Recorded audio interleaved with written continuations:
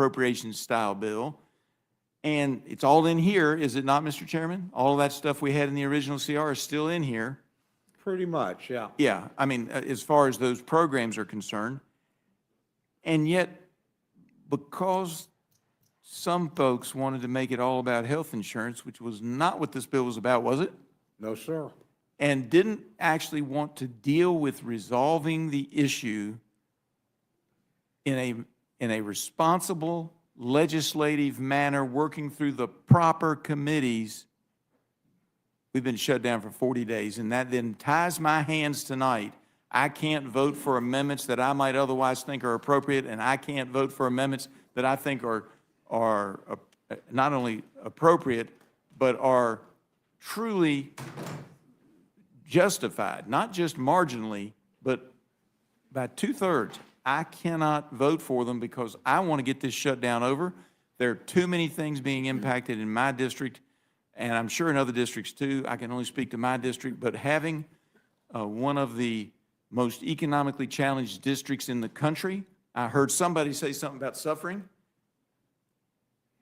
I'm just going to tell you, I looked it up, and that individual said we had to have a little suffering. They're like 29th. I'm 409th out of 435 on household income. I got enough suffering without the federal government adding to it.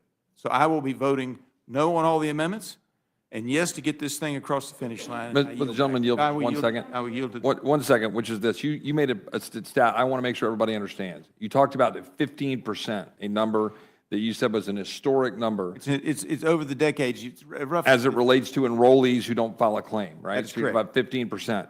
That is for private plans, but that was also the number, give or take a percentage point, for Obamacare plans prior to the COVID subsidies, when they then bumped from 15 to now 35 to 40%. Is that correct? That is my understanding. Yeah. And the other thing that drives me crazy, I would say to the gentleman, is that everybody talks about these subsidies, and a lot of my folks are afraid that their basic Obamacare ACA subsidies going away. That was never threatened. That was never in question. The only thing that's in question is the emergency program that was put in for a 5-year period that is the enhanced premium tax credit, not your basic ACA subsidies, the enhanced premium tax credit. With that, Madam Chair, I yield back. Thank you, Mr. Thank you.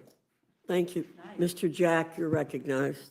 Thank you, Chairwoman. And as the last thing between this panel and the amendment panel, I recognize that I will be brief. But I will say just from the outset, first I want to commend my colleagues' comments, and I want to commend the chairman's testimony. I also want to note, and I'm proud that Congressman Langworthy noted that it is Veterans Day, and I want to note from the outset we have 79 veterans serving in the House, Republicans and Democrats, some of whom are in the room. We thank you for your service, and we thank the millions of Americans who served in our uniform for your service on this important day. Chairman, in closing, if you could just tie everything together from this hearing, the vote tomorrow, it's a binary choice to open the government or to prolong the shutdown. And we've talked a lot about what this bill actually does, and we've heard the other side comments on what they think it does. I want to give you a chance to close out and remind everybody what this bill principally does tomorrow. Well, thank you very much for the question, and I appreciate the attitude. And honestly, I won't say tonight's hearing made me miss the Rules Committee, but it does remind me how grateful I am to all of you on both sides of the aisle for what you do here. And I mean, that's true. Look, I think it is a pretty simple choice tomorrow. There are parts of every bill that I don't like. If I got to write everything, then I'd love everything in it. And if I didn't have to get things through the Senate, I'd probably, but basically this is about reopening the government. You know, we got 3 bills that we broadly agree on. We don't agree on every single thing in them. There's certainly some things, but they were negotiated out mostly by the subcommittee chairs and ranking members. There were relatively few issues that went up to us. They're all either flat spending or slightly reduced. Those are 3 good bills, and in those 3 areas, they'll protect us from disruption of service for SNAP and WIC. They'll take care of our military construction. They'll make sure that the Capitol Hill police and our staffs and people get paid through September 30th. So that's actually a good start on the appropriations process. The CR buys us back the time and then a little bit more that I would argue we've wasted in the last several weeks. Gives us to January 30th.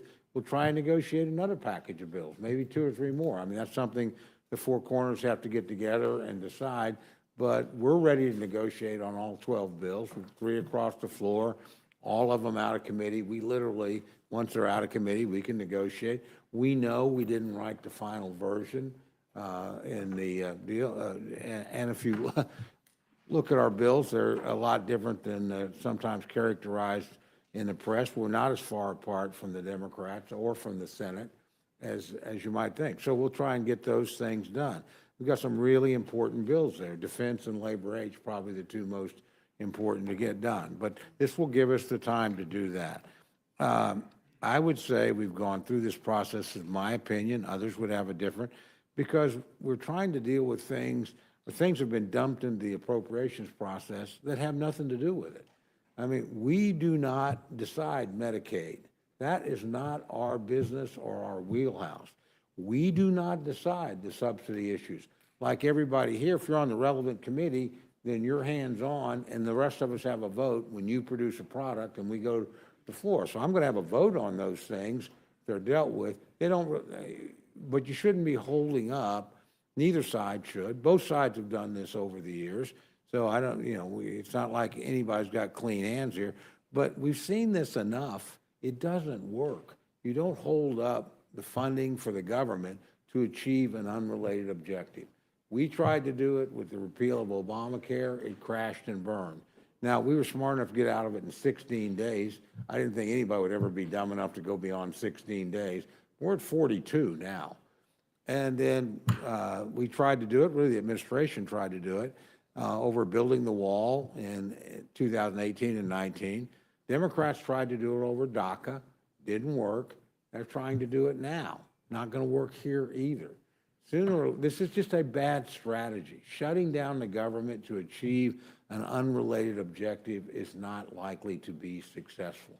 It has not been successful. If we pass this tomorrow, and it comes out of committee tonight, obviously you guys have the first decision, I think that hopefully puts another nail in the coffin, and we don't do this anymore. Let's just make the government run. The people that I care, they may care very much about what my friends care about on the insurance, but some of them undoubtedly do.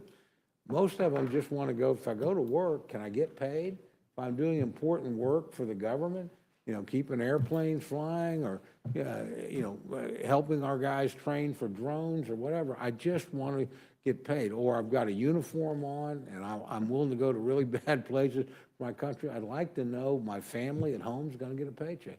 That's really bad. This is the day-to-day functioning of the government. And that's the choice before us. And again, you can be for these other things. I still think Obamacare was a mistake. If it had never happened, I don't think we'd be in this mess on this insurance issue. But it did happen. It passed. It passed both houses. The President of the United States signed it. We tried to repeal it. We repealed it multiple times in the House. Never could get the Senate. Never could get a president when we had the Senate to get it done. We came close. Got to 1 vote in President Trump's first term, but we didn't get it done. But the point is, shutting down the government is just a bad thing. So I think we have a chance here to restore some regular order, get 3 good bills through, not perfect, but good, buy some time to get the rest, and then hopefully these other matters, which, again, the president has said he's willing to negotiate once the government's reopened. The majority leader and the speaker said, but it's not going to look exactly like it does now if it's a real negotiation. You have to remember, this subsidy wasn't negotiated in a bipartisan sense. It didn't have a single Republican vote. And again, my friends had the power to do that. They did it. Okay, fair enough. I'm not saying it was enacted by the rule or in some way contrary to the rule, but again, tomorrow's question to me, and I agree with a lot of the comments on various things here by both sides, is simply, I want to make sure that the people that go to work for the federal government get paid. I want to make sure that the government is open and functioning. I want to know when an American buys an airline ticket that that airline plane is likely to leave on time and travel safely and get there. I want people that are inspecting meat, not the most glamorous job in the world, so that my family can have a good Thanksgiving, are doing that job and getting paid to do it. This is just about operating the government and then giving us a chance to do it for the other 9 areas that we have to do. So again, I appreciate the work you guys do here, but to me, this is a binary choice, and it'll have some things in the bills that I don't like, or I didn't agree with, or in one case, didn't know anything about until it was posted. Is what it is, but, you know, where I'm from, my folks want to go to work, want to do their job, and then want us to work out these other things in the appropriate way through the appropriate committees. They don't want government held hostage, you know, and, you know, they'll get mad at me over something, but it won't be because I voted to shut the government down. I've never done that. I've never been in favor of it. I argued we were making a mistake when we've done it. I think my friends on the other side, and certainly in the other chamber, have made a mistake when they've tried to do it. And again, I just think we want to get the government up and running. Well said. Yield I back. appreciate that, Chairman. Madam Chairwoman, I yield back. Thank you. Thank you, Mr. Jack. I'm sorry, Ms. DeLauro. I thought you might be sorry. Thank you. This ends the first panel. I thank the chairman and the ranking member of the Appropriations Committee for being here for almost 3 hours. And I appreciate your kind words, Mr. Chairman. We'll be back in January. And you are excused. Thank you We very much, appreciate Madam it. Chair. Thank you.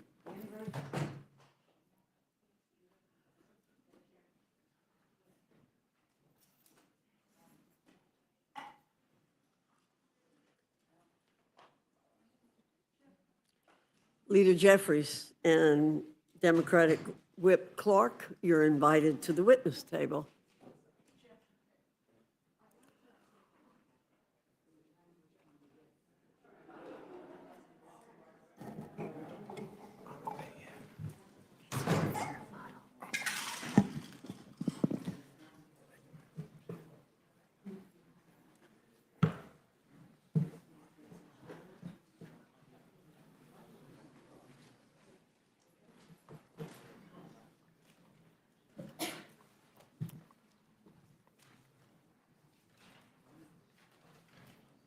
Leader Jeffries, you're recognized for 5 minutes.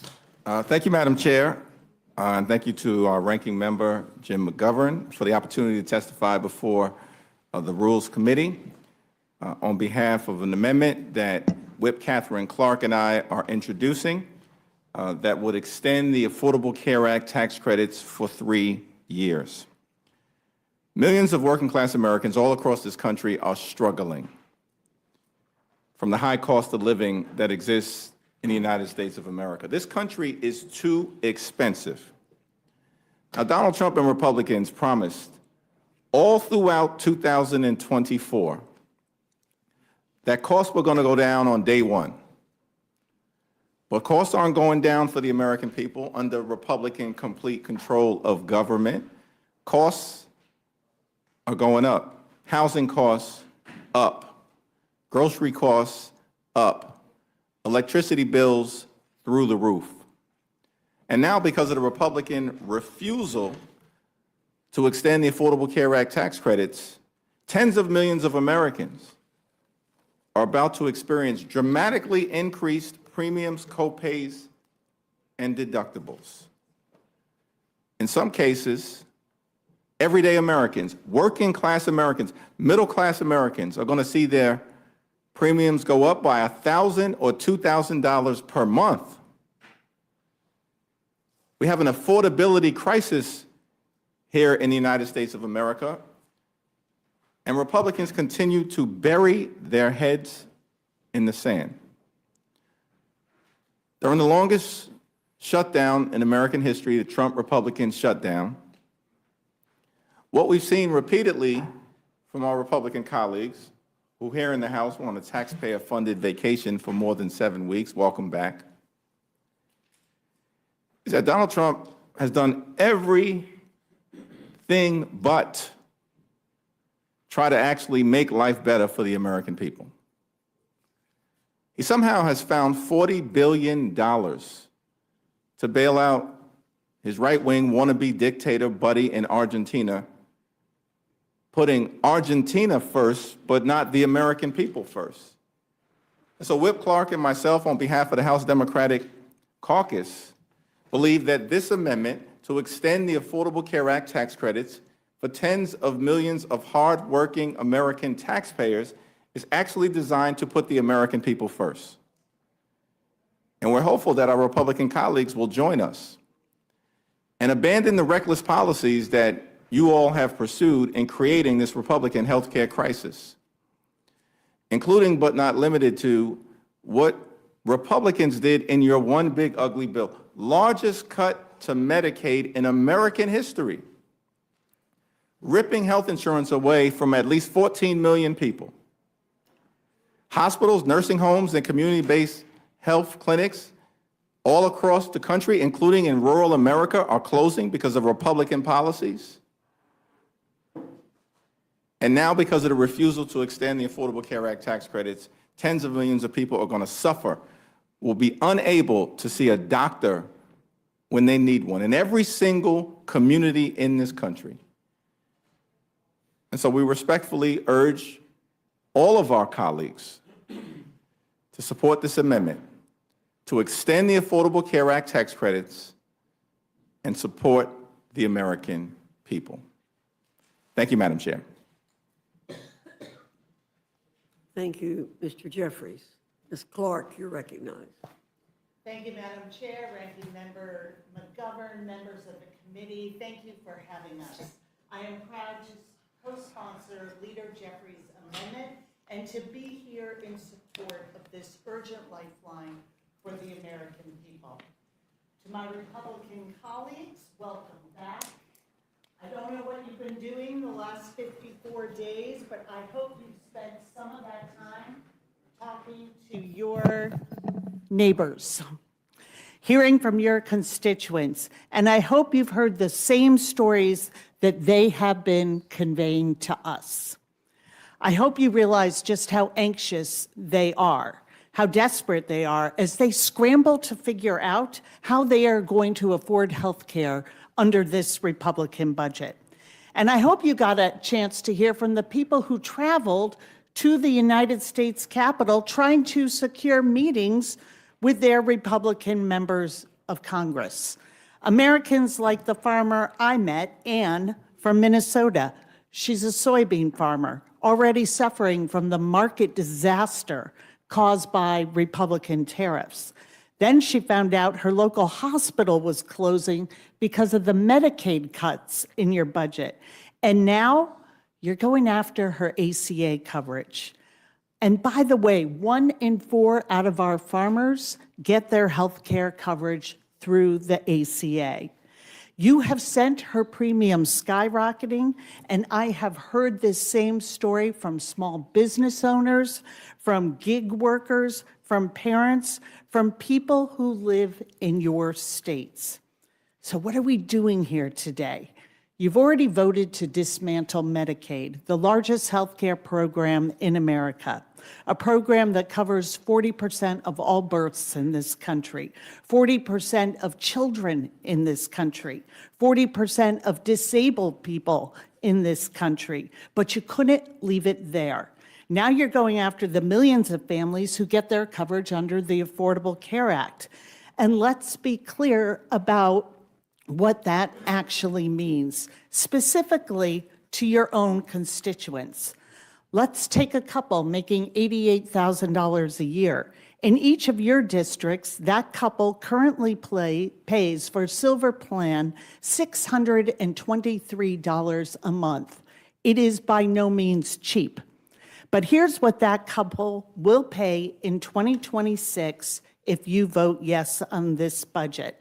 In Pendleton, New York, this couple will go from paying $623 to $1,160 per month. In Tifton, Georgia, they will pay $2,134 a month. In Greensboro, North Carolina, they will pay $2,300. In Rock Hill, South Carolina, they will pay $2,600.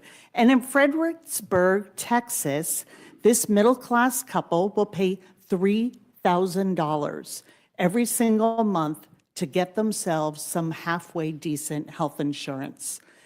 This budget will raise costs on people who voted for Donald Trump, people who believed him, who believed they're Republican members of Congress when they promised to lower their cost of living.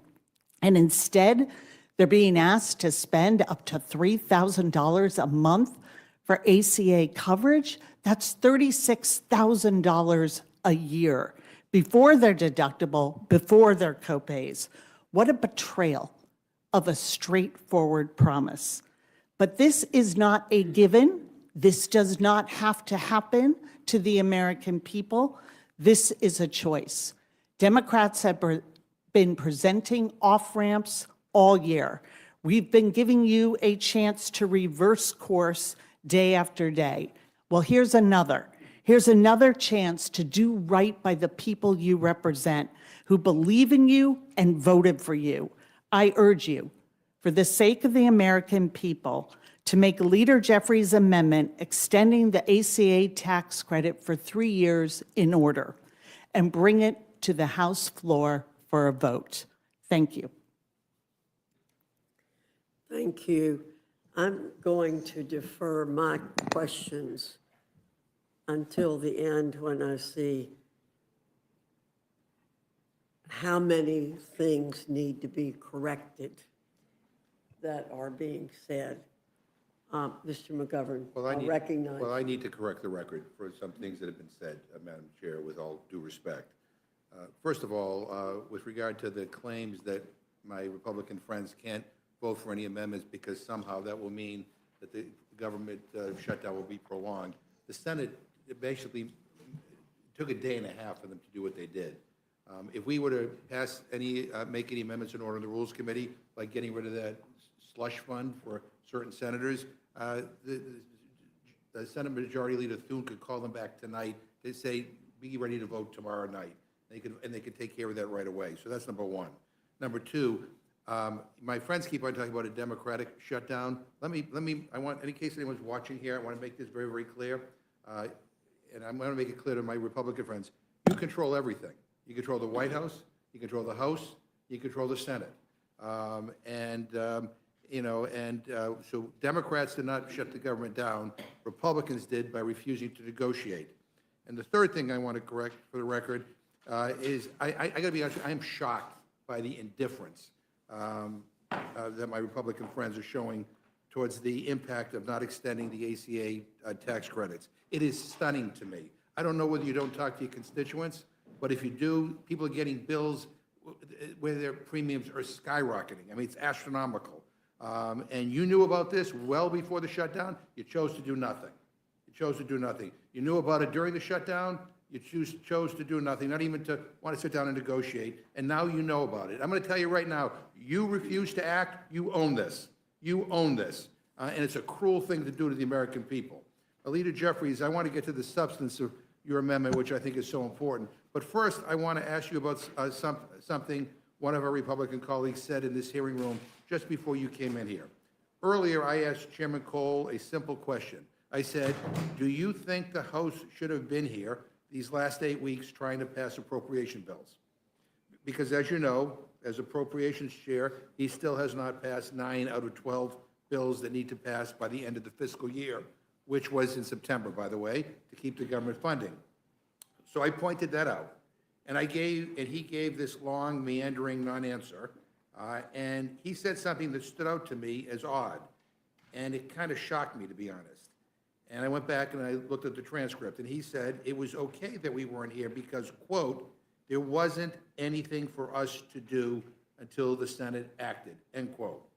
And I got to tell you, I'm shocked by that Republicans would say there wasn't anything for us to do. And can you talk about what the House should have been doing for the last 8 weeks on affordability, on health care, on grocery prices, on rent, on what looks like a war that might occur in the Caribbean, on the many things that people are looking for us to take action on? What would Democrats have done if we were in charge here?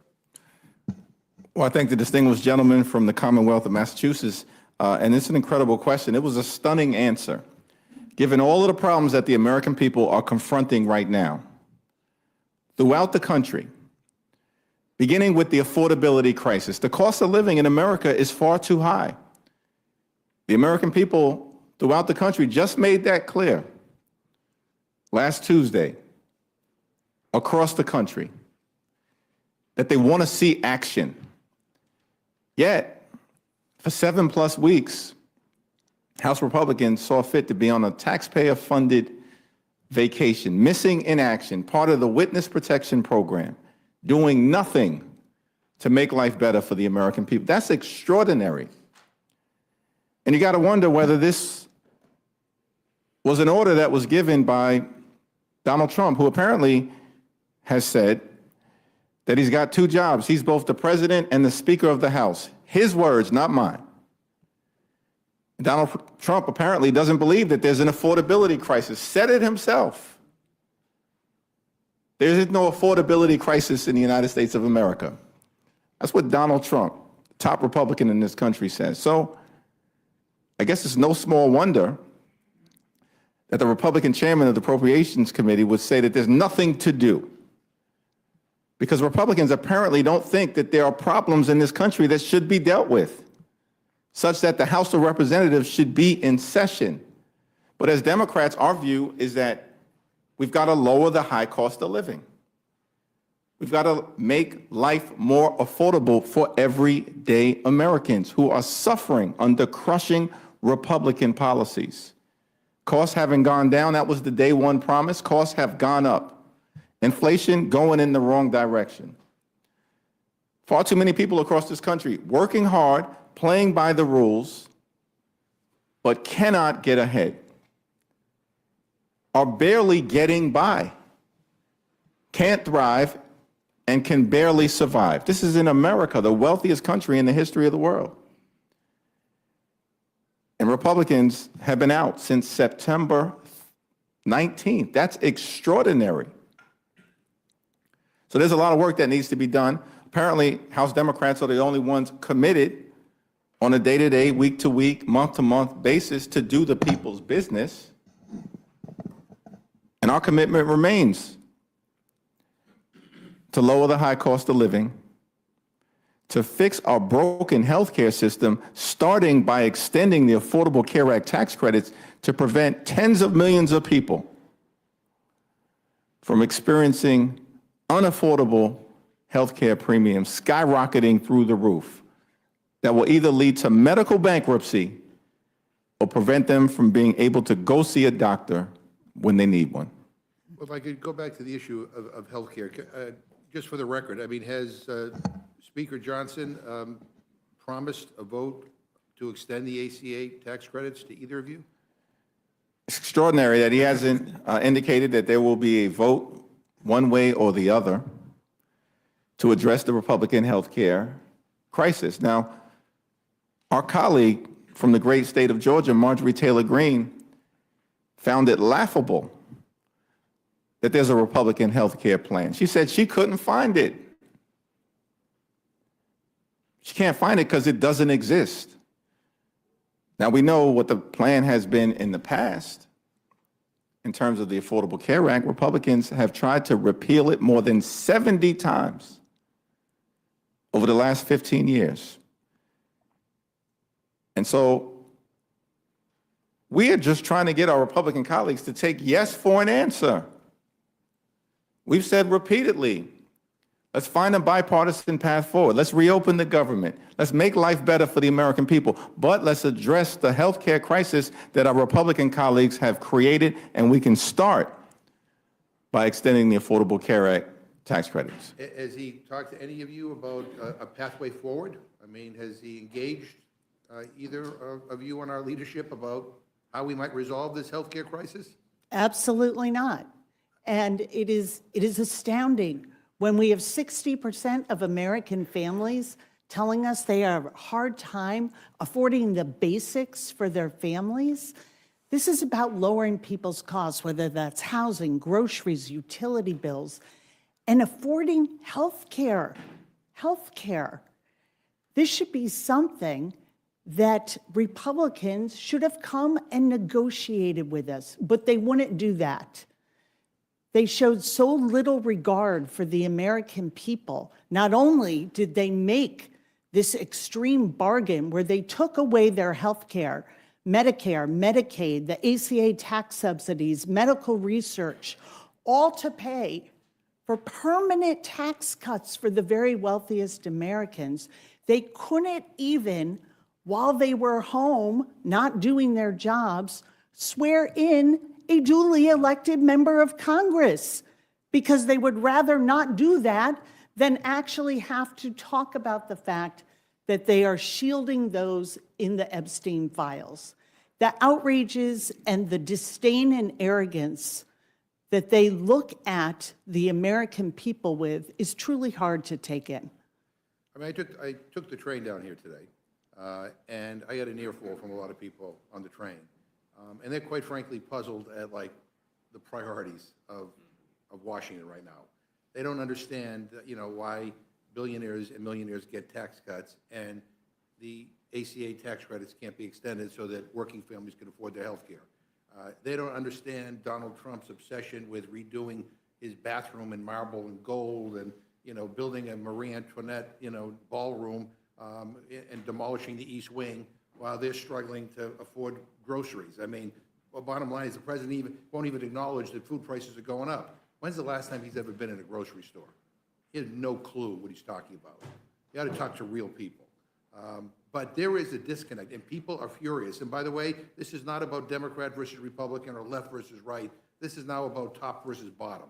I mean, and people increasingly feel like they do not have a voice down here, that the leadership in this Congress and this White House, all they care about are people who are well off and well connected, who can write out big checks, and who can help enrich, you know, the president, his family, and those around him. And, you know, that's corruption. That is corruption. You know, I used to say during his first term that Donald Trump is the most corrupt U.S. president in recent history. This time around, I want to amend that statement to take out the word recent. This is unconscionable what's going on. And we ought to be able to come together and make sure people don't get screwed over on their health care. I thank you, and I yield back. Thank you, Mr. McGovern. Mr. Roy, you're recognized. Notice the ranking member says that, quote, we own this. You do. If we don't go down the road that is being suggested here before us, when in fact, the current situation with respect to health care exists entirely by record of vote and record of policies as a result of my Democrat colleagues putting forward the policies that the American people are having to live under. Entirely. They broke the system, and then they come here saying that we own it if we don't throw more subsidies, pour more diesel on the fire, to the fire that they started.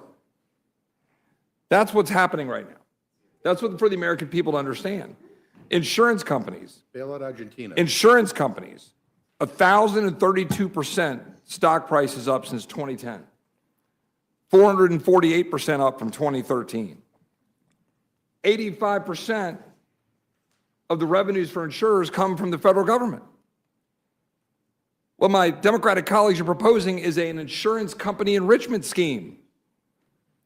It's literally what they're doing, is printing money in the Treasury and giving it to insurance companies. That's their solution for healthcare. Enriching insurance companies that are the very people that are telling the American people which care they can get and not get. There's no chance for an American to go to the doctor of his or her choice. There's no chance for them to go get care. There was no chance for my constituent who lives near Fredericksburg, Texas, to go to MD Anderson to get care because she's on Obamacare, which can't go to MD Anderson. And if the cancer that I had when I went to MD Anderson came back, and I'm on Obamacare as a member of Congress, I couldn't go to MD Anderson because of the situation that my Democratic colleagues have put the American people in. Going around and preening that you're somehow caring for people more by giving them coverage for care that doesn't actually provide them care. While insurance companies get rich.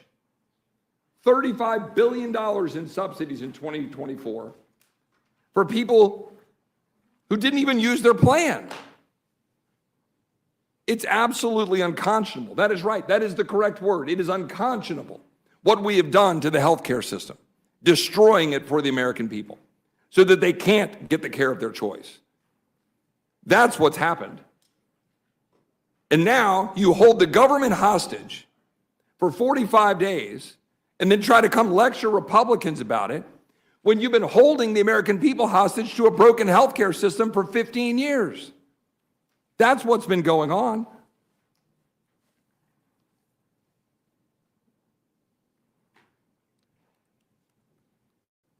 The fact is, Madam Chairman or Chairwoman, we are here today trying to proceed with, I think, reason, with 3 appropriations bills combined with a continuing resolution through January. After having tried with reason to fund the government through November 20th so that we could continue the debate on the various issues in question. But our Democrat colleagues refused to do it. And so now we've got the opportunity in front of us to extend, fund government at current levels, roughly flat, trying to stave off the inflation that is the direct consequence of the massive amount of government funding that has been going on by both sides of the aisle, but heavily being promoted from my colleagues here on the other side of the aisle, who want us to throw another $1.5 trillion at it. That's literally what they were saying. It's not a solution. That's just printing more money while trying to go run campaign ads while you shut the government down for very clearly and obviously political purposes. I yield back, Madam Chairman. Madam Chair, I wish the gentleman had that passion condemning the $40 billion bailout of Argentina, the right-wing cuckoo clock in Argentina. I wish he had the passion to condemn that. Mr. McGovern and Ms. Scanlon, you're recognized.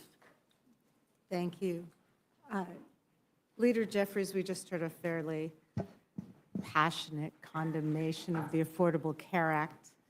You've been here a little longer than I have. Have our Republican colleagues ever been able to produce a plan that would provide the kind of coverage for Americans, affordable coverage, that the Affordable Care Act did? You know, it's very interesting that my colleague from Texas wanted to sit there and lecture both Catherine Clark and I, but couldn't see fit to ask us a single question, engage in a debate. Where y'all been, bro? You've been out for 7 weeks. You don't have the time to have a back and forth?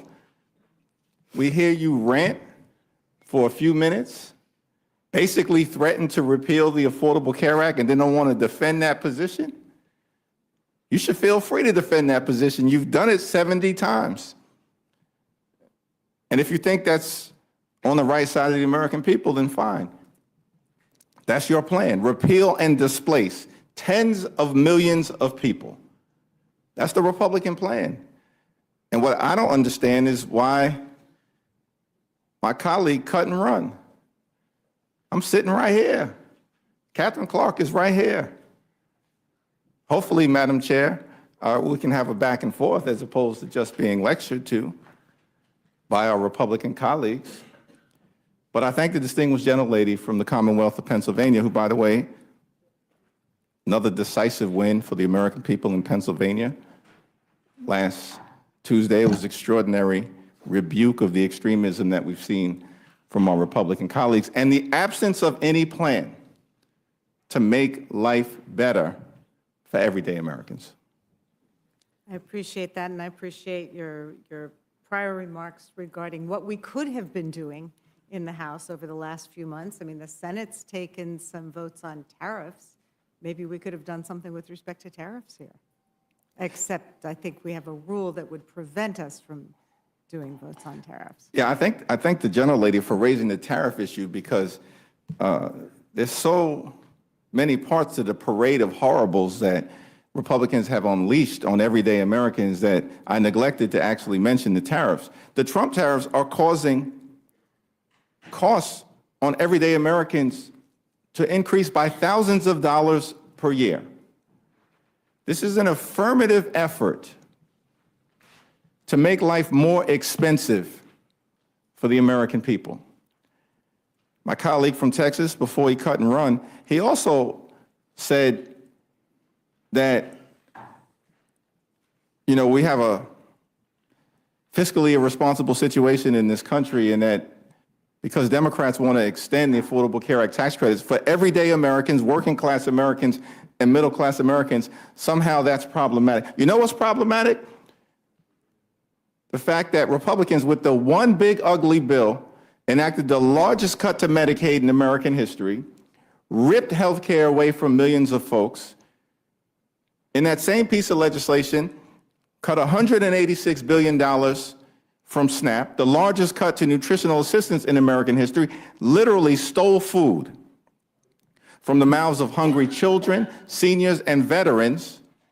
And all of that was done to enact massive permanent tax breaks for GOP billionaire donors.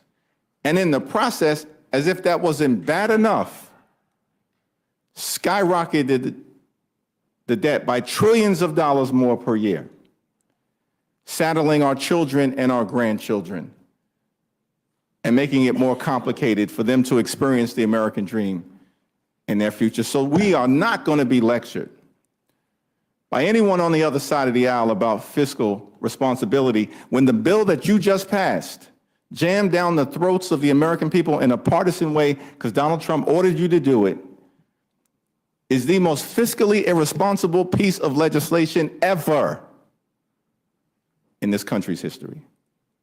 Thank you. Whip Clerk, like you, when I've been in the district and not in DC at the hearings we've been having here, I've been meeting with constituents. Last week, I had an open house and a lunch for our federal workers.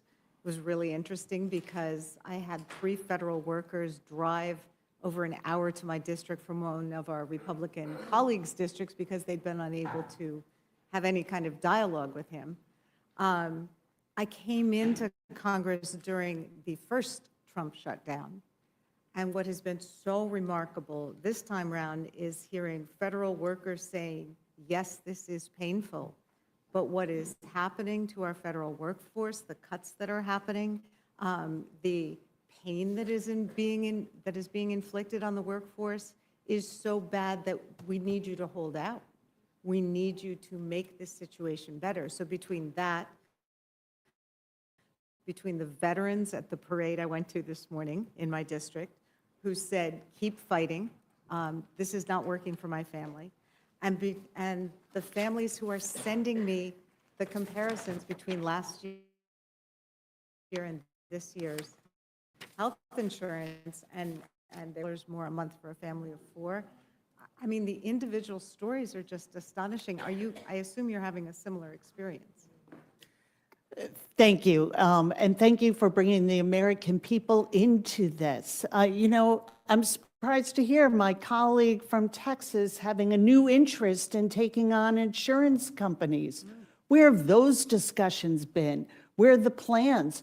Where's the answer to a witness who came and talked over the last 5 weeks to Mariah Plant from West Virginia, who told us about her brother who has special needs, who needs a lot of care, but who she is committed to keeping at home and being with people that he loves.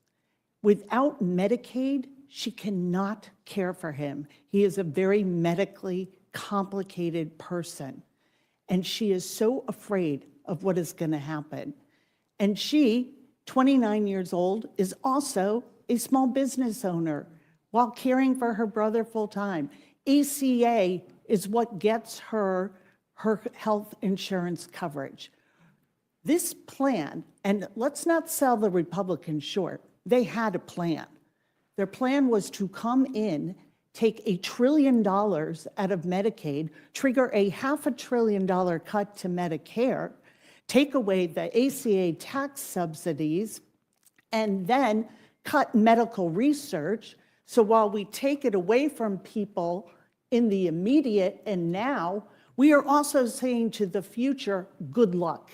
As one researcher who recently lost her lab due to federal funding cuts under the big ugly bill said to me, all the hopes of the patients I've been working with are now in a freezer. Now in a freezer. She said, I'll be okay. I'll be able to relocate, probably to Europe, to be able to continue her research. But that plan that they have is to take all of that funding and give it to the very wealthiest Americans in a permanent tax break. And they couldn't wait to get us back here. We had to come back on July 3rd to make sure that we did that in time.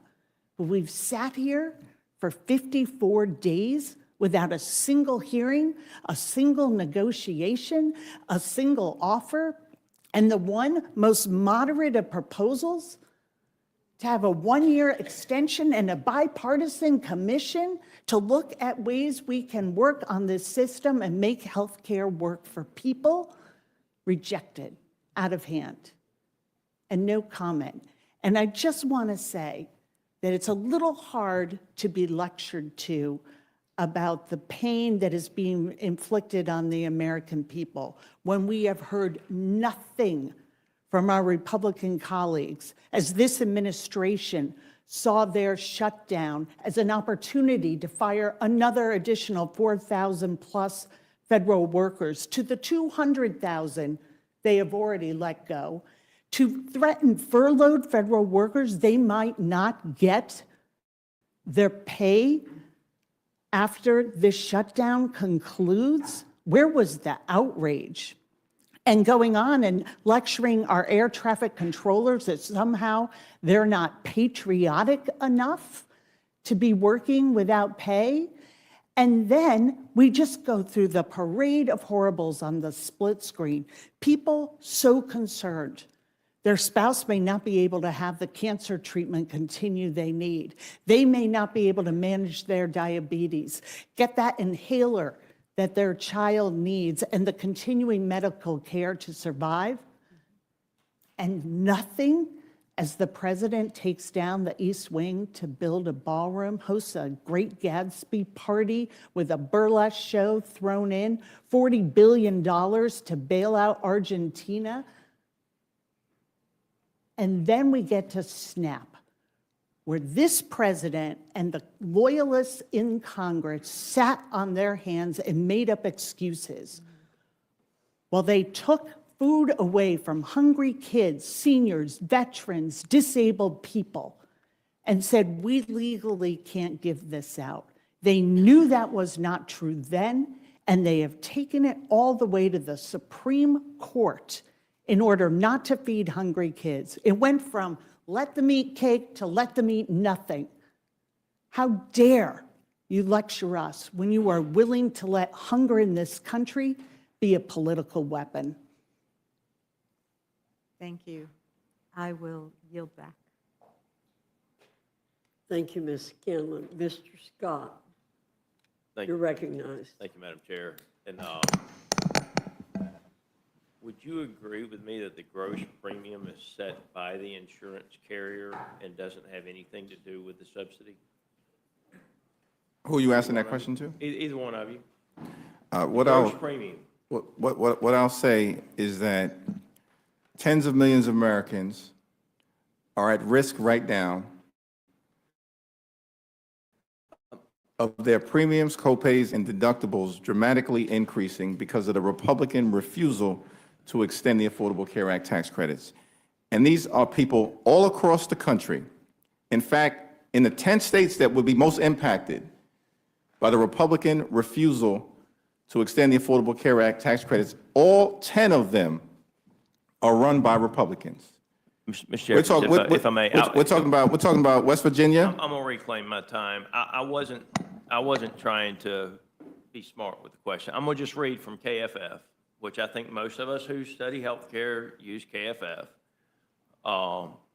And by the way, I was an insurance broker for 20 years. I've got 4 professional designations in employee benefits. I don't have them anymore, but I had them when I was in business. And my degree is actually risk management and insurance. My father was a surgeon, so I actually saw all sides of it, and I live in rural America. And if you want to talk about rural health care, one of the key issues that we could fix is there are 425 hospitals in urban areas today that claim rural status. So when we put money out there for rural hospitals, the urban hospitals step in and they take that money. In 2017, there were 3. Today, there are 425. So there's a lot of gamesmanship in the system. But according to KFF, and we can get rid of PBMs, there are a lot of things, there's a lot of agreement on how to reduce the cost of health care that I'm baffled that 90% of the members of Congress would get rid of PBMs, and yet we can't get that passed and signed into law. But the gross premium, just for the American citizens watching, and I wasn't trying to ask a trick question, Mr. Jeffries, the gross premium is going up 26%. That is what the insurance companies on average are raising their premiums from 2025 to 2026. Now, certainly if the subsidies go away, you're going to see a bigger share of the premium. But the American citizens that are covered under the Affordable Care Act aren't paying the gross premium. They're paying the gross premium minus the subsidy.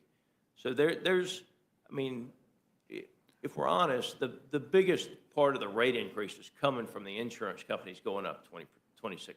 Their costs didn't go up 26%.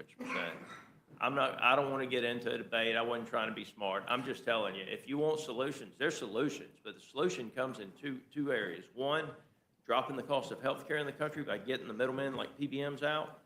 2 is you got to put competition back into the insurance industry, which means you're going to have to allow some smaller companies in that aren't big enough to do business nationwide. And you're going to have to give the American consumer the option to change plans and not be stuck with the plan they buy January 1. The thing I've never understood about what y'all did when y'all wrote the Affordable Care Act is when you buy your contract January 1, if it doesn't work for you, you got to stick with it for another 12 months.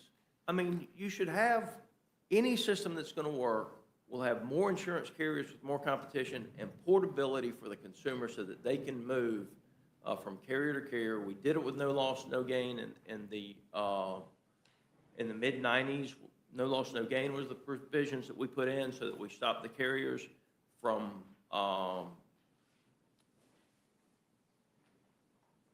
games they were playing, if you would, however you want to put it. We stopped the carriers from doing a lot of things they were doing with no loss, no gain. There are a lot of things that can be done to fix it, but what you can't do is pretend that the Affordable Care Act works.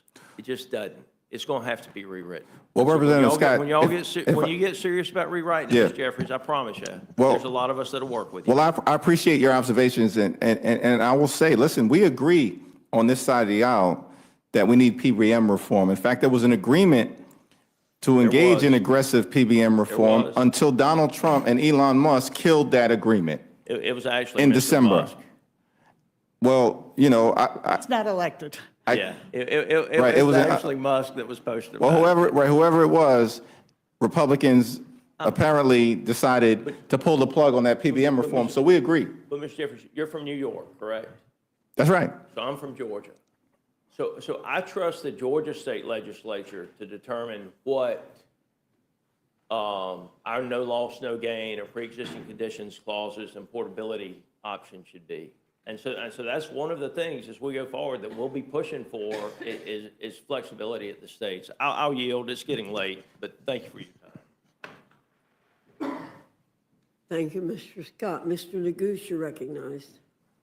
Thank you, Madam Chair, and thank you, Leader Jeffries and Whip Clark. And I think you've eloquently described the stakes for the American people with respect to the healthcare crisis that Republicans have created. I have a particular question about a different provision of the CR, but before I do, I don't know if you care to expound with respect to Representative Scott's questions or anything you'd like to add. Yeah, no, I appreciate Representative Scott, you know, raising the questions and giving us an opportunity to respond, unlike his prior colleague. And the thing that I would say is we agree there's a broken healthcare system in the United States of America, and we need to fix it. The problem that we confront right now is that tens of millions of Americans who are in open enrollment as we speak are going to see their health insurance premiums skyrocket to levels of unaffordability. That's the crisis that is immediately in front of us. These tax credits expire on December 31st of this year. And our Republican colleagues saw fit with great urgency to renew massive tax breaks for your billionaire donors on July 3rd of this year, while at the same time enacting the largest cut to Medicaid in American history and causing hospitals, nursing homes, and community-based health centers, including in rural parts of Georgia and this country, to close. And that is why we believe this is a Republican health care crisis that needs to be decisively addressed with the fierce urgency of now. And I couldn't agree more, Leader Jeffries. I want to talk about another provision that I described earlier as, I think, insidious. You and I, 4 years ago, Mr. McGovern, many of us were on the floor of the House on January 6th. There's a provision in this bill, this payday provision, for 8 Republican senators connected to January 6th, and I suspect you share the same outrage that I have about it. I wonder if you and Whip Clark might talk a bit about it. Yeah, I'll yield to Whip Clark initially on it, and then we'll certainly have more to say. This particular provision would be outrageous in the best of times. To say that we are going to use our appropriations process to put in specific personal payments to 8 specific senators in relation to an investigation, this is guaranteed money, as our colleague from Georgia pointed out. It is outrageous.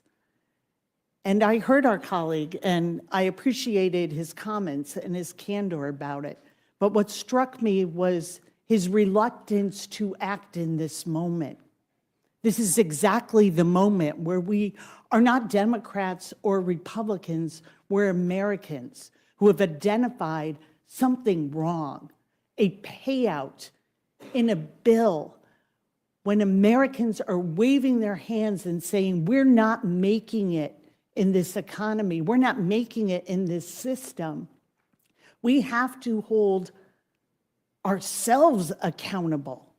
And if we cannot reject and demand that that get out and proceed quickly with our work, then I would question what you think you're doing here.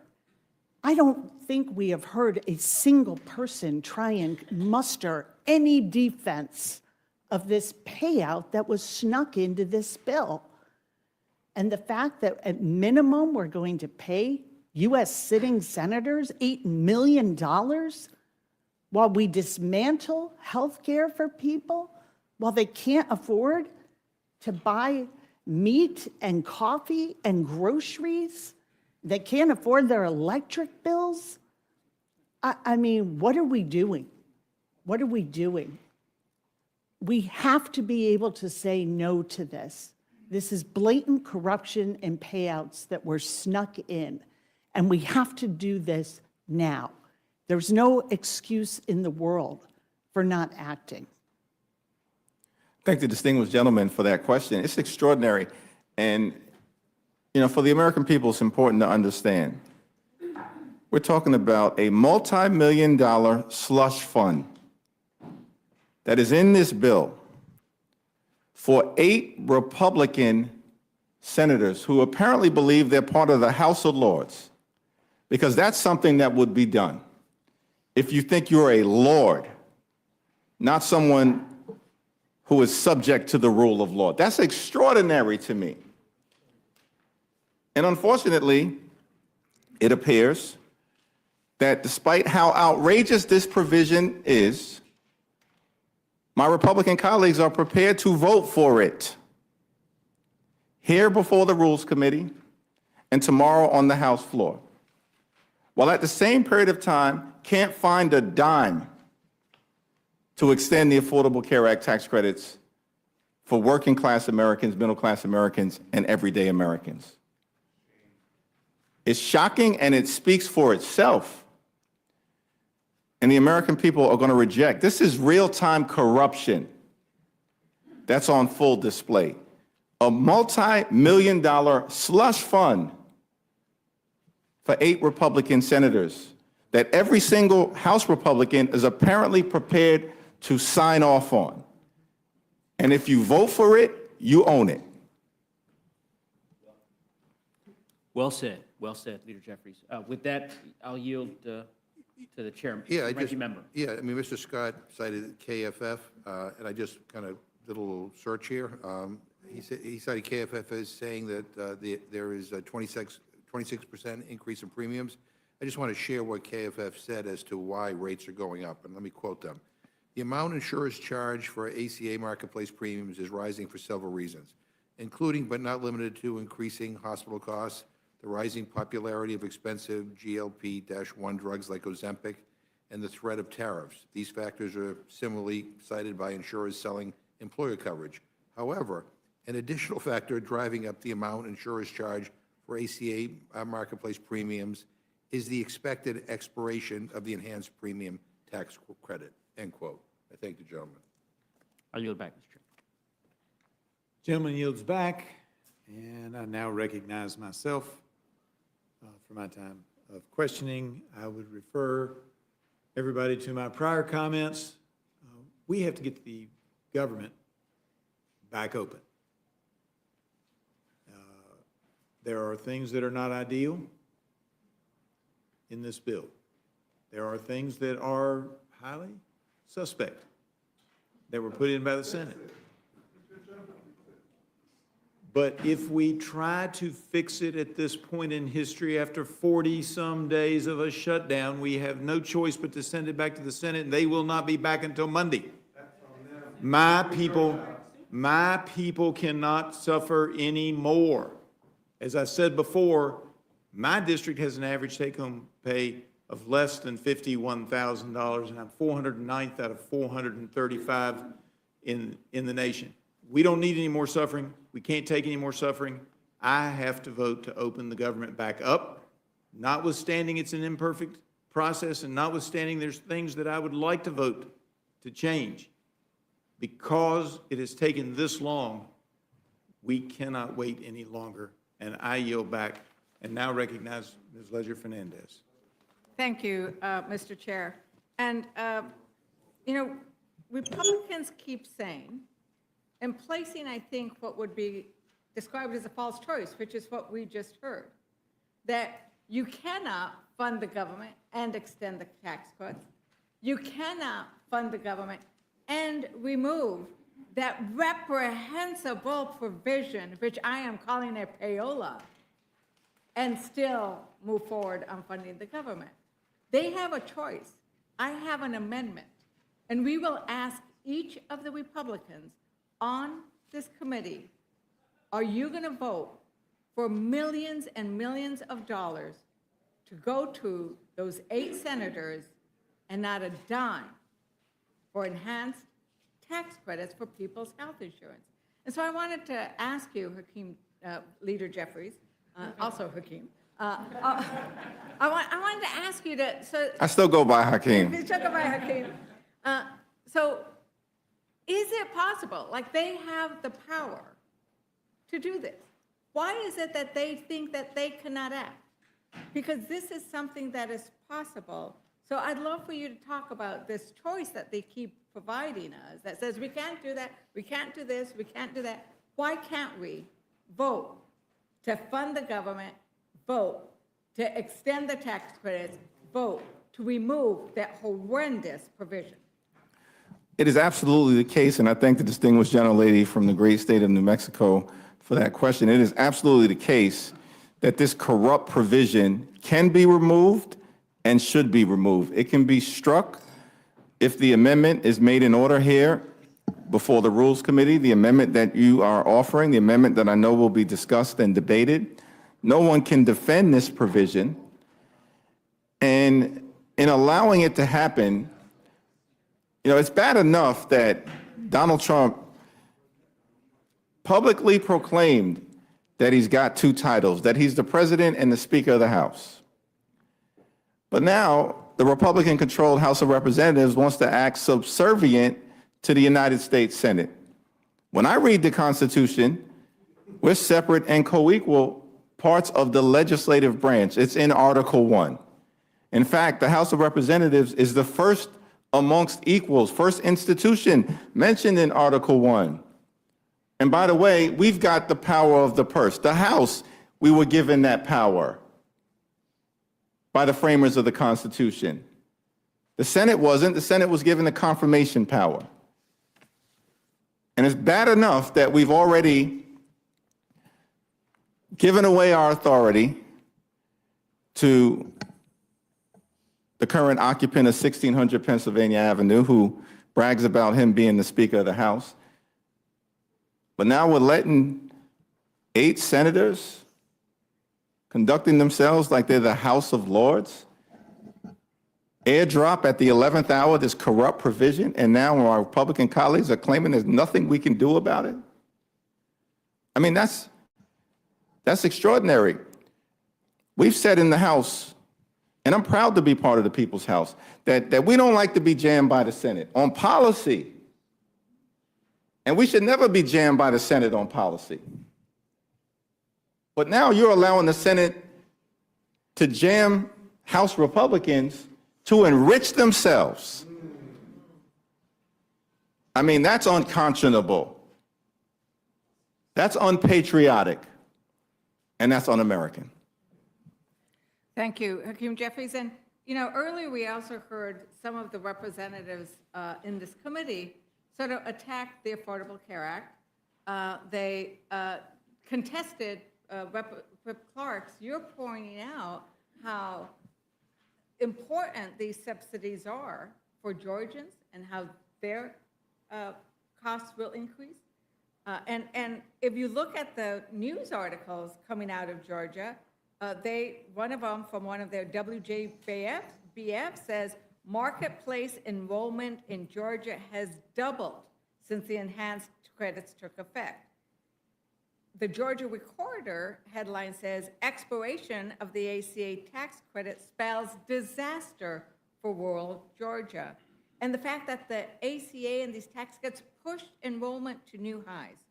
24 million people, more people signed up. And these are the things that we're worried about. And when they attack the ACA, I think about, and they attack these tax credits, I think about the women. You pointed out some of those impacts. But think about the women who are going to be negatively impacted when they allow these tax credits to expire and when those Medicaid cuts go into effect. Rep. Clark, can you talk about what that means for American women and families if the Republican policies go into effect? Thank you for the question, and I'm sure that your experience has been very much like mine. We were talking about the Kaiser Family Foundation numbers.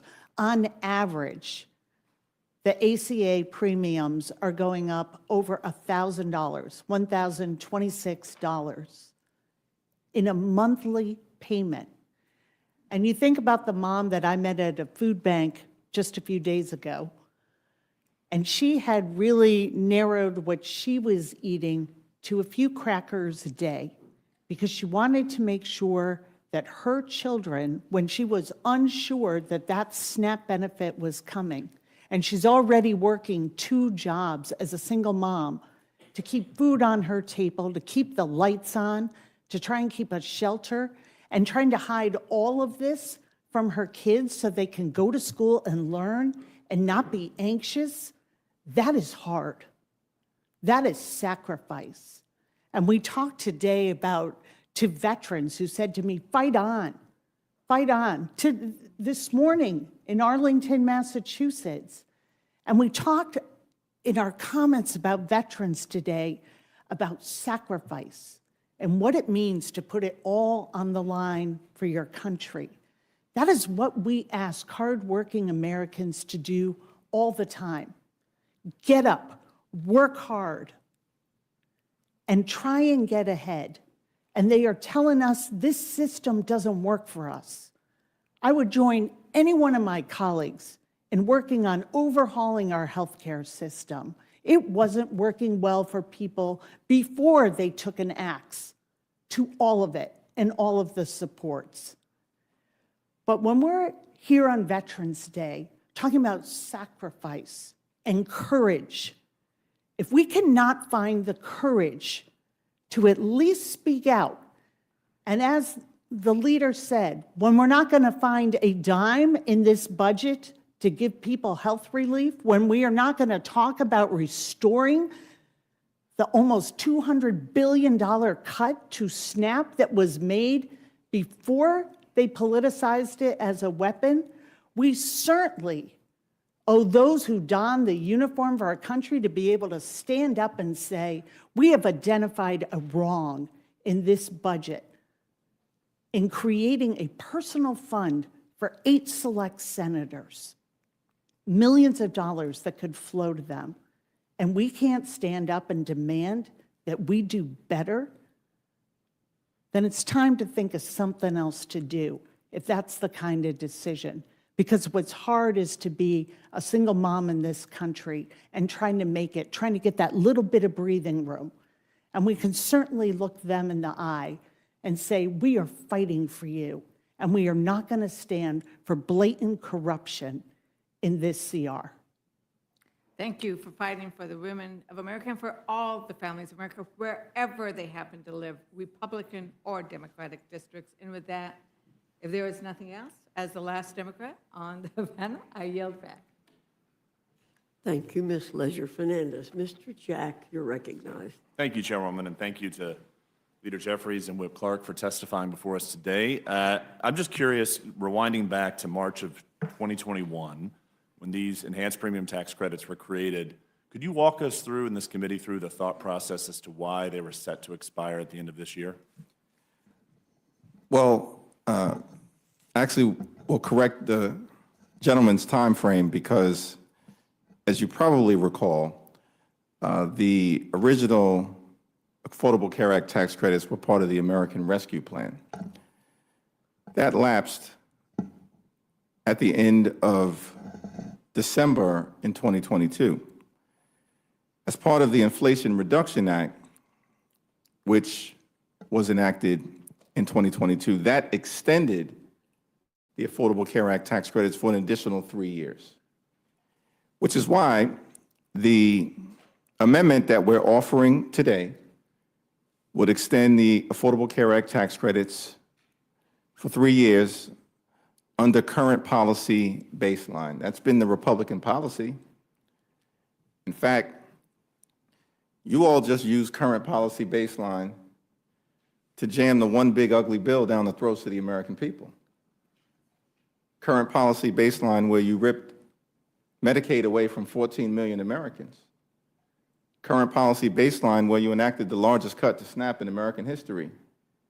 And most egregiously, current policy baseline as part of your one big ugly bill to provide massive tax breaks for your billionaire donors. And you made it permanent. And now, what we've seen over the last several weeks is the Republican refusal to even extend the Affordable Care Act tax credits for working class Americans for a year. So that's why we're in the situation that we're in. And Republicans continue to refuse to take yes for an answer. We're trying to help you help your own folks, because the states that will be most impacted if the Affordable Care Act tax credits expire: West Virginia, Wyoming, Alaska, Mississippi, Tennessee, Texas, Alabama, South Carolina, North Dakota, and South Dakota. Those are the top 10 states impacted if the Affordable Care Act tax credits expire. So this is not a partisan issue for us as House Democrats. It's a patriotic issue, because we're fighting to protect the health care of everyday Americans, whether you're a Republican, a Democrat, or an independent.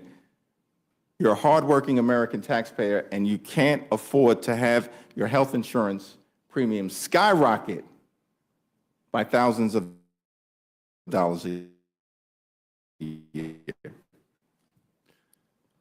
Thank you for that. And a question I have, you mentioned part of it should be think should be bipartisan issues. I'm curious, this bill before us is a bipartisan bill. 8 Democrat senators crossed the aisle to send it over to the House. I'm curious, what's your message to those 8 Democrat senators who bravely crossed the aisle to send this bill to us?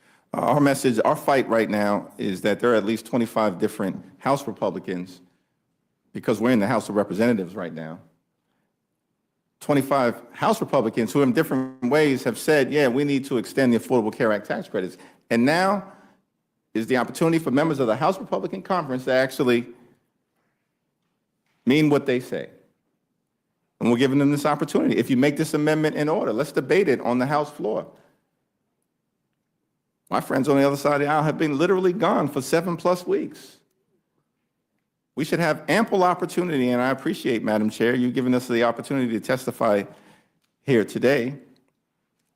The distinguished gentle lady from the great state of North Carolina by way of Brooklyn, the Bronx. Manhattan.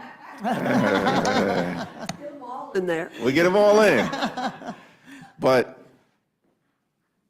let's debate these issues. We've been saying it week after week after week. We'll find a bipartisan path forward. Let's reopen the government, but let's do it in a way that addresses decisively the Republican health care crisis. Thank you. I'll yield to my colleague and friend, Mr. Roy, before I yield back to the chair. I'll take my friend from Georgia. I know I had to step out and call my children a little bit ago, so I stepped out and the names were both a couple times. That's fine. We did that around here in response. And I made some statements. I just wanted to stipulate the record a couple things. One, I wanted to ask consent to enter the record the editorial board of the Washington Post for November 1st, 2025, titled "The Unaffordability of Obamacare Comes Home to Roost," subtitle "ACA Subsidies Are a Band-Aid for a Fundamentally Broken Healthcare System," in which they go through an outline. This is an editorial board that Without objection. Thank you. Madam Chairman, that had commented that the Affordable Care Act has been anything but affordable. And in going through the analysis in this editorial, I won't go through the whole thing here for the sake of time, but it's making the case for how we got here and walking through the whole process in terms of the mandate and then in terms of sort of a backdoor into it through the subsidies with the 400% POP, which we've already talked about earlier. We then went from the 15% rate, which is historic for private plans and was true for Obamacare, and now we're at a 35 to 40% rate in terms of these plans that were not being used, yet massively subsidized. So as the editorial points out, the late economist Milton Friedman has said nothing is as permanent as a temporary government program. And that's what I think needs to be stipulated here, is that this was put forward as a temporary program during COVID and is being asked to be extended to do the work of trying to basically put a Band-Aid on it, to use the Washington Post terms. As they say, quote, "The solution offered by Democratic leaders is to keep shoveling more taxpayer money into a pit of ever larger subsidies, even though the national debt is $38 trillion and growing." That is the Washington Post editorial board. And I would just close by saying we have significant solutions to health care that we have been putting forward and proposing, from any number of possibilities involving expansion of health savings accounts, direct primary care. We had provisions of direct primary care that we put in the big, beautiful bill, which I believe will have serious benefits, being able to use insurance for direct primary care. I've got direct primary care doctors throughout my district, which are helping people, helping musicians, helping people that can't get access to doctors through their insurance companies, the ability to be able to have greater transparency and be able to go to places like the Surgery Center of Oklahoma, where you get a $14,000 knee replacement instead of $65,000 through the insurance plans, being able to have expansive use of things like MediShare and health sharing ministries that allow people to defray costs. We've got lots of people coming up with creative solutions to be able to afford health care, because right now they're denied the ability to afford health care because we broke the system after World War II, wage controls, and then we had this employer-foisted product that is now making it impossible for people to afford care. And what we ought to do is eliminate that tax disparity. We ought to make it to where you have same tax treatment, whether you're getting it from your employer or whether you have it yourself. If your employer wants to give it to you, you should go to a health savings account. You should be able to go to the market and shop. And you ought to have varied solutions, including short-term limited duration plans, which we should bring back, and other ways in order to get costs down so you have more competition. There are lots of ways we can address this if we'll sit and debate it. But what we shouldn't be doing is demanding that in order to proceed, as we've gone forward with short-term CRs and now 3 appropriations bills to keep government going and moving forward, we should debate those in a full open debate on healthcare. Happy to do that. Happy to do that anytime. But I don't think it needs to be done as in the context of offering an amendment here to do, as I said, the Washington Post said, the solution is to keep shoveling more taxpayer money into a pit of ever larger subsidies, even though the national debt is $38 trillion, and which, by the way, will continue to drive the cost of healthcare up. I yield back to the gentleman from Georgia. And I yield back to the chairwoman. Thank you very much. I'm going to follow on with that, but I do want to set the record straight just a bit. Wikipedia is wrong. I was born in Manhattan. All right. I was baptized at Mount Carmel Church. My grandparents moved to the Bronx, and I spent some time with them. So my mother, though, was living in Brooklyn when she met my father there. So I do have most of the boroughs covered. That's a beautiful thing. But you strike me as someone from the boogie down Bronx. I took the train at Pelham Bay, walked through the park in the days when you could walk through the Pelham Bay Park and get on the subway. Anyway, I want to follow on with what my colleague from Texas was talking about from the Washington Post.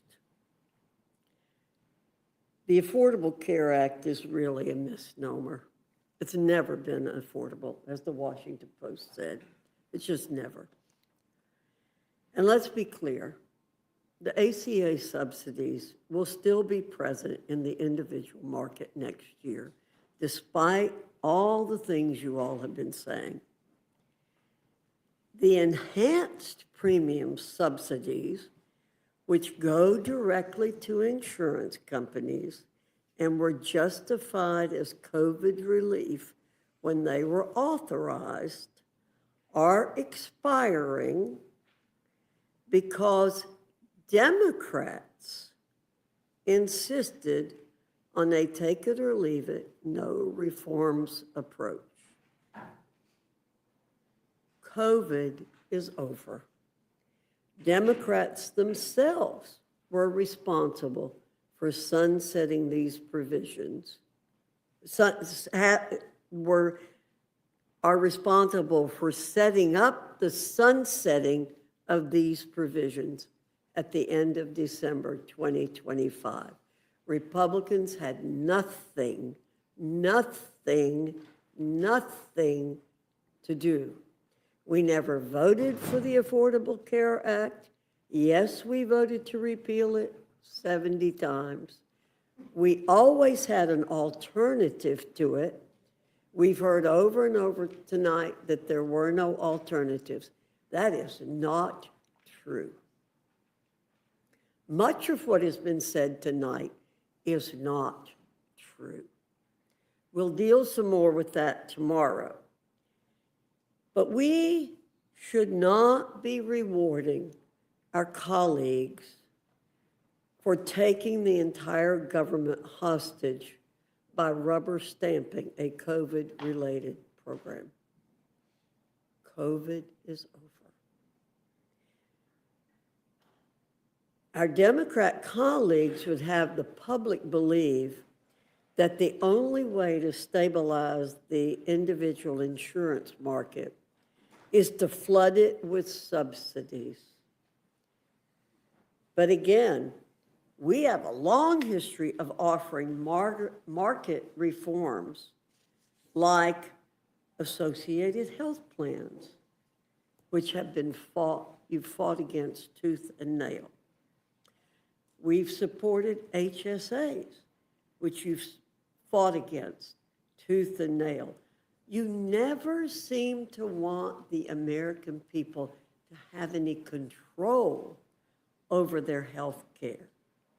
It's always forcing people into government-controlled health care. Would the gentlelady mind yielding We- just for a moment? But, if Not you- not for an entire back and forth. I just wanted to ask a question. Republicans control the House, the Senate, and the presidency, and Donald Trump has taken a my way or the highway approach from the very beginning of his time in office. And so I'm just wondering why Republicans haven't seen fit. We can agree, we have a broken healthcare system. We as Democrats want to fix it. But throughout the entirety of this year, unless I'm missing something, where's the Republican action on addressing the healthcare of the American people, other than ripping Medicaid away from 14 million folks?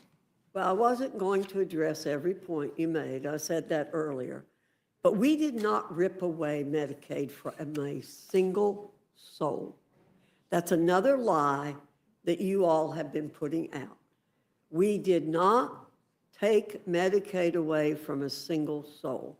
We said that 1,000,000 times when we passed the Working Families Tax Cuts Act. We never took one person off of Medicaid. What we've done over and over and over again is to attempt to get rid of waste, fraud, and abuse. I hope when you say we have a broken healthcare system, you're including in that, Mr. Jeffries, that we have waste, fraud, and abuse. Am I to believe that the one big ugly We bill have waste, loved and fraud- cherished Medicaid? We have waste, fraud, and abuse. Now, we look forward to continuing that support when the shutdown's over and the American people aren't being held hostage. We've said that 1,000,000 times since you all shut down the government. We've said that. Let us get through the appropriations process. We had November and December to work on this after we got through the appropriations process. But no, that wasn't good enough for you all. And I wish we were in control. I truly wish we were in control. Who's in I control? will tell you, we have a majority of one in the House, and you know, and I know, that it takes 60 votes in the Senate. We have 53 Republicans. Is that in the majority of Senate. one Donald Trump? Democrats refuse to infuse a lick of accountability into the subsidies that they legislated. And again, you decided to sunset that. Per the CBO, in 2025, when we talked about Kaiser Family, now we're talking about CBO. In 2025 alone, 2.3 million ineligible individuals received these temporary credits, a broken healthcare system. The Biden administration took a hatchet to eligibility safeguards, weakened eligibility verification, reduced tax reporting, and allowed insurance brokers to game the system by switching enrollees' plans monthly. This led to phantom enrollees, millions of people who never actually received health care. For context, $35 billion was spent on approximately 4.6 million phantom enrollees in 2024 who never received health care. That's been alluded to here earlier. I think that the last thing we should be doing is rubber stamping this giveaway to insurance companies. The biggest subsidies in this country right now are given to insurance companies for people who aren't getting health care. We do want to fix the healthcare system in this country. We need to fix the waste, fraud, and abuse in Medicaid, waste, fraud, and abuse in Medicare, waste, fraud, and abuse in the Unaffordable Care Act. We want to work on it. Let's get the government back. Let's work on appropriations, and let's let the appropriate committees be working on health care. Let's not muddy the water. This has been an obfuscation exercise tonight by saying over and over, we got to do healthcare, we got. Mr. Cole said over and over, it's not an appropriations process. It's other committees. So you all are trying to take away the American people's attention from what we're here to do tonight. And we've spent a lot of time on it. Madam Chair? With that, I yield myself back. And I mean, have you heard from anybody in your district who has seen their health premiums double or triple? I mean, and what do you tell these people? I heard You're that. on your own, tough luck, and, you know? Mr. McGovern, I'll answer. Okay. No, I have not. But I heard when Obamacare was put in effect, how horrible Obamacare was. Mr. McGovern, I'm answering your question. I heard how awful Obamacare was when it went into effect. I hear from people all the time, not just now, but for the last several years, how their insurance premiums have gone up over and over again. So, You know, the approval rating of the Affordable Care Act is like 65%, and Donald Trump's approval rating is at 37%. I'm happy to go down to your district. We can do a joint town hall together and listen to people tell us their healthcare stories. But I can't go back to my thank you, constituents and Mr. just tell them, McGovern. screw you, you're on It's your own. my- We're not going to help you out. Mr. McGovern, it's my yield back. time. And I yield back. And I thank our witnesses for being here. You're excused. Thank you.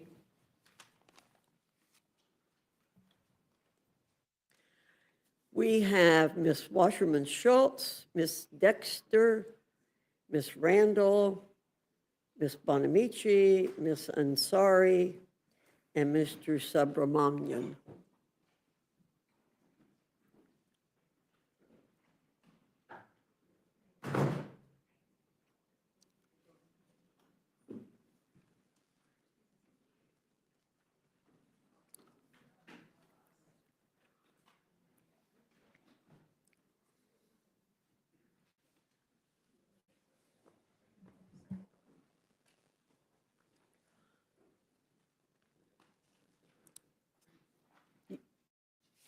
You all know the rules. Your written testimony will be put in the record. We ask you to speak for no more than 5 minutes. And I'll just call out names in the order that we saw you come in. So Ms. Wasserman Schultz, my classmate.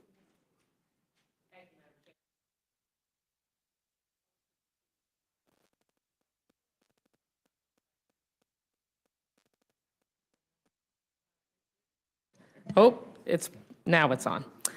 Again, thank you, Madam Chair, my 109th Congress classmate. Good to be with you again, Ranking Member McGovern. I appreciate the opportunity to testify this evening on my amendment to the appropriations package before the committee. As the ranking member of the Milcon VA subcommittee, it should be not lost on anyone that we are here on Veterans Day, considering a bill that not only unleashes brutal health care cuts on millions of Americans, but a bill that also underfunds critical Medicare for veterans subjected to toxic exposures. After Republicans have been AWOL for 7 weeks, it's quite a slap in the face to veterans on this, of all days. As you all know, the PACT Act is the most significant expansion of veterans' benefits in a generation. It's a sacred promise we've made to them, yet like so many other broken promises, we already see Republicans reneging on our commitment to veterans who put their very lives and health on the line to serve our country. During committee consideration of the Milcon VA bill this summer, I secured bipartisan support for my amendment to restore $51.7 billion in advance funding for the Toxic Exposure Fund, or TEF funding, that was also requested in the President's budget. And let me be clear, despite what some senators are claiming, advance funding the TEF is not a slush fund, nor is it illegal. It does nothing more than provide what we promised toxic exposed veterans who we passed the PACT Act to support, that we would provide certainty that funds will be available when they're needed for veterans subjected to toxic substances. It's a legal mechanism our subcommittee uses to ensure consistent, predictable funding for veterans' medical care. As a glaring and obvious example of why we do this, look no further than the last 42 days, where our Republican colleagues shut down this government because they refused to deal with preventing a healthcare crisis created by them. Once rare, these cruel shutdown games are now all too common. This is, after all, the third one for Trump, and we're not through the first year of his current term. It should go without saying that our brave men and women who have served must never be left exposed to such partisan cruelty and budgetary conflicts. Our bitter political divisions must never stand in the way of veterans being able to continue to receive quality care. The final Milcon VA bill before us today stripped out this funding. While President Trump and Republicans have no problem cutting veterans' medical care to pay for tax breaks for their billionaire donors, I do not share this cold-hearted view. This result was not a finished conference product. It was unilaterally decided in the Senate and sent over to the House. That is why my amendment is simple. It adds back in the TEF advance funding that was agreed to by this chamber mere months ago. Advance funding the Toxic Exposures Fund was in the President's budget and agreed upon by the House. We advance fund health care like the TEF, so there are no gaps in funding as Congress negotiates from one fiscal year to the next. To deny this funding on Veterans Day would, of course, only offer one more symbolic act of Republican cruelty. After all, we're mere days from Thanksgiving, and President Trump still brutally attempts to withhold food assistance from our most vulnerable veterans, children, and seniors. Please make this amendment in order to ensure that the guaranteed seamless funding that we promised veterans in the PACT Act is there. To add insult to injury, for the winter holidays, Republicans in Congress are about to pull on their Grinch masks and snatch health care from millions of families nationwide to start the new year. I know, Chairwoman Fox, you know this quite well. You have 62,000 people in your district who will see their health care costs rise if Republicans let critical ACA tax credits expire. Because of this and the big ugly law that Republicans passed while Americans slept, as many as 38,000 people will actually lose coverage in Chairwoman Fox's district from that cruel act. Yet none of us will be spared. In my district alone, the health care horrors are even more bleak if this bill passes. There are 203,000 people about to be clobbered with huge increases in health care coverage, and 82,000 people that I represent will lose coverage from combined big ugly law and ACA price hike impacts. Tragically, the tear-jerking stories of lost coverage, denied care, delayed diagnoses, and needless deaths will haunt every single member who votes for this bill. It didn't have to be this way, of course. Instead of vacationing for nearly 2 months, House Republicans could have sat down to negotiate a bill that would avoid all this pain. They could have crafted a bill that fulfilled the promise to lower costs that President Trump and all of our Republican colleagues made to voters a year ago. Instead of covering up the Epstein files and fleeing Washington, Speaker Johnson could have held hearings to prevent this healthcare shock to our system. But Donald Trump and Republicans broke their promise to lower costs. And this Republican bill is about to cause tens of millions of Americans to endure huge premium increases that will crush them financially. If we don't restore advanced TEF funding, well, we can add it to the list of broken Republican promises. But this one, of course, will break a pledge we made to veterans on Veterans Day. And while we are breaking our promise to veterans in the PACT Act, we are creating an actual slush fund to line certain senators' pockets with millions of taxpayer dollars. I hope you all will not break that or any other promise we've made tonight or tomorrow. And this bill is not the final word. Mark my words, House Democrats will fight on to lower health care costs. We'll throw our bodies in front of every Republican push to make health care more expensive for tens of millions of Americans. And we'll continue to fight to protect veterans exposed to toxins. Those are promises we made, and we intend to keep them. Above all, we'll make sure every Republican complicit in having this wrecking ball into America's healthcare system are held accountable for the harm they inflict on all of our hardworking families. Thank you for the time. I yield back. Thank you, Ms. Wasserman Schultz. Ms. Dexter. Thank you, Chair Fox, Ranking Member McGovern, and members of the committee. I appreciate this opportunity to speak. I did not spend 20 years taking care of the sickest patients in our community to come to Congress and let their health care system be decimated. I came here to fight for my constituents, the people behind every statistic and policy debate, who just want to be able to see a doctor that they can trust, afford their prescriptions, and keep their families healthy and safe. Letting the Affordable Care Act tax credits expire this year means Republicans in this chamber are complicit in forcing tens of thousands of Oregonians I represent to make impossible, deeply offensive choices. One constituent wrote to tell me, quote, I just got notice that my Marketplace plan is going up from $568 a month to $1,221 a month next year. an increase of $7,836 a year. Another 62-year-old living in Portland wrote, quote, I received an email from my plan saying my rate without ACA support will go from $139 a month to $1,083 a month starting December 31st.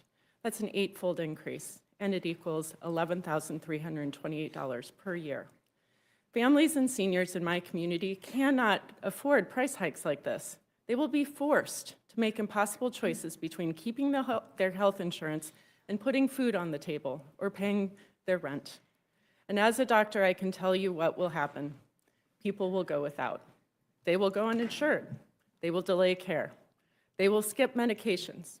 They will get much sicker and potentially be financially ruined as a result. That's not speculation. It's what I saw in practice for 2 decades. People suffer in silence until it's too late. And then we all, taxpayers and community members, pay the price. And even in instances when a patient doesn't get sicker, putting insurance out of reach has consequences. When we make healthcare unaffordable, healthy people drop out. They leave behind the sickest. That raises premiums, and we end up in a vicious cycle of rising costs that hurt every American looking to access care. I know firsthand the consequences of inaction. So I'm proud to join my colleagues in introducing an amendment to extend the ACA premium tax credits to ensure health coverage is not put out of reach for more than 111,000 Oregonians who rely on this critical support. And if Republicans' refusal to extend the ACA premium tax credits wasn't bad enough, my community is still reeling from the devastating impacts of Medicaid cuts and trying to understand what they're going to mean in the big, ugly betrayal bill. In the wake of its passage, I heard from a single mother in Parkdale who said, quote, the cost of everything is still rising, and if I lose my benefits, I won't be able to afford my rent, food, or clothes for my children and myself. When I am home in my district talking to Oregonians, this is what I'm hearing time and time again. The cost of living is too damn high. People are doing everything right, working hard, playing by the rules. They're raising kids, starting businesses, going to school, paying taxes, struggling paycheck to paycheck just to get by. And they are still just one bad policy decision from losing it all. I refuse to accept this as our destiny. I choose to believe in the ability of this institution to do better by the people it serves. I implore my colleagues on the other side of the aisle to show courage and not leave behind the working families who are desperate for relief. This is a moment for moral clarity. Do the right thing. First, extend the ACA tax credits. We can and must fix this system, and we cannot abandon our constituents today while we talk about how to make it better. Number 2, repeal the harmful provisions of H.R. 1. Commit to giving every family in this country a real chance at achieving the American dream. And before I close, I wanted to thank Congresswoman Wasserman Schultz for her leadership in advancing a critical amendment to restore the $51.7 billion in advance funding for the Toxic Exposures Fund that has been stripped out of this package. For over 7 years, I was honored to care for veterans at the Denver VA, where I walked past a sign each morning that read, "The price of freedom is visible here." As a pulmonologist, I was often the specialist trying to address the breathing challenges of my patients exposed to burn pits, Agent Orange, and other toxins. It is unconscionable to me that today, of all days, Democrats have to fight to ensure our veterans poisoned on the front lines get the benefits and care they deserve. We must ensure all Americans, including and especially our veterans, get the care they need, not just to survive, but to actually thrive. Thank you, Madam Chair. I yield back. Thank you, Ms. Randall. Thank you, Madam Chair, for the opportunity to testify on this funding package sent to us from the Senate. I'm glad to be here today, testifying in committee after the Speaker canceled votes and has kept us out of session for 53 days and counting. Americans deserve a government that works as hard as they do. And while some of my colleagues on the other side stayed home, I was here in DC, along with my Democratic colleagues, for much of the past 7 weeks, willing to meet and negotiate with the other side.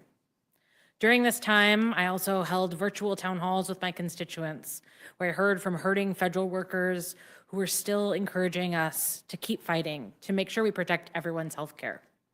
I also heard from hundreds of neighbors who shared their personal experiences with Medicaid, Medicare, and with the ACA, programs my Republican colleagues cut when they called us back from the district to pass the big ugly law.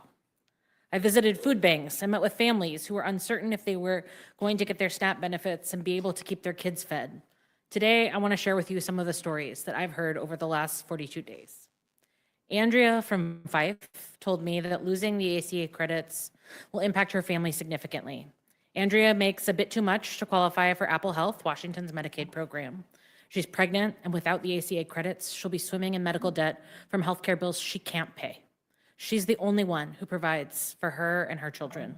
It's for Andrea that I'm here today introducing an amendment to permanently extend the ACA credit so that she and millions of others across the country don't have to worry about whether they can afford to take their kids to the doctor or get prenatal care.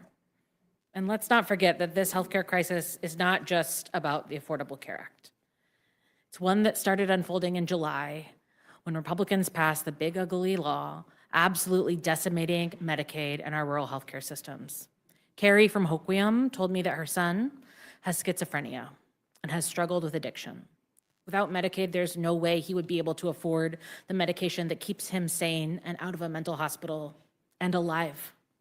Brooke from Port Orchard told me that her dad, who lives with them, needs a host of medications to manage his depression, insomnia, high blood pressure, but without insurance, they cost more than $350 a month. With Apple Health, they're free. It's for Carrie and her son, for Brooke and her dad, that I'm here before the committee today to submit an amendment to undo all of the big ugly law's Medicaid changes. Many of the individuals I spoke with about Medicaid have also shared with me the importance of SNAP to their families. Brittany from Port Orchard told me that Medicaid has helped her and her siblings' children. They rely on their Apple Health coverage, and their health is already suffering this year because of the SNAP cuts and their ability to afford healthy food. We know that without access to nutritious food, families can't stay healthy. For Brittany and her family that I'm introducing an amendment to undo the cuts to SNAP from HR 1. I represent 27,000 federal workers, and I want to share with you Kevin from Tacoma's story. Kevin was impacted by the most recent reduction in force, a RIF, as we call them here, at the Department of Housing and Urban Development. His federal career spanned 18 years with HUD and 2 years with AmeriCorps.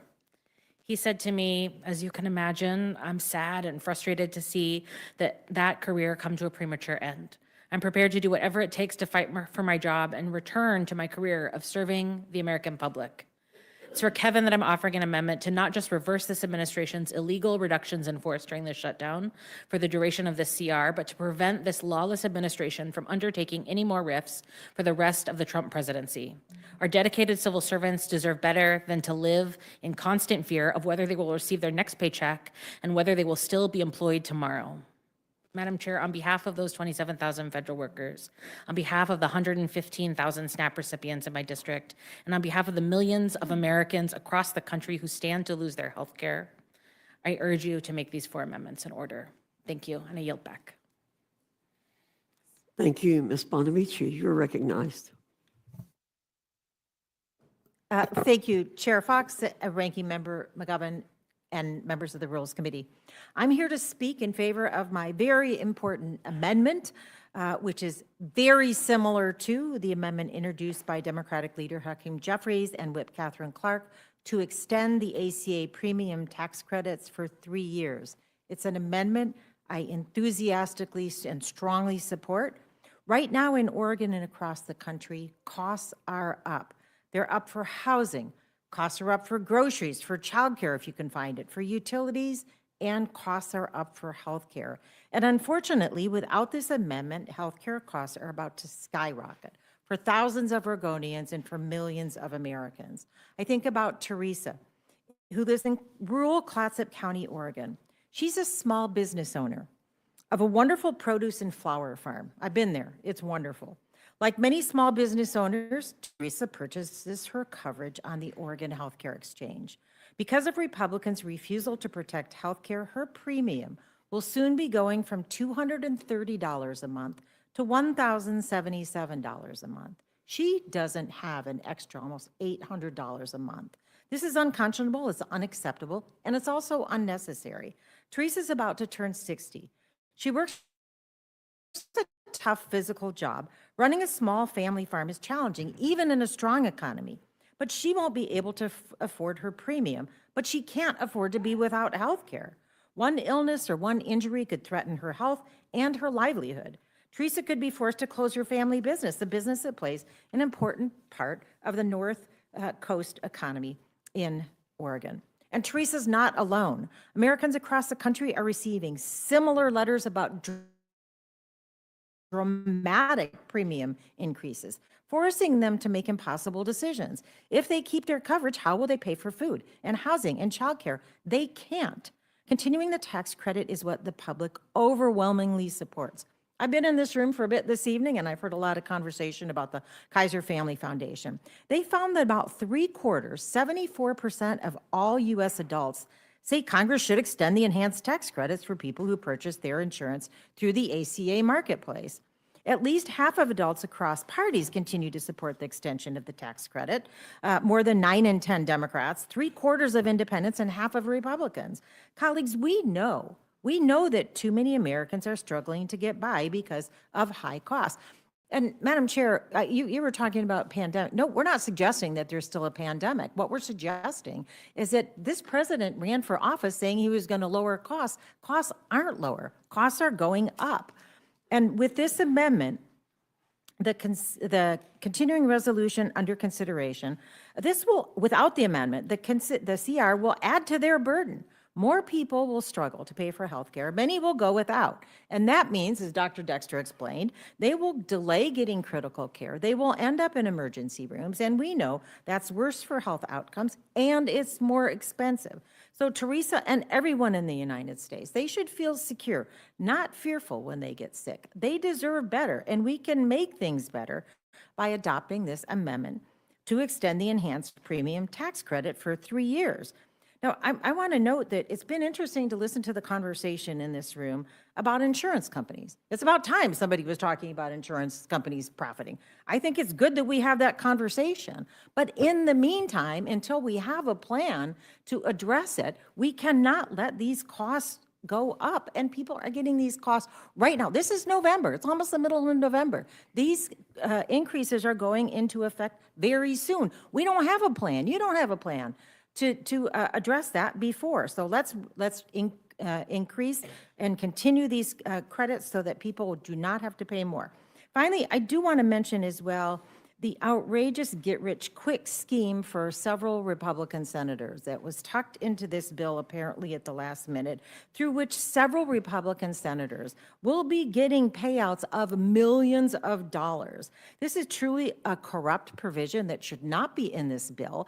And when I think about the feeling that people have now about the government, this is going to do absolutely nothing to encourage people to trust in their lawmakers when a provision like this is put into a bill like this. So I encourage this committee, Madam Chair, to make this amendment in order to continue the provisions of the tax credits for the Affordable Care Act, but also let's work together and find a way to get this ridiculous payola get-rich scheme provision out of this bill. It's not a partisan issue, Madam Chair and Rules Committee members. This is an issue of right and wrong and trust in government. I thank you, and I yield back the balance of my time. Thank you, Ms. Bonamici. Ms. Ansari, you're recognized. Thank you, Madam Chair. Welcome back from your 8 weeks of taxpayer-funded vacation. It's good to see you, and I hope I'm going to that interrupt you. Republicans I'm going to enjoy- interrupt you, please. Please. I am sick and tired of hearing you all say we had an 8-week vacation. That's exactly what I happened. worked every day. I don't know about you, but I don't want to worked hear every single another day as soul well. We all worked say every that. single day, and that's exactly what happened with Speaker Mike Johnson. You're recognized. I hope that you all enjoyed yourselves while American families looked at their letters from their health insurance companies, terrified that their insurance premiums were going to double or triple while the House was out of session for 53 days. That is unacceptable, Madam Chair. Now, We are back here to vote on a terrible partisan spending bill that will deepen a healthcare crisis that you did create. By first stripping away Medicaid from 15 million people, that is a fact. I'm sorry that you deny that fact, but that is a fact of the matter in the bill. And by refusing now to extend the Affordable Care Act, healthcare premium subsidies that keep coverage affordable for American families. And you also did all of this while engineering the most unprecedented transfer of wealth from the working class and poor Americans to the wealthiest people in this country. That is another fact. The Republican shutdown lasted 41 days. It is the longest shutdown in American history. 41 days of unpaid federal workers and families losing access to food assistance. 41 days of families skipping meals and seniors delaying care because Donald Trump chose to use hunger and healthcare as leverage. The callousness and corruption is astounding. Donald Trump and Speaker Mike Johnson, throughout this entire time, did absolutely nothing. They did not lift a finger to try to negotiate a real solution on any of this. What was Donald Trump doing during this time? I know that he announced plans for his $350 million ballroom funded by billionaires and corporations. I know that he was traveling around the world to Asia. He hosted a huge Great Gatsby party. I don't know if anyone here was invited. The night before, 42 million Americans lost access to SNAP assistance. He is acting like a king while millions of people in this country are suffering. That is unacceptable. And Speaker Mike Johnson, throughout this time, he has not just enabled this corruption, he has actively participated in it. That's why I staked outside of his office last week, to be absolutely clear about what's been happening. Mike Johnson is starving Americans and gutting health care to cover up the Epstein files. And I want to explain exactly why and how he's doing so, because the public deserves to understand it very clearly. Congresswoman-elect Adelita Grijalva, who is from my state of Arizona, would be and will be the 218th signature on the discharge petition. 218 is the number needed to force a vote on the floor, whether the speaker wants one or not. And when Adelita is seated tomorrow, finally, after 49 days since she was elected to the U.S. House of Representatives, Speaker Johnson's going to lose control. Because then every single member of Congress on the Republican side and our side will have to go on the record and answer one very simple question. Do you want to support and protect the release of the Epstein files, or do you want to protect the names of the men who were involved in the crimes? That's the vote that Speaker Johnson has been running from. There's been plenty of reporting that the White House and Speaker Johnson have been actively working throughout this entire period to threaten the 4 Republican members of Congress who are on the discharge petition, to get one of them to come off of that discharge petition, because that is their #1 priority. That's what's been happening. It is a cover-up, and Speaker Johnson must and should be investigated. Now Republicans want to move on as though none of this ever happened. We cannot rush through a funding bill that raises costs and leaves families worse off in the middle of Trump's affordability crisis. So I have amendments at the desk, first to guarantee that the American people are not forced to subsidize Donald Trump's $350 million ballroom, a private palace where his billionaire donors will be rewarded with access and influence.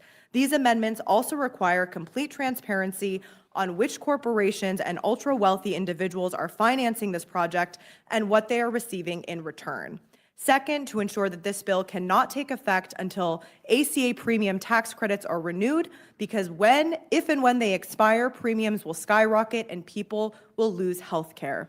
The corruption and heartlessness of these policies must end. I urge the committee to support these amendments in order for us to have a real debate on protecting American families and on restoring trust in government that Donald Trump is dismantling. I yield back. Mr. Subramanian, you're recognized. Subramaniam. Yeah, thank you. Thank you, Madam Chair. I just have one amendment. That's Amendment 23. This is the Republican payola that we've been talking about. And it's basically to strike this provision out of the bill. And this provision would simply allow so just to take a step back, because we've been talking about it here, but people may be joining in. But basically, Republicans in the Senate put this provision in, 8 or 9 of them, of the Senate Republicans, would be given a legal pathway to force taxpayers to pay them millions of dollars over phone record collections during the January 6th investigations. It's a rewards program for Republican senators. And I would walk you through it, but the Republicans on this committee seem to know it well and have walked us through it quite well. It's $500,000 at a minimum per phone line, per offense. This could go up to $50 million per Republican senator, if you think about it. And it limits the government's ability to defend itself and defend these claims on behalf of the taxpayers. And so you're basically having these Republican senators being able to make these legal claims, and then the government can't even defend itself. It's just going to be rewarding these senators with cash, cash, cash, cash. How is that not corrupt? And this is in the middle of an affordability crisis. $50 million, that's 1,000 times the average annual salary of a person in this country. Think about that. 1,000 times the average annual salary. Forget Democrat versus Republican. This completely undermines this entire institution and everything about it. This is why people hate Congress, is because they think we're all corrupt because stuff like this happens. And I've heard Republicans on this committee say that they agree that it's wrong. They agree that this is a wrong thing and that we'll fix it later. Well, you have the chance to fix it right now, and this is really the only chance to fix it right now. Because the reality is, the only way to right this wrong is to strip this bill of this amendment right now and send it back to the Senate and force them to vote on the bill without this provision. Because if you make them do it later on, they're never going to strip this amendment. They're not going to unenrich themselves. That's never going to happen. So this is our only chance to right this wrong. And this is corruption. It is theft and broad daylight, and anyone voting against this amendment to strip this bill, this corrupt provision, is complicit in that corruption. So I urge you to support Amendment 23 and not aid and abet corruption. I yield back.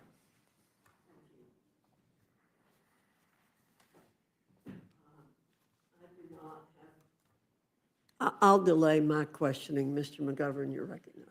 Well, first, I want to thank you all for being here at this hour, and I appreciate it. I support all your amendments, and I think people are tired of us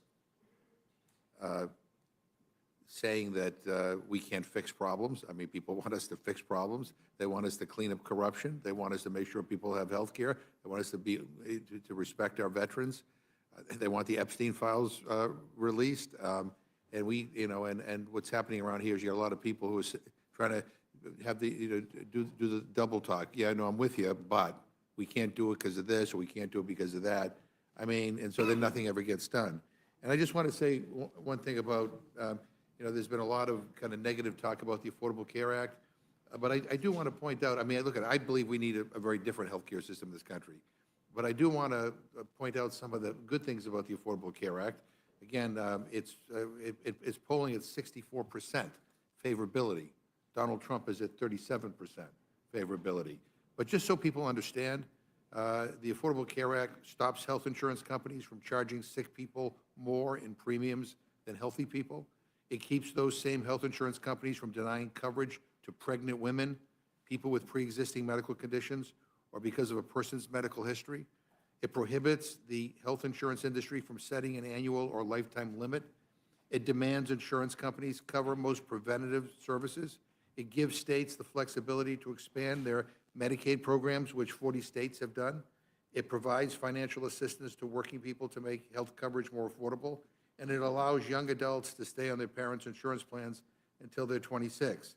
And those are just some of the provisions within the ACA that make it, quite frankly, popular with a lot of people. I wish the ACA went further. Some of us went during the debate, fought for a public option. We got frustrated by some of our colleagues in the Senate. But I just want people to understand that's what the ACA does. And again, I don't think, I would like to think that none of them are controversial. I don't know why my Republican friends don't like those things. But let me just say also, in addition, the last time Democrats were in control, we built on the progress made with the ACA. We allowed Medicare to negotiate prescription drug prices for the first time in history, saving both Medicare and the American people billions of dollars. Democrats capped the cost of insulin at $35 per month. We crucially, we made signing up for healthcare coverage easier and more affordable. Democrats lowered premiums by an average of $800 per person per year. And over 4 years, nearly 12 million more Americans signed up for insurance on the ACA marketplace, bringing the total up to nearly 24 million in 2025. And so, I mean, I think my Republican colleagues have made this case as they've attacked us for these, for calling for the extension of the ACA, enhanced credits, is that we have always been a champion for providing additional assistance to help make healthcare more affordable for people. They have been on the other side. I want to thank them for reminding the American people that we're always on the side of trying to lower their costs and not reducing the quality of their care. And I just want to say one other thing, and I appreciate the chairwoman, getting animated over the fact that the Republicans were basically not around for 7 weeks. I mean, the Speaker of the House basically abolished the House of Representatives during a time when, quite frankly, people are frightened to death over losing their health care premiums. And it really bothers me that there's not much support. So if Republicans are going to screw people over, at least they should show up. And they haven't worked for 8 weeks, they should show up. I move to adjourn, Madam Chair.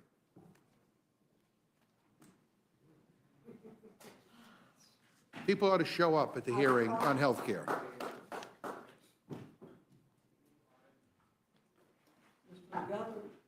Has made a motion to adjourn. Question is on the motion to adjourn. All those in favor say aye. Aye. All those opposed, no. No! In the opinion of the chair, the noes have it. Mr. McGovern is going to request a recorded vote. Yeah, you have to Recorded mind read it, vote, yeah. a recorded vote is requested. The clerk will call the roll. Mrs. Fishbach? No. Mrs. Fishbach, no. Mr. Norman? Mr. Roy? No. Mr. Roy, no. Mrs. Houchin? No. Mrs. Houchin, no. Mr. Langworthy? No. Mr. Langworthy, no. Mr. Scott? No. Mr. Scott, no. Mr. Griffith? No. Mr. Griffith, no. Mr. Jack? No. Mr. Jack, no. Mr. McGovern? Aye. Mr. McGovern, aye. Ms. Scanlon? Aye. Ms. Scanlon, aye. Mr. Neguse? Aye. Mr. Neguse, aye. Ms. Leger-Fernandez? Aye. Ms. Leger-Fernandez, aye. Madam Chair? No. Madam Chair, no. Clerk will report the total. 4 yeas, 8 nays. The motion is not agreed to. Now everybody's here, good, okay. I yield back. Does any member on the Republican side wish to ask a question of the panel? No. Ms. Scanlon, you're recognized. Thank you, and I wanted to thank all the witnesses for coming in, particularly to talk about the stories of your constituents, because some of our colleagues don't seem to have heard from their constituents about the really drastic price increases that they are being subjected to. And thank you for the amendment with respect to funding the toxic substances with the PACT Act and addressing a whole variety of issues that we wish we were talking about and addressing at this juncture. So really appreciate the work that everyone's put into this and hope that all the amendments are made in order so we can get full and fair debate and votes. I yield back. Thank you, Ms. Scanlon. Mr. Ngush, you're recognized. Thank you, Madam Chair. Before my friend from Georgia steps out, my question to my colleague from Virginia here was going to be connected to something you had said previously, just in regards to this very problematic provision regarding the payout or payola, as my colleagues articulated. And I guess the question is, I appreciate the gentleman from Georgia's concerns and certainly echo those concerns and share his sentiments. And I think I want to understand, and perhaps I'll direct the question to Representative Wasserman Schultz, because I think she served the longest here on this particular panel. if we were to excise this particular provision from the bill, the Senate, I presume, could quickly hotline this bill.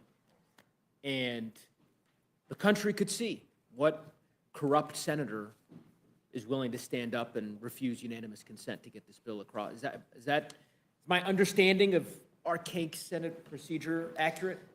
Ms. Nagus, that is a correct understanding. It is Tuesday, and I feel quite certain, given how quickly the Senate seems to be able to pull their only 100 members back into session, and I will say, thankfully, remained in session for these last 8 weeks, unlike our colleagues who were on vacation. They seem ready, willing, and able to deal with the work necessary that was outside of the process of passing a CR, and certainly should be able to come back in, excise this grossly corrupt provision that will enrich and line the pockets of 8 senators, and breathtakingly, they have millions of dollars that they were willing and able to include in this bill to line the pockets and enrich senators, but they can't agree to advance fund vital healthcare funding to ensure that toxic, exposed, and poisoned veterans don't have a gap in our ability to keep that safety net underneath them. That shows you where their priorities are. If everyone is so concerned with reopening the government, which we all should be, they will get their tuchuses back to Washington, take that provision out, and pass, after we've taken it out, they can pass the bill and send it back to us. Well, I couldn't agree more. Send it to the and president. I certainly agree with the gentlelady from Florida, and I appreciate the gentleman from Virginia proposing this particular amendment. One final note, I guess I would say, Madam Chair, I, like everyone here in the committee room, noticed with great interest your reaction to Ms. Ansari's statement regarding House Republicans being on paid vacation for the last 54 days, and I understand that you took great umbrage at her suggestion or her statement in that regard. What I find fascinating is that none of your other Republican colleagues took any umbrage to her statement or to any other of those statements, similar statements made by my Democratic colleagues here. And of course, it's no surprise because they're not here. They're all in the back room, none of them. I mean, hence Mr. McGovern's motion to adjourn, to somehow find a way, after 8 weeks of Republicans just completely skipping town, that perhaps they might grace this committee with their presence to hear the testimony from their colleagues. So in any event, I'm certainly glad that the chairwoman is here and has an opportunity to defend the propriety of how she accorded her time during the course of this 54-day sojourn that Speaker Johnson sent the House on. But I wish my colleagues might perhaps join us so that they could defend themselves as well. But I digress. I'll keep waiting for that. Maybe there'll be another motion to adjourn in the offing here. Anyway, I yield back to the chairwoman. Ms. Ledger Fernandez, you're recognized. Thank you very much, Madam Chair. And it was sort of quite hilarious how they all rushed in here to vote. None of them came to work to actually sit through the committee. And in fact, most of them didn't even sit through the testimony of their own chairman of appropriations or through the ranking member. And, threw out speeches and then left. So there could be no dialogue. There could be no debate. And this is the only time that the House has to debate this bill. It feels like the Duma. It feels like the Duma. And you know what else it feels like? It feels like, back then when we were debating that big, beautiful bill that we all rushed back here to vote for. Because they wanted us to make sure that we voted before July 4th for their big, beautiful bill. They could move heaven and earth to make sure we got here. But they can't move heaven and earth to make sure we get tax credits for working families, to make sure that we eliminate this payola. Yes, I started calling it payola, and I looked up when I started calling it that. I was like, when I first read that, I said, we got to get rid of this. Because what is a payola? Is it a bribe? Like, what did these senators get in return? Like, what were they giving up? And we keep saying 8 senators. I'm going to say their names. We have 8 senators. Senators Graham, Johnson, Senator Blackburn, Senator Loomis, Senator Haggerty, Senator Hawley, Senator Sullivan, and Senator Tuberville. Let's say their names. Let's make sure the American people know who will get millions of dollars, because each violation will give you $500,000. And so they can claim violation. And when we say violation, that sounds like something went wrong. Let's make sure the American people know. These were subpoenas or inquiries by the FBI that were authorized by the courts, that were authorized by grand juries when they were looking into what happened around the January 6th insurrection. And the American people saw that this place was overrun by violent attackers. We were here. We were here. There were 140 law enforcement officers who went to the hospital. 140 police officers went to the hospital, and now we're going to pay senators, these 8 senators that I have called out, we're going to pay them millions of dollars instead of providing any money to the veterans, instead of providing any money to the children, to the families. It is outrageous, and it is horrible. And I also appreciate that you have sponsored a similar amendment, and I think there are going to be multiples of these because we all recognize how horrible they are, and Republicans recognize, but they think they have no power when they have power. How dare they? Representative Superman, why don't you say a little bit more about this concept that they can't do anything? Yeah, absolutely. And I'll just say there's 8 right now. There's been a couple others that have come forward and said, wait, what about my payout? And so they're actually going to, this might expand past 8, actually. But thank you for reading the names and calling this out. But yes, all we have to do is vote for one of these amendments that we're putting forward to strip this bill of this provision and take away this corrupt scheme by these Republican senators and send it back to the Senate and put it on the floor for them to vote for. Are they going to continue the shutdown so that they can line their pockets with tens of millions of dollars potentially? That's really up to them. That's really up to them, right? And so let's make them take that vote. If you truly care, if you truly believe that this is corrupt, you will vote for this amendment and you will send this bill back to the Senate if you truly believe this is corrupt. If not, then you seem to not have a problem with this. This is your chance right now. Right. And I want to thank you, Representative, for pointing out how much money has been wasted by President Trump. You forgot to mention his golf trips. Like he just $10 million, like the American taxpayers, Scotland. And it's this kind of contrast that the American public is seeing. The American public is seeing that they're not willing to provide tax credits for working families and small businesses, and you all described powerfully what that means in your communities. But they're willing to let him send $40 billion to Argentina. They're willing to let him spend taxpayer dollars on his golf trips. And you want to say something? No, I wanted to talk a little about your payola issue. I remember when Republicans raged against earmarks. I mean, some of us have been around here long enough. And I mean when we had bills that had provisions that helped the specific members' constituents. And we had some Republicans that would rage against them. And what we have here is an earmark on steroids. I mean, forget about the constituents. This money, hundreds of thousands of dollars, possibly millions of dollars, goes directly to specific Republican senators. And most Republicans are just going to say, oh, well, what can we do? We just have to move on. Trump is trying to get hundreds of millions from the Department of Justice. So now I guess we have some senators who want their cut. And my Republican friends just seem to be all okay with it. I mean, this is corrupt, and it is disgusting. And at some point, I mean, people have to be willing to stand up, develop a backbone, and say, no, we're not going along with this.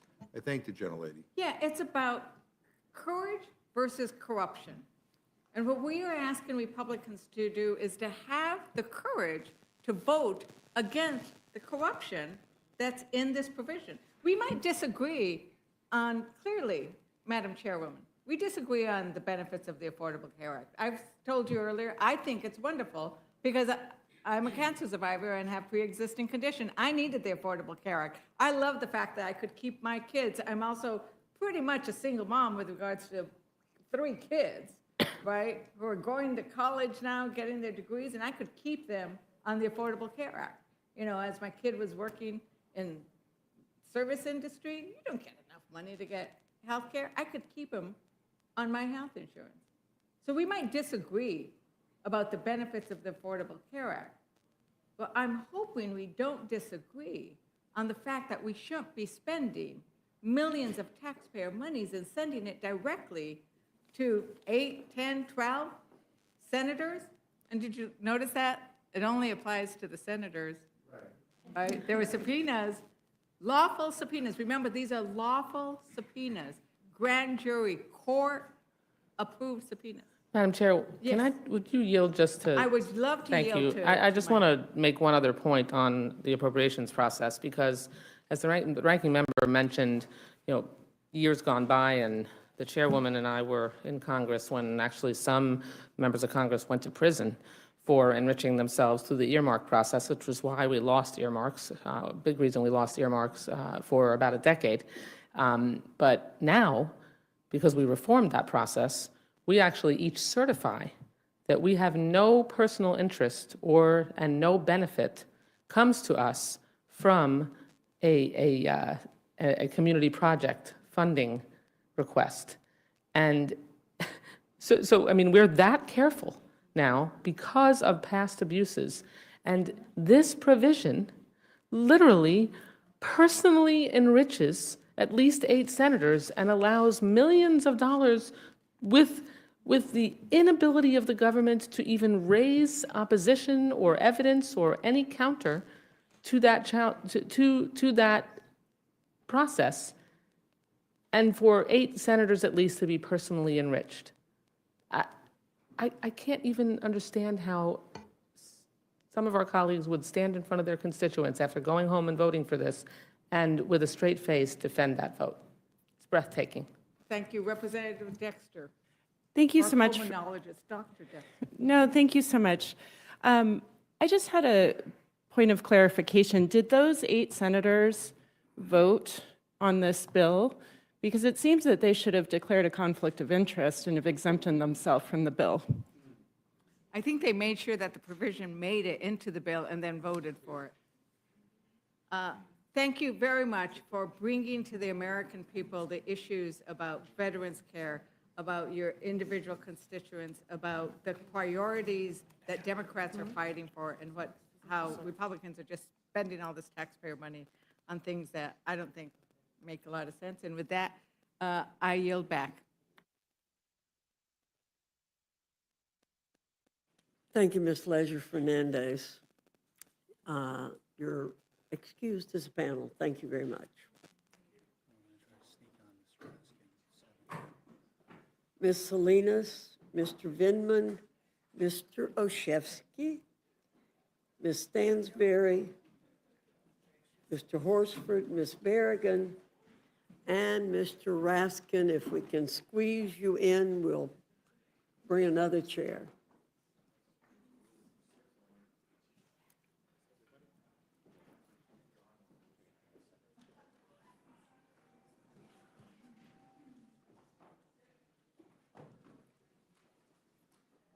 We'll do as we did on the other panel and just go in the way I called out the names before. Ms. Salinas.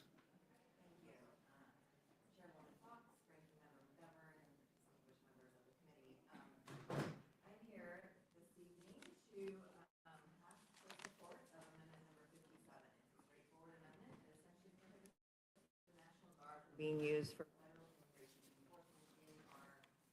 and the District of Columbia. We have seen across the United States provocation in use of ICE enforcement in cities like Portland, Oregon, where you see inflatable dolls, frogs, unicorns dancing in the streets, and aggressive action from the Trump administration, who believes that we need further escalation from the National Guard. And we've seen this in cities across the United States, in Chicago, in Los Angeles. And instead, I know our National Guard is needed for things like wildfires, natural disasters across the United States. That's what they're trained to do, to protect civil society, not to enforce immigration. And so this, again, is a straightforward amendment to basically prohibit the use of federal enforcement of immigration purposes.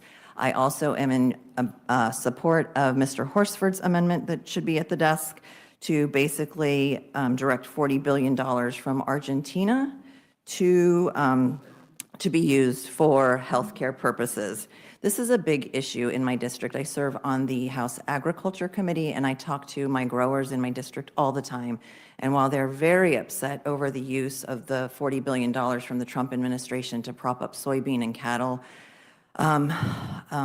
it's something that they're very upset about. We should have had a farm bill in 2023. They're upset over that.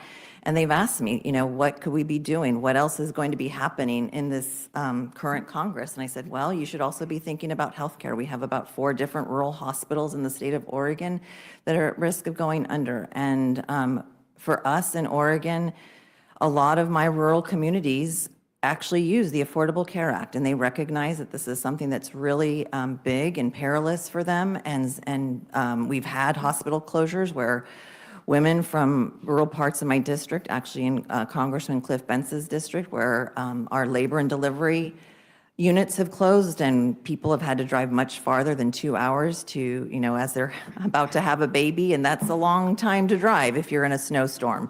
So taking that $40 billion that President Trump has used to prop up soybean and cattle, and again, my growers and my farmers are apoplectic over this, but to use it for healthcare, especially for our rural communities who are some of the biggest users of the Affordable Care Act, would be a great way to make amends to our rural communities who are in a very difficult position right now. So I support that amendment as well.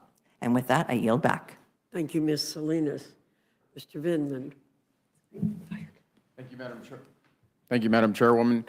So we're now living through the longest shutdown in this country's history. And I actually was in the Trump White House for the previously longest shutdown in this country's history. And what thing is in common between those two? Donald Trump is president. And so last week we just had elections in a very purple state here in Virginia, in the Commonwealth of Virginia. And the message was very clear that chaos and cruelty are not popular policies, okay? We're less than a year out from the midterms. And so I just want to remind my colleagues that I don't see anybody in the room right now, but that this shutdown, these policies to eliminate health care for millions of Americans, the corruption that we're seeing in the White House and now in the Senate is outrageous, and the American people are paying attention. So today's Veterans Day, and as I look around, I think I'm the only veteran member in the room, so I'm going to take a little bit of privilege here. I was at my VFW, and I was having a beer with some paratroopers and Marines and others, and I wanted to get a sense from them. What are they thinking about the shutdown? What are they thinking about the state of affairs? You know what? They want and they demand accountability. They put their lives on the line, and they fought for this country, a certain set of values, and what we're seeing from this administration, from this Congress, is complete antithesis to those values. Many federal employees live in my district, and they're American patriots that see the lawlessness in this administration. A few weeks ago, I was at a food bank, and it was billed as giving fresh produce to federal employees that had been furloughed and that weren't sure when they would receive their next paycheck. And the line stretched around the building. It didn't get any shorter the entire time I was there. And every federal agency was represented. There was a guy in a TSA uniform that had come after work, DOJ, DOD, Department of Labor, everybody. And that was not I mean, that was certainly something that was striking to me. But the thing that struck me, frankly, the most was the lady that was in line next to me that was handing out food was a Customs and Border Protection employee that was essential. So she came after work to hand out food to her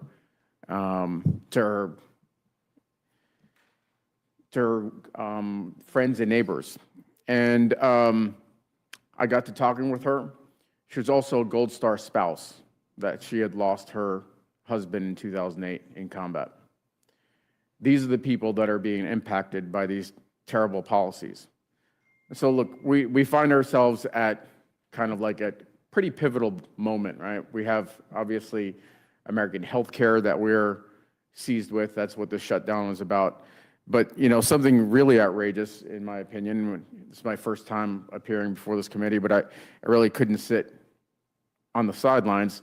Spent 25 years in the Army, half of it as a lawyer, as a prosecutor. I was an ethics lawyer during the Trump White House, which I will tell you was not easy. And look, we have an opportunity to actually do what's right. I heard some of my colleagues, Mr. Scott, made a pretty sort of impassioned statement about having a problem with the payola scheme. It's a quid pro quo. The senators, the 8 senators, they want payback for having supported the president, and it's only senators. And what do? You know, the Senate had an opportunity to make a decision. We are an independent, separate, co-equal part of Congress. We have an obligation to do what's right. My colleague in the previous panel was right. People hate Congress. They have a low opinion of Congress. I mean, this reflects poorly on all of us. So how about we actually do the right thing? Let's not worry about what the Senate's going to do. The Senate can get back and vote on this thing this week, in the next 48 hours, if they wanted to. Let's take this terrible provision, this payola, this quid pro quo that the Senate put in to enrich itself out of this bill. It's simple as that. And I'm just going to read an extract from the New York Times article that came out about this. It says, it was published yesterday. A spending package expected to be approved as part of a deal to reopen the government would create a wide legal avenue for senators to sue for as much as $500,000 each per offense when federal investigators search their phone records without notifying them. These are extracts. The provision tucked into a measure to fund the legislative branch appears to immediately allow for 8 GOP senators to sue the government over their phone records being seized in the course of an investigation by Jack Smith, the former special counsel, into a riot.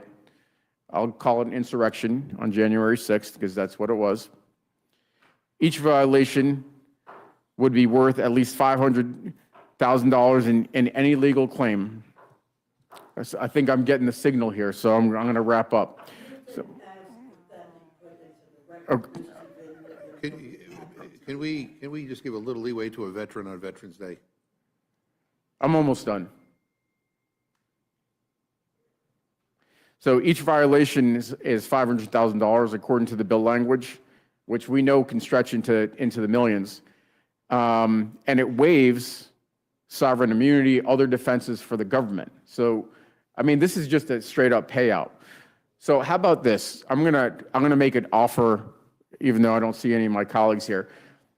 And my offer is this: is that we know that the Republican majority is only a couple of seats. You can only stand to lose a couple of votes.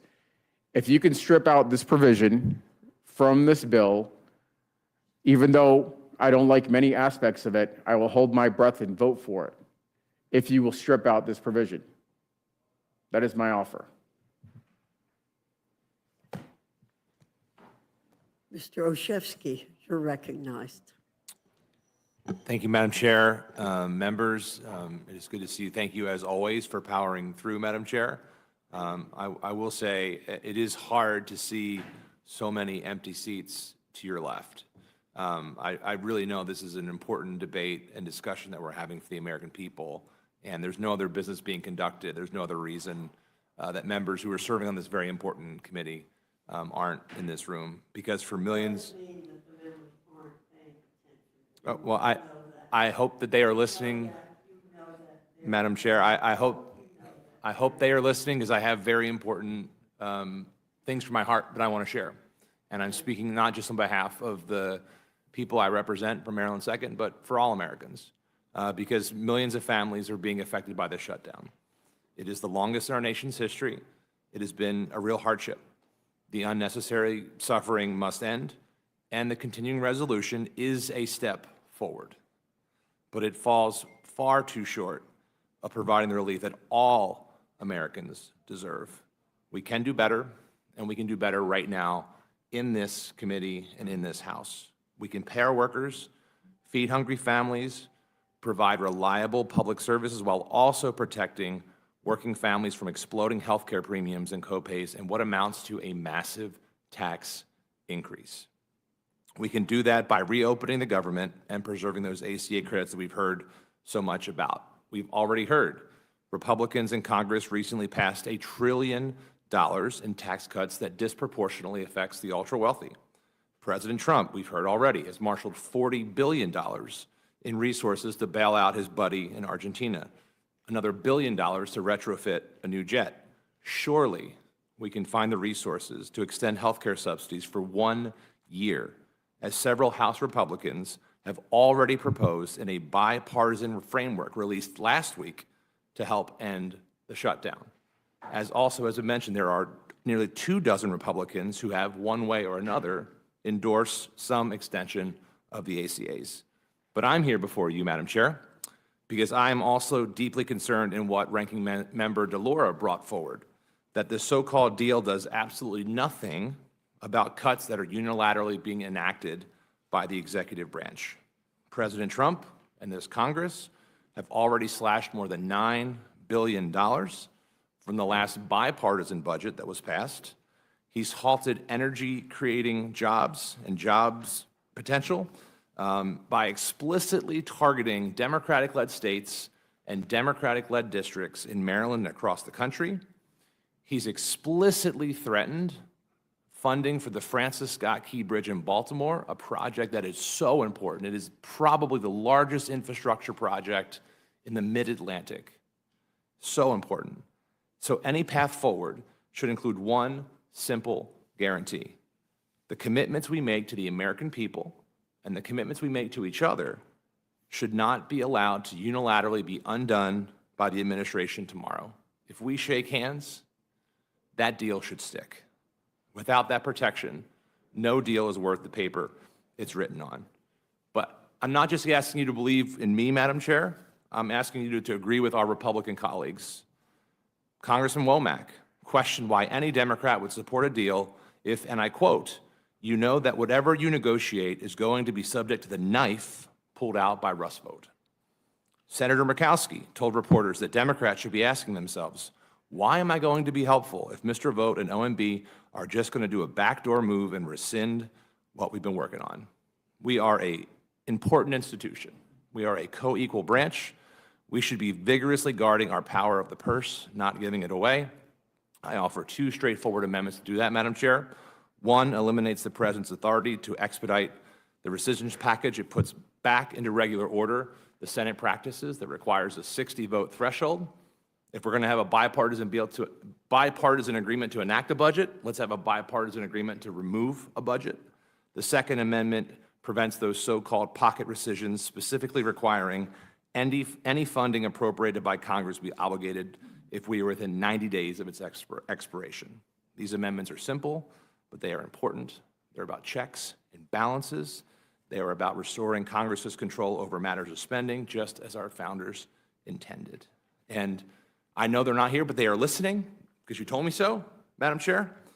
For members who have predetermined that they will not vote for any amendments, I just have to ask them, and if they were here, I would ask them, and I mean this sincerely, Madam Chair. How egregious do the provisions have to be to change their mind? Is there a point? Is there a breaking point in terms of the self-enrichment item that I didn't even come here to talk about? But what is the point at which we say we can fix these things right here, right now, and force the Senate to do what's right. Do the things that stop having Americans have no trust in these institutions. This is why Americans hate Congress. This is why people are so frustrated with our politics today. So, and it's why I'm here asking you to support these amendments in the spirit with which they are presented, in bipartisanship and with respect for the Constitution. I thank you for the time, and I yield back. Thank you, Mr. Olszewski. Ms. Stansberry, you're recognized. Thank you, Madam Chair. With the 15 minutes remaining, I'd like to wish everyone a happy Veterans Day. I represent a very humble set of communities in New Mexico's 1st Congressional District, and like others on this panel, I had the opportunity to celebrate and to honor our veterans in New Mexico today. And so I do have to say, Madam Chairwoman, I was looking forward to coming back here and having the opportunity to debate this bill, but over the last 5 hours since I've landed in Washington and listened to this debate, I just feel sad. I just feel sad. The people I represent are humble people. People who struggle to put food on the table, who struggle to put a roof over their head. Tens of thousands of federal workers who for the last how many ever weeks it's been, haven't known whether or not their jobs are going to be there at the end of the shutdown. People who literally didn't know how they were going to feed their children this weekend. They literally didn't know how they were going to feed their children this weekend. And so I find it heartbreaking, to be honest, to come here and sit in this committee. And literally, Madam Chair, I do appreciate that you are here doing your duty, but all other 8 members of the Republican Party who sit on this panel are not even in this room. And for the last 54 days, the House hasn't even been in session. It hasn't held votes, it hasn't heard bills, it hasn't sworn in the duly elected Congresswoman from Arizona. I heard a lot of expertise today about health insurance and how the Affordable Care Act is broken, but not a single one of the other 8 people on this panel, and I know you were here, Madam Chairwoman, because I have been back and forth across this country 13 times since the shutdown happened, and last time I was here, you gavelled me down on the House floor when I tried to introduce my bill, which is the exact amendment which I'm introducing tonight to save staff. She did that to me too, so don't feel too bad. So I know, Madam Chair. Madam, yes, so you get a pass. But I do have to say that, you know, for your other 200 plus colleagues, the real question that I wanted to come here and ask tonight is, where have you been? What have you been doing for the last 8 weeks? Is the literally hundreds of thousands of people in my district didn't know how they were going to pay their rent, pay their mortgages, buy gas, put food on the table, and feed their children. Where were you? Where were you? And you're not even in this room tonight to even answer that question. I literally find it disgusting. I mean, it is a privilege to serve in Congress. It is a privilege. I grew up in a low-income family. I grew up in a humble family like the people that I represent, and I don't take for granted that I have the opportunity to come here every week and represent my people and show up for my people. So I want to know from our colleagues who I can literally hear laughing in the other room, where were you? Where were you for the last 8 weeks while the House was shut down and people in this country were left without food on the table? While the president was playing golf, he was demolishing the East Wing, he was throwing parties at Mar-a-Lago, and giving American taxpayers to a dictator in Argentina to bail him out before his election. Where were you? But you're not even here to answer that question tonight.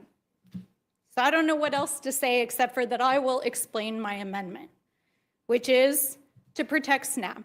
Because while the president chose to not disperse food benefits to 42 million Americans. And I heard one of the gentlemen on the panel earlier say that he did everything he could. That is just a blatant lie, because he appealed a court who directed him to put that money into EBT accounts for 42 million Americans, and even asked the Supreme Court to intervene after a court ordered him to, because that is a lie.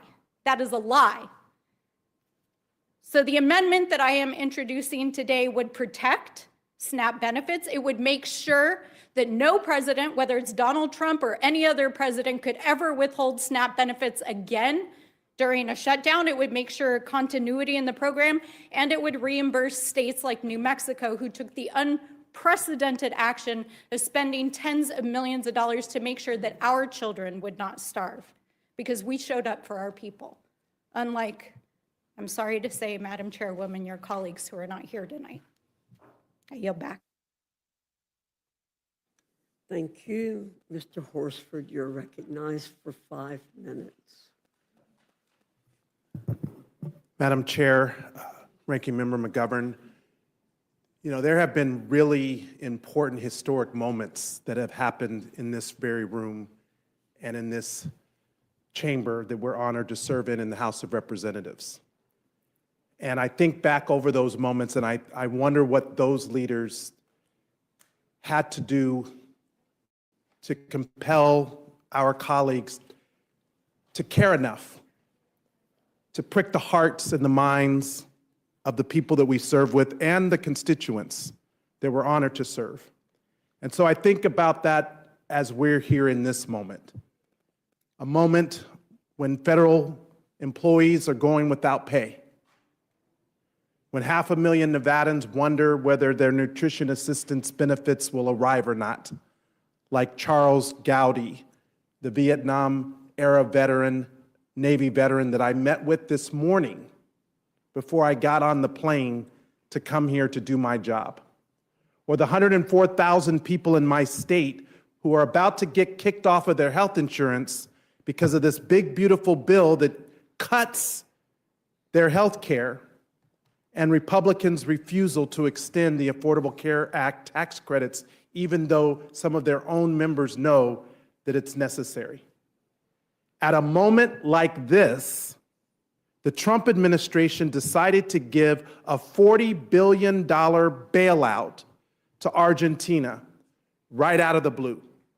Now, my constituents are wondering, where the hell did this money come from to begin with? Where's the transparency?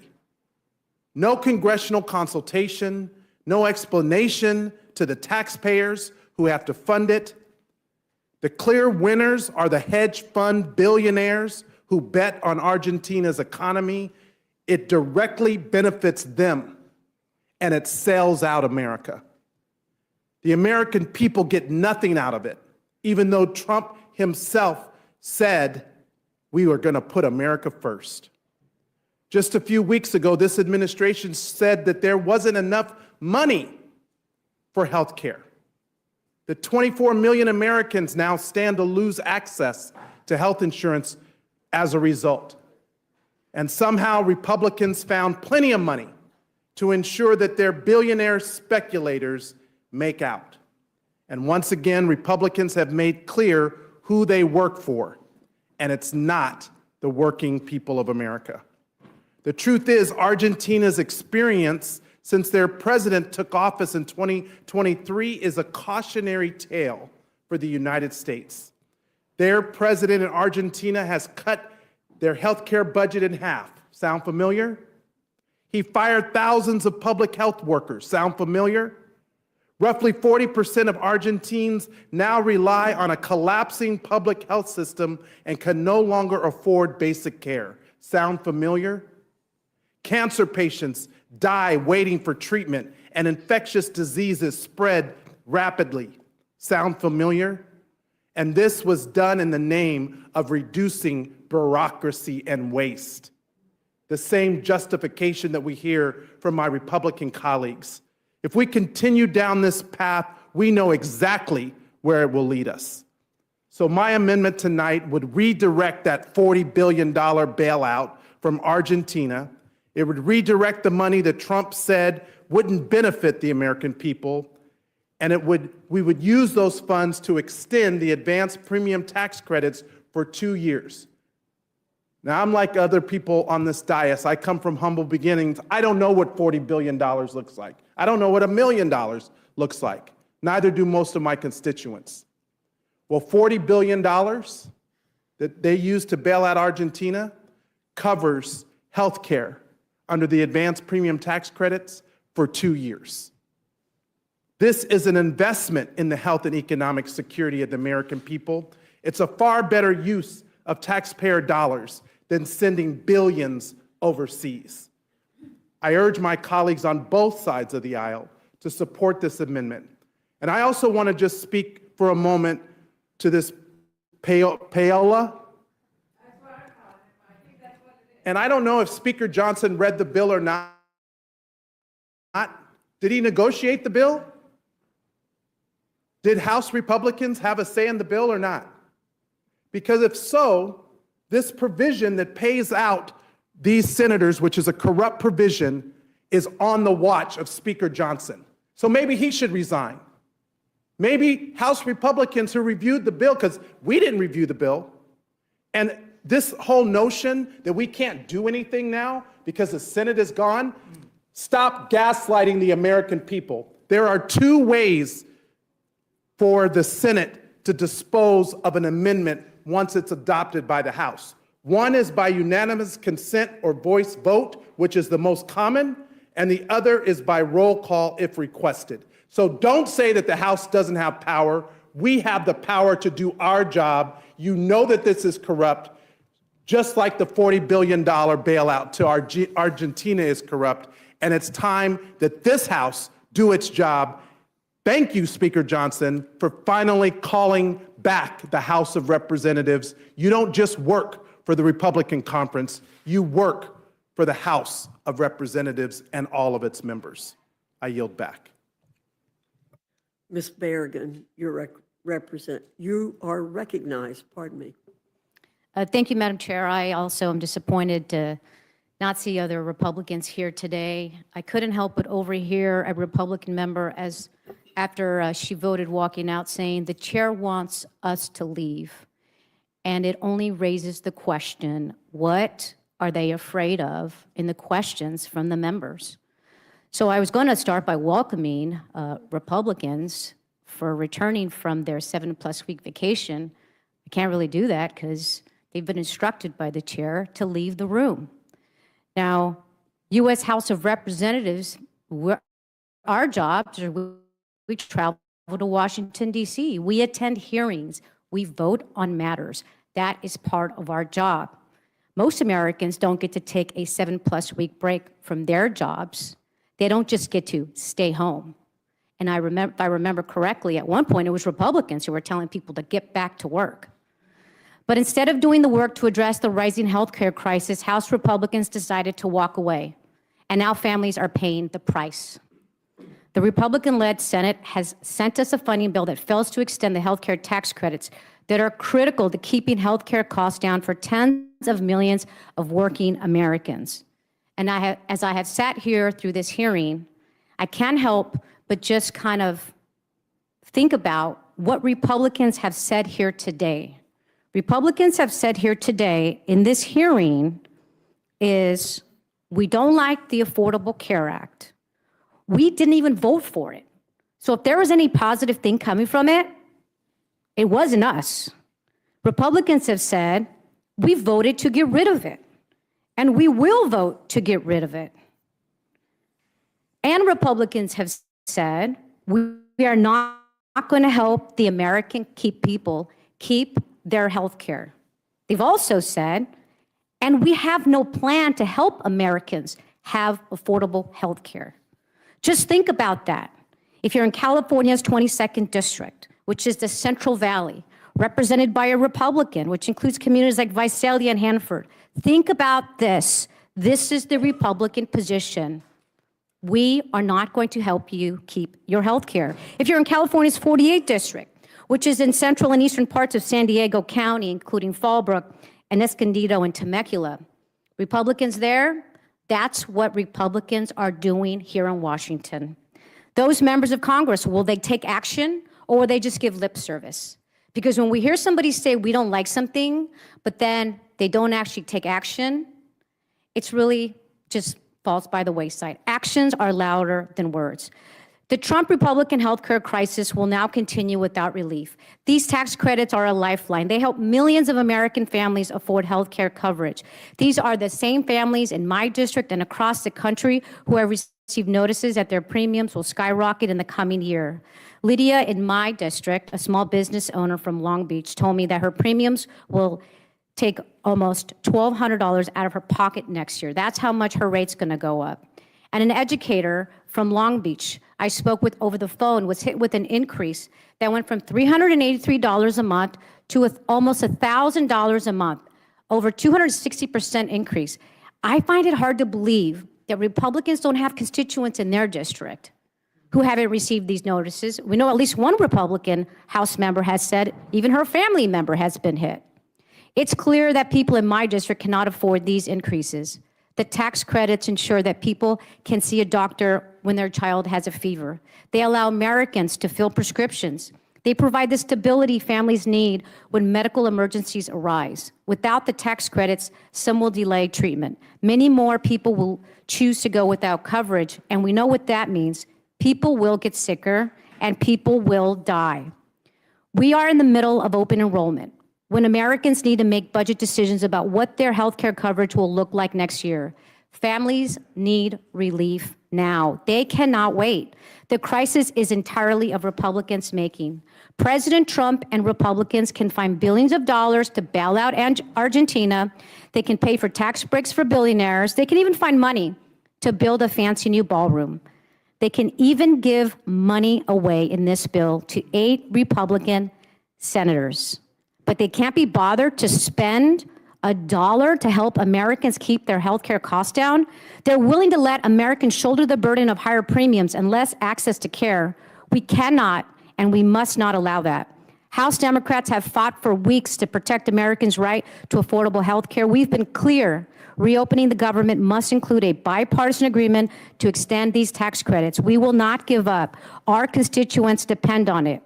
Republicans control the House, the Senate, and the White House. Last time I checked, you were in charge. You own this vote that will increase the health care costs of tens of millions of hardworking Americans.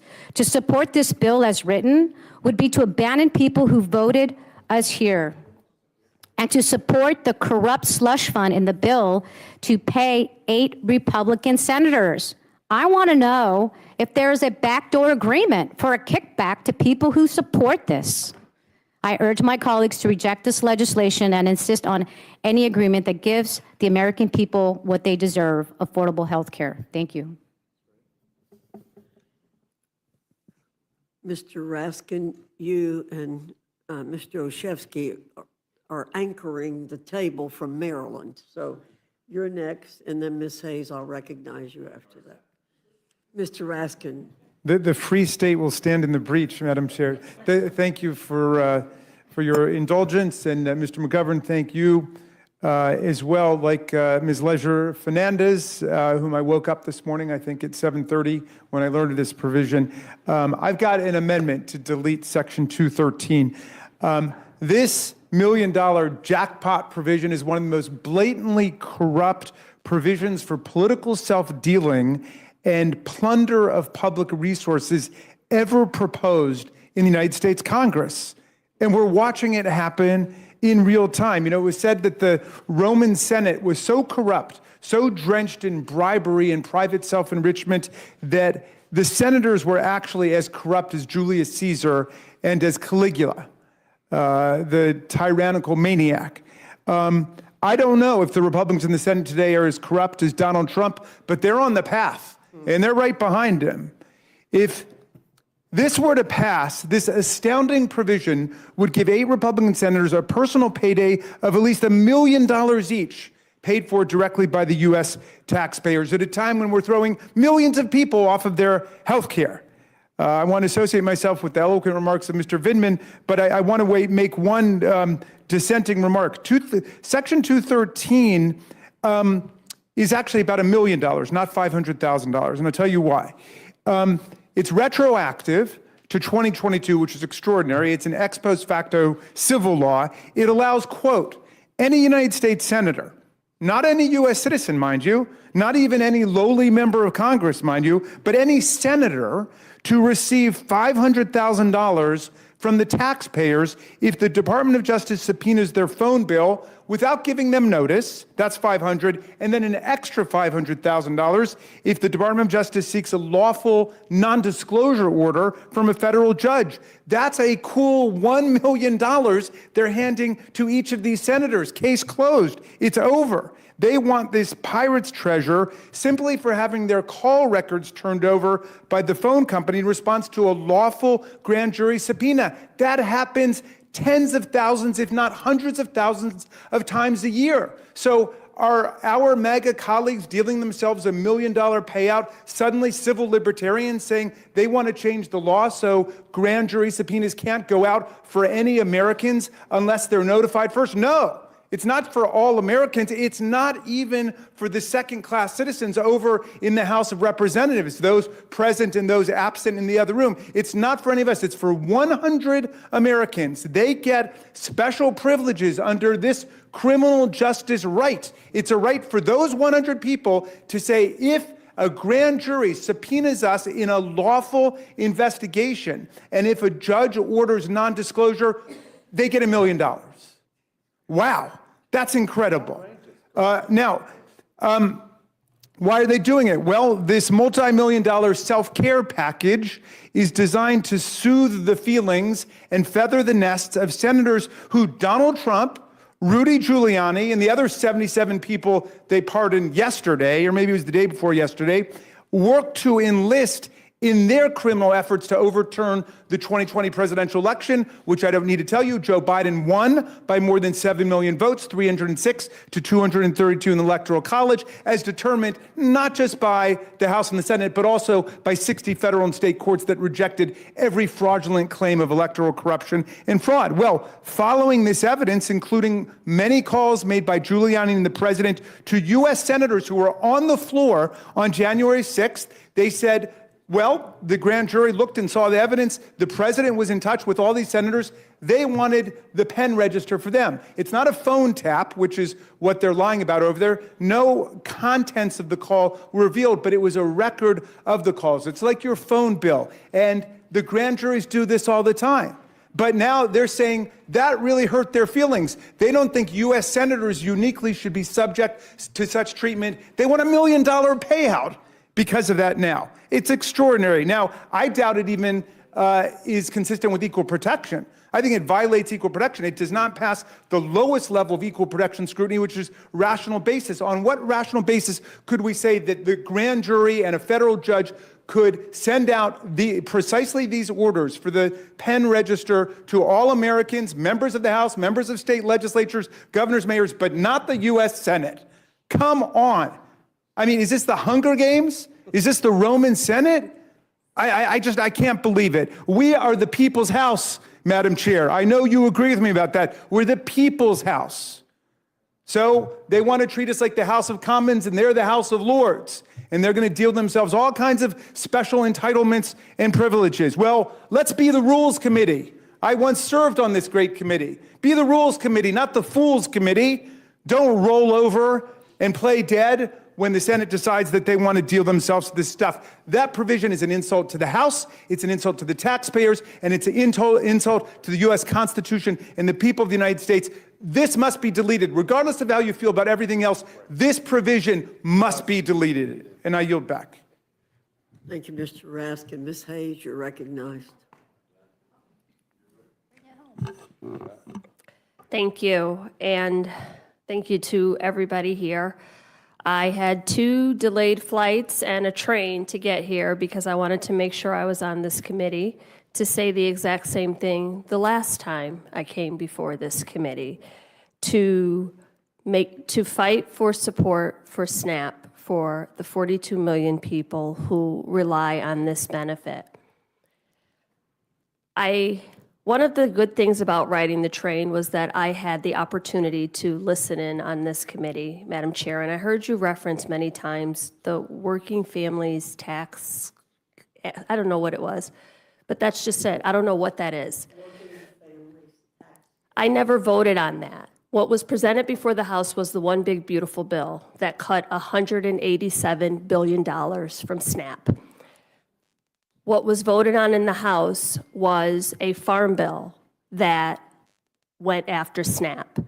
What was voted on and presented in the House was the debt ceiling that went after SNAP. This is a program that has been under attack at every turn and now is no different. But I'm going to give the president the benefit of the doubt, because what he said over the last couple weeks was that he really wanted to feed hungry children. He just didn't have the legal authority to do so. Went back and forth to the court and said, no, I want to do this. I just don't have the authority to do it. The court said, absolutely you do. Appealed it again. I want to do this. So what I'm asking today is I have introduced an amendment, amendment number 24, that clarifies that the contingency fund that is set up, that the emergency SNAP benefits that are set aside are in fact intended to cover an emergency such as a lapse in government funding. So that if this ever happens again, the president doesn't have to go to the Supreme Court. The Secretary of Agriculture doesn't have to ask for clarification on what the procedures are. This bill, just like the last appropriations package, set aside $6 billion in emergency contingency funding to cover benefits.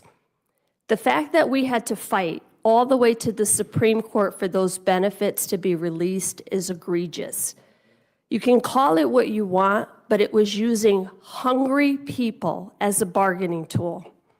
This is Stalin-era tactics. And I don't think that that is what the president intended. I don't think that's what Republicans intended. So I believe that in this moment, we can correct that to make sure it never happens again. To make sure that it is clear that the Congress, let her listen to me while I'm talking. You can talk to her when I'm done. Make it clear that the Congress has set aside this money so that if we are ever in this situation again, hungry families, hungry children, hungry veterans who already are at risk of losing eligibility for this program once the provisions of the One Big Beautiful Bill Act go into kick in. We have millions of families that are already at risk of losing benefits. But those children who are not Republican or Democrat, who didn't vote for any of us, who are 39% of the participants who are at risk of not receiving benefits so that they don't suffer. My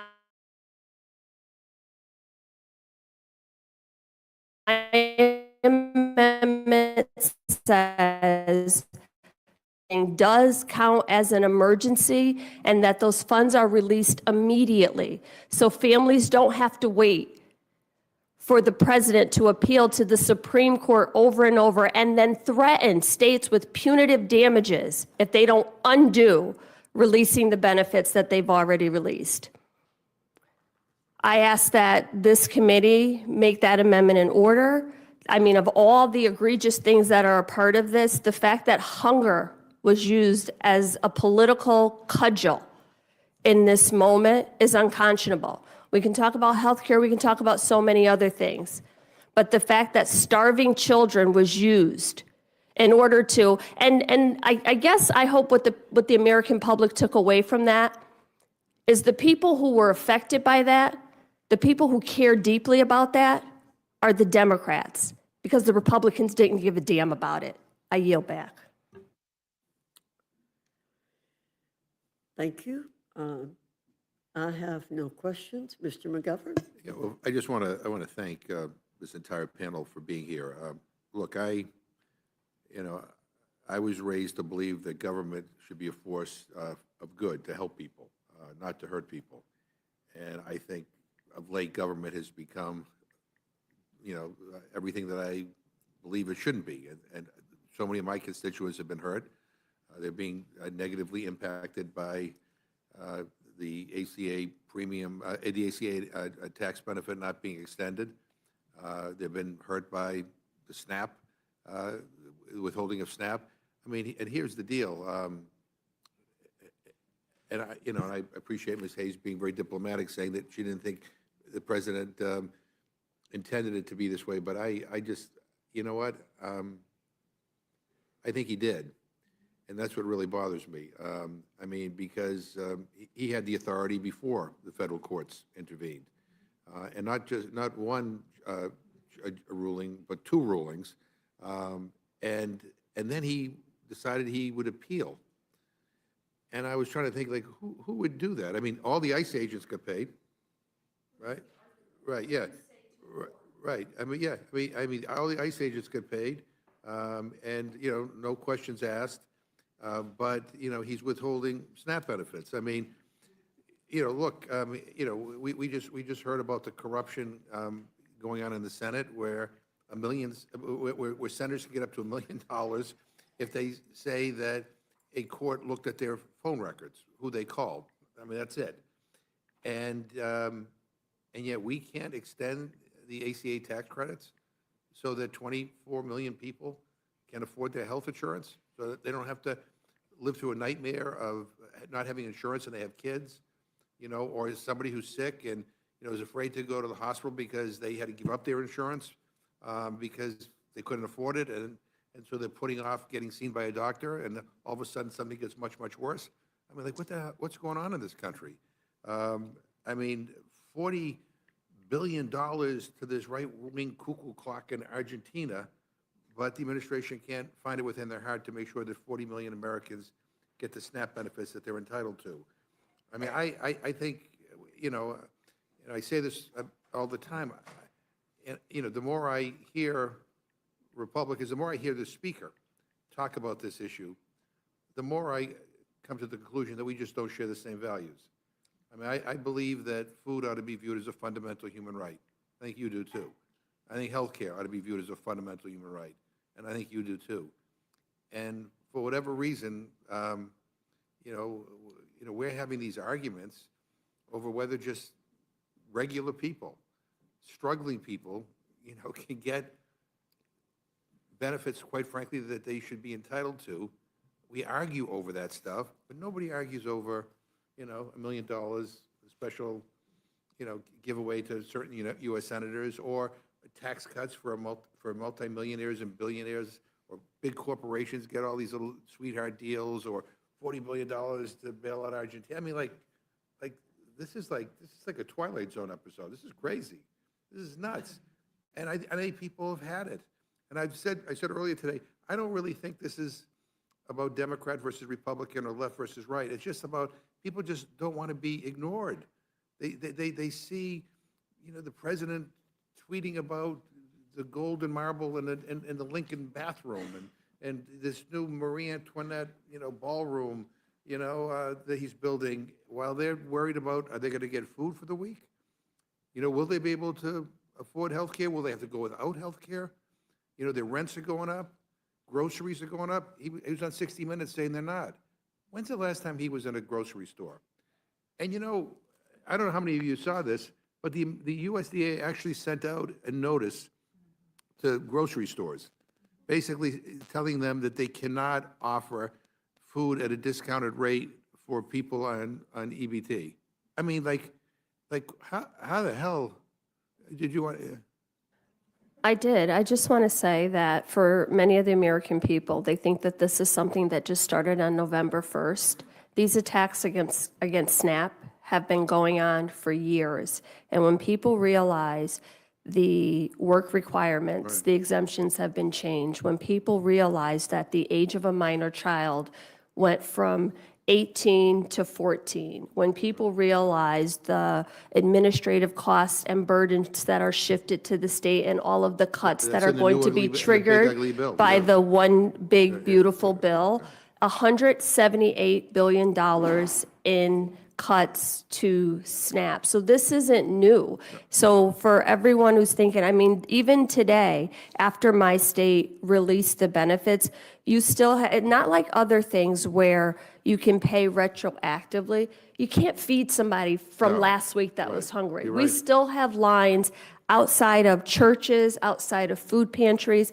The fact that last week we saw uniformed service members in line at food banks before they reported for duty on the base should be egregious to everybody. At the same time, it'd be one thing if that was happening in isolation, but it's happening against the backdrop of permanent tax cuts for the wealthiest individuals, a ballroom being built, a Great Gatsby party, $40 billion in subsidies to a foreign country. All of these things are happening at the exact time where the president, literally today, I'll find the money to give bonuses to TSA agents who I feel like were loyal. Where are you going to get the money? I don't know. I'll find it.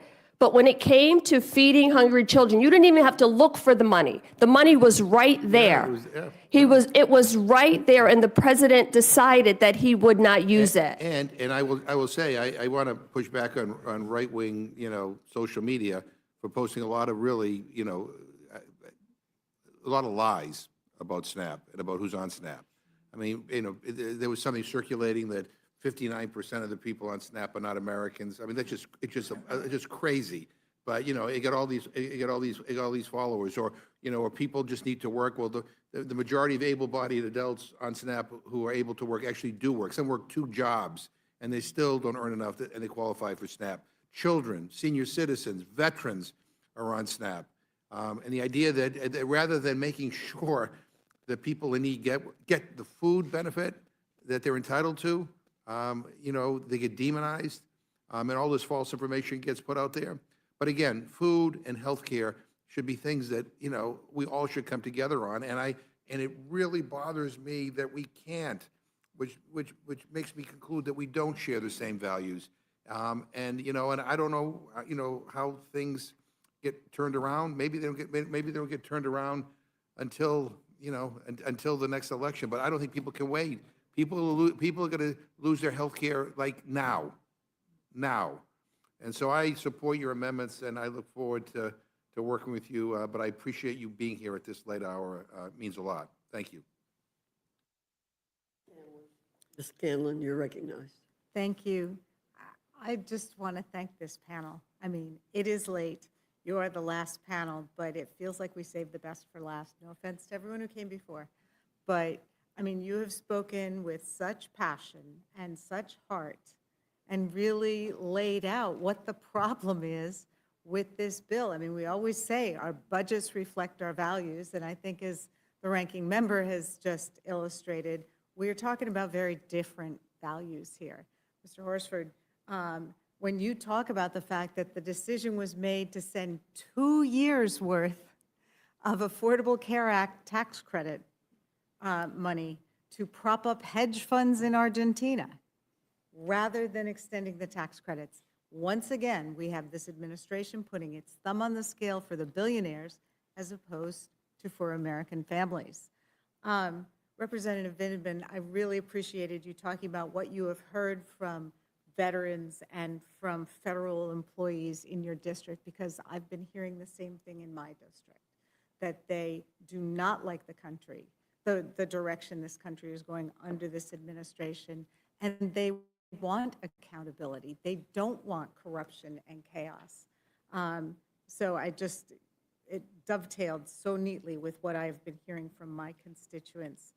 And with respect to the accountability, Mr. Raskin, I was glad that you laid the connection between this crazy payola provision in the Senate bill that would basically direct taxpayer funds into the pockets of folks who were at least aligned with the president's efforts to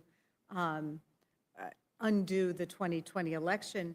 But you made the connection to the fact that just yesterday, or maybe 2 days ago now, all these pardons were issued to these fake electors and to Mr. Giuliani and other people who participated in those schemes. And again, it goes to accountability, and the accountability that the American people have the right to demand. So I would love it if you would address that. Well, Ms. Scanlon, you and I have been on this for a long time now, ever since January 6th happened. And some of our colleagues mentioned the fact that this was a massive violent assault on the police in order to drive us out of the House chambers, the Senate chambers, in order to get to Vice President Pence, where they were chanting, hang Mike Pence, in order to try to force him or someone in his position to rebuff and repudiate electoral college votes of tens of millions of people from lots of states out there, including Pennsylvania, including Michigan, including Arizona. And these officers have gotten nothing from the Republican House majority, nothing. And they were wounded, they were injured, they were hospitalized, they were disfigured, they were disabled. No fun for their families. A lot of them were forced out of their jobs because they were so disabled they couldn't work anymore. What have they done for them? Nothing. In fact, we did get a vote for a plaque for them. It was supposed to have been put up in March of 2023, and Speaker Johnson and the Republicans won't even put up the plaque that's already been produced to honor those officers, much less give them a dime or give their families a penny. And they want to give $1 million payout to each of these Republican senators because the American justice system had the temerity to treat them like all other American citizens, which is if your number appears on the name of somebody involved on the call list of somebody involved in a criminal conspiracy, yeah, they want to know who else you were talking to. And that we're all subject to that. If they want to change that and give $1 million payout to people who have had their phone records disclosed to a grand jury, they're going to be spending billions of dollars on the American people. But those senators don't want to make that a right that all of us have. They want to make it a right just for them to have. Well, just on that point of what is an appropriate remedy, I mean, supposedly the reason they installed this provision is some sort of discomfort with the investigation that the special counsel, Jack Smith, was doing. But hasn't Jack Smith been asked to come and testify before Congress? Couldn't he allay their fears if they would just let him testify in public? None of those senators has gone to court to try to bring an action because there's no cause of action because their rights weren't violated. Right. There's no remedy because their rights weren't violated. Meantime, if they think it's bad that their phone records had to be disclosed because the grand jury wanted to see it, what do they think about the fact that our colleagues are being prosecuted for nonsense, like Monica MacGyver, who's facing 17 years in federal prison for doing her oversight duty? How about the fact they're going after Adam Schiff? Not as a potential witness, but as a subject of a clearly selective, vindictive prosecution, the same kind that's taking place with James Comey. How come they're not uttering a peep about that? How come Adam Schiff's not getting his $1 million? Where's Monica MacGyver's $1 million? They're subject to much worse government persecution than people whose phone records were turned over because they were talking to conspirators on January the 6th. I couldn't agree more. And just once again, thank you all for your passion. And I know I've spoken to Ms. Stansberry and Ms. Hayes multiple times in recent days about SNAP and just the damage it's doing in our communities. To have the president for the first time ever blocking SNAP payments that were clearly available. So thank you for your advocacy. And I think all of these amendments should be made in order. I yield back.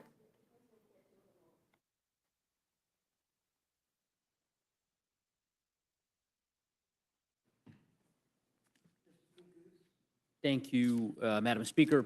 I would echo the sentiments of Ranking Member McGovern and the gentleman from Pennsylvania in terms of my gratitude to all of the witnesses for your testimony and for your efforts to fight on behalf of your constituents and the American people as valiantly as you have. I want to ask you, Ranking Member Raskin, a couple of questions regarding this corrupt, January 6th kickback provision that has been the subject of much discussion this evening. I have no doubt, notwithstanding the the feigned indignation of some of my Republican colleagues on this committee earlier about this provision, that they will undoubtedly support this provision, support this bill, and do nothing to address it. And I welcome them to come back into the room. I know they're back there if they'd like to perhaps challenge that proposition. So given that, I want to make sure the record is crystal clear because, as you know, the legislative history and the intent behind this particular provision, I suspect, will become the subject of whatever future litigation unfolds as a result of this provision. I think this provision is plainly unconstitutional. Ranking Member Raskin, I am sure you are very familiar with the 27th Amendment. How does this not violate the framers' proposition embedded in the 27th Amendment that precludes the very kind of corrupt, sort of self-dealing that this legislation provides for, right? As you know, we're not allowed to, members of Congress, the Congress as an institution cannot increase the salary of members of Congress, senators or members of the House, before an intervening election. And this provision clearly, I assume, is an attempt to subvert that, if not the plain text of the 27th Amendment, at least the spirit of it. Yeah, I mean, my first instinct when I read this was, if they want to vote a pay raise for themselves and for other members of Congress, they should put it on the table and we should move it forward. But this is a hell of a way to do it. But I'll tell you, the 27th Amendment is parallel to a number of other provisions in the Constitution. We've talked a lot about the Foreign Government Emoluments Clause. The Domestic Emoluments Clause in Article 1, Section 9 says that the salary of the president shall be fixed. It shall not be increased by $1 by him deriving other revenue from the federal government or state governments, and it shall not be decreased either. That's the president's salary, and the 27th Amendment adopts very much that same approach to our salaries, which we should not be increasing our own salaries, even if it's for a tiny subset of the overall Congress. So I would say between that and the Equal Protection Clause, this thing's a constitutional loser. I mean, the Equal Protection Clause, there is strict scrutiny and heightened scrutiny when you're discriminating on the basis of race and gender and so on. But every law has to pass some minimal rational basis scrutiny. There's got to be some rational end and means adopted to it that makes sense. What is the rational end of giving 100 people a right not to be subpoenaed by a grand jury that the rest of the population doesn't have? And, I don't think the House of Representatives should have anything to do with this self-dealing, but if you thought for some reason members of Congress should be treated differently than everybody else in the country, why just the members of the Senate? I mean, that's why I invoke the Roman Senate. I mean, we're at a state of tremendous decadence and corruption right now when the senators think that that's okay in order to get their vote for this terrible legislation that's been described so beautifully by our colleagues. I couldn't agree with you more. And I do think ultimately this provision will be ruled unconstitutional for the reasons that you described. I want to read you just a short snippet here of a provision from the Senate rules. As you know, every member of the United States Senate is subject to the standards of conduct promulgated by the U.S. Senate Select Committee on Ethics. No different than House members, different standard of conduct, but nonetheless, equal force of obligations.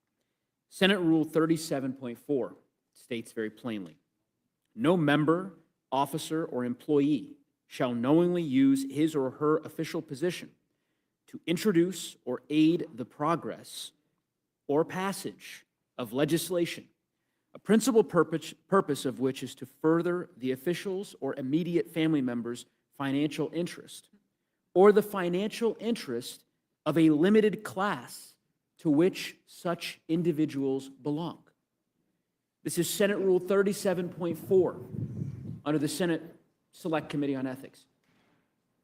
That financial, Help me understand this, Ranking Member Raskin. Senate Rule 37.4 restates the basic premise of our whole system of government. And Madison said that no man shall be a judge in his own case, right? That's why every legislature in the country has a provision just like the Senate rule you just cited. You can't vote on legislation that is going to narrowly benefit you or a small group of people like you. Well, that seems to me to be custom made for this situation. You've got 8 U.S. senators who get together to say, hey, there could be a payday for us. Why'd they stop at $1 million?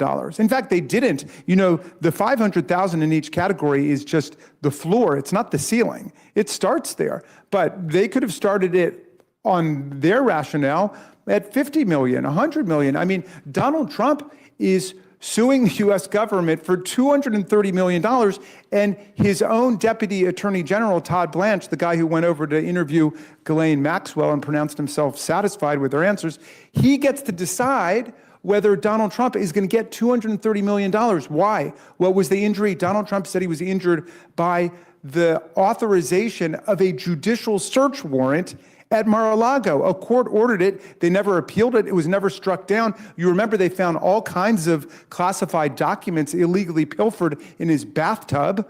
And where the pool table was, they found everything there, but he doesn't like the way he felt. It hurt his feelings. And so he wants $230 million, and now Todd Blanche is going to get to decide. So these corrupt Republican senators say, hey, if Donald Trump can do that for $230 million, all I want is $1 million for my family. So those 8 got together, decided to violate that rule, decided to violate the 27th Amendment, and decided to violate equal protection. I'm glad you're laying it out for the record. As am I. Thank you, Ranking Member Raskin. I yield back. Thank you, Mr. Neguse. Ms. Leisure Fernandez, you're recognized. Thank you. And it strikes me in each of the testimony that we've received tonight about each of the individual amendments, there's a theme that comes through. One is deep empathy and concern and care for the people you represent, the humble people who make us cry when we think about the impacts of these policies that are being passed here in DC that are terrible for our children, for our families, for our veterans.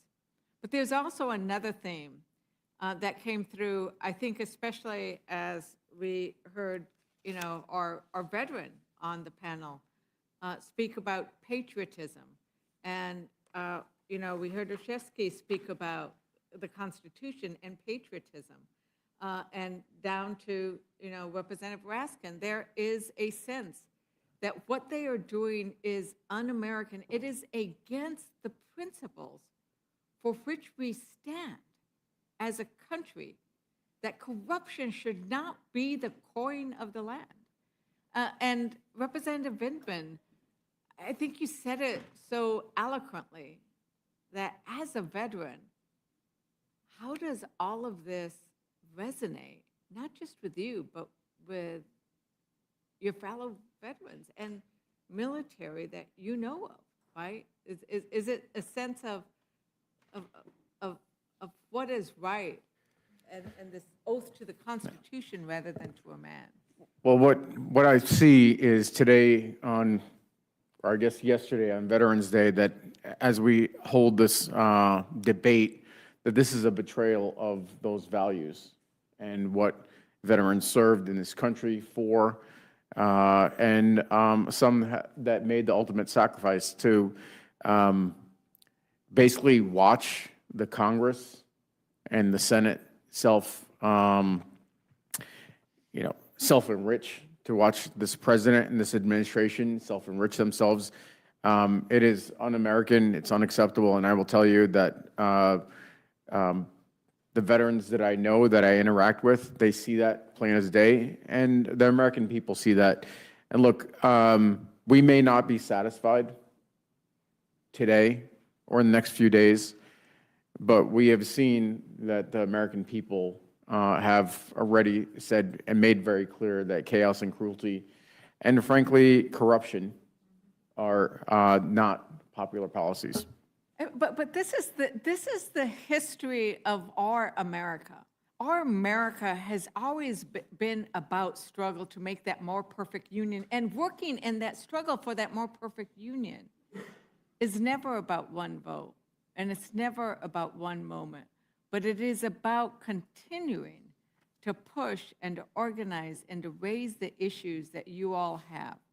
Because we did not eliminate slavery and abolish slavery quickly. It took us years. We did not get women the right to vote for over a century. We didn't give Native Americans the right to vote. The last case was in New Mexico in the 1960s, right?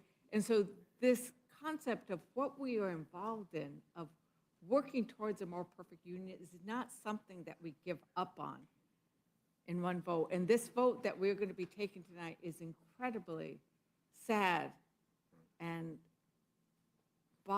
worrisome about who we are as a nation, when we're going to have probably 9 votes against the amendment that when we move it, right? But we're going to have 9 votes against the amendments to protect the those who are hungry.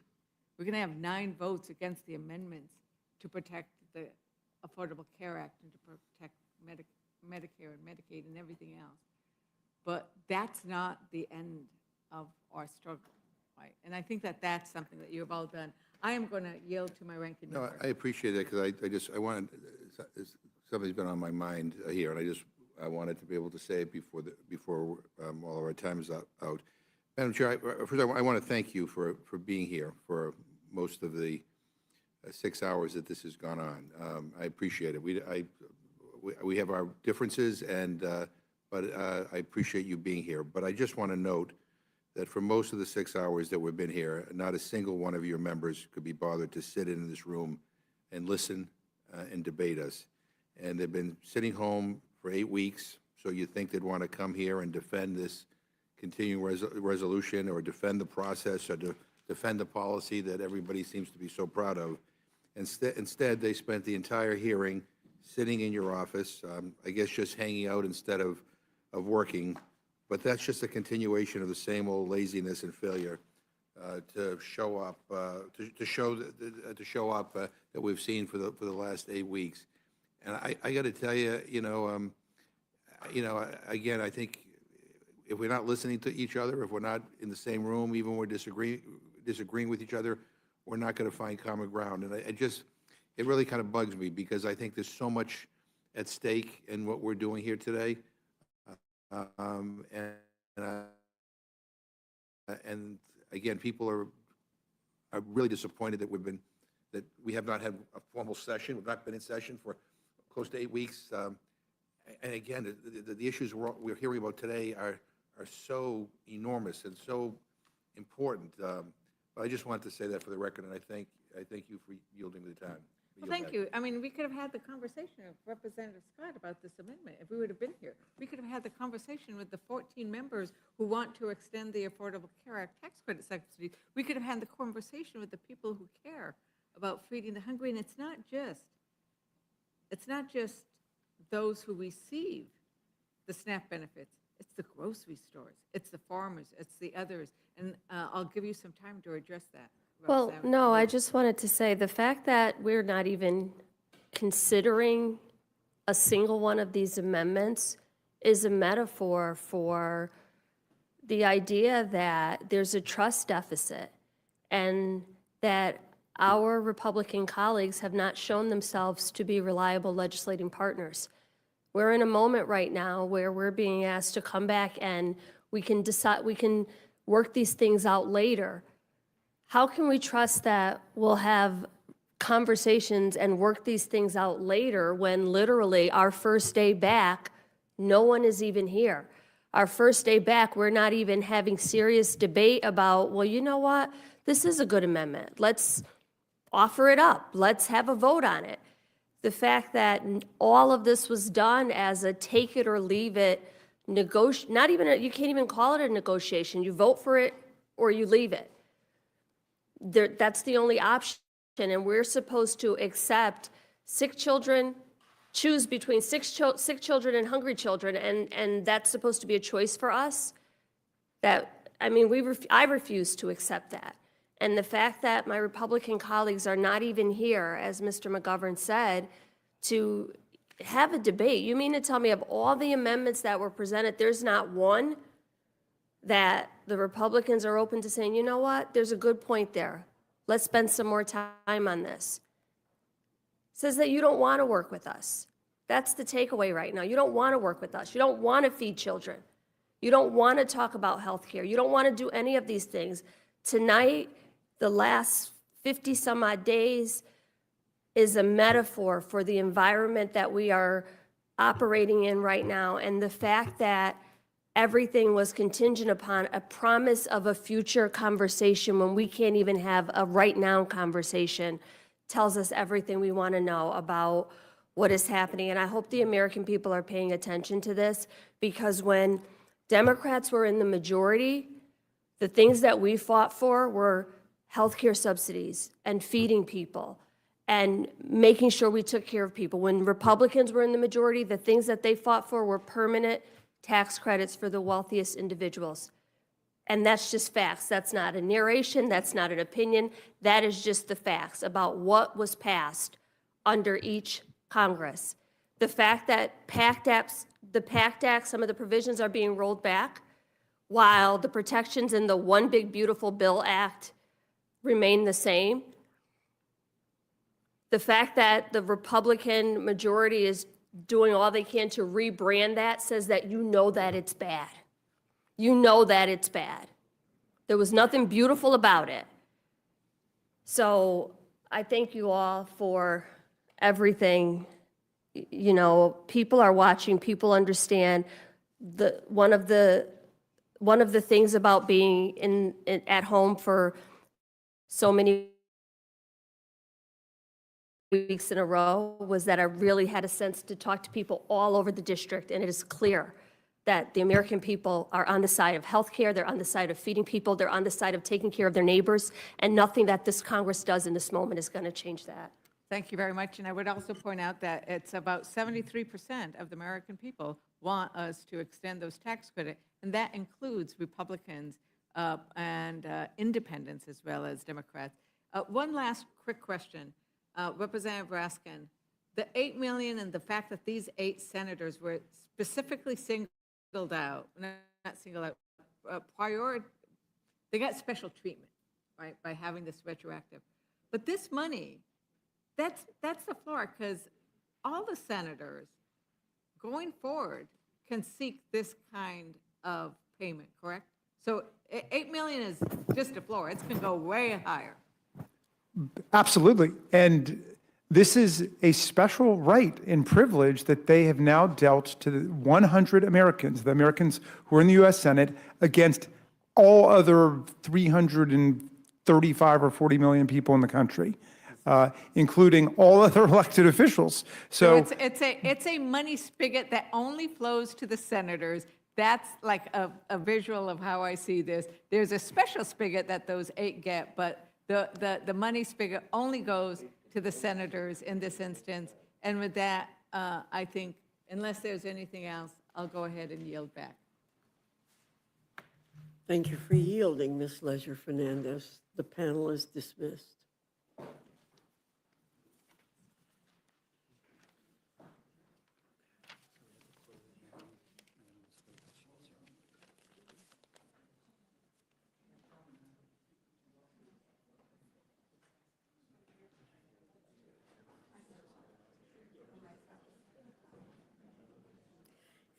Is there anyone else seeking to testify on the Senate amendment to H.R. 5371? Seeing none, this closes the hearing portion of our meeting. The chair will be in receipt of a motion from the gentlewoman from Minnesota, Ms. Fishbach. Thank you, Madam Chair. Madam Chair, I move the committee grant a rule providing for the consideration of the Senate amendment to H.R. 5371, the Continuing Appropriations, Agriculture, Legislative Branch, Military Construction, and Veterans Affairs and Extensions Act of 2026. The rule makes an order a motion offered by the chair of the Committee on Appropriations or his designee that the House concur in the Senate amendment to H.R. 5371. The rule waives all points of order against consideration of the motion and the Senate amendment. The rule provides that the Senate amendment and the motion shall be considered as read. Finally, the rule provides 1 hour of debate on the motion equally divided and controlled by the chair and the ranking minority member of the Committee on Appropriations or their respective designee. Thank you very much. You have now heard the motion. Is there any discussion or amendment to the rule? Yes, Madam Chair, I have an amendment to the rule. I move the committee add a section to the rule providing expedited procedures in the House for consideration of a Senate-passed measure extending the Affordable Care Act enhanced premium tax credits.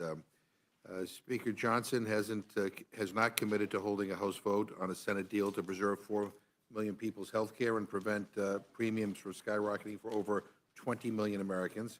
I certainly hope he'll change his mind if the Senate sends us a bipartisan health care fix, but hope won't get you far in the 118th Congress. So let's ensure that we have a we have the chance for an up or down vote.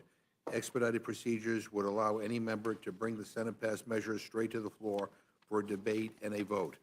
I want to be clear, a yes vote on this motion is a vote to guarantee that the House can consider a bipartisan bill protecting Americans' health care if it passes the Senate. A no vote will to allow a Senate health care deal to would allow a Senate health care deal to die a quiet death and turn a blind eye to working families who will continue to struggle to pay for health insurance next year. So I urge a yes vote on my motion, and I yield back. Does any Republican wish to speak to Mr. McGovern's motion? Nope. Anyone else wish to speak to Mr. McGovern's motion? Ms. Leisure Fernandez?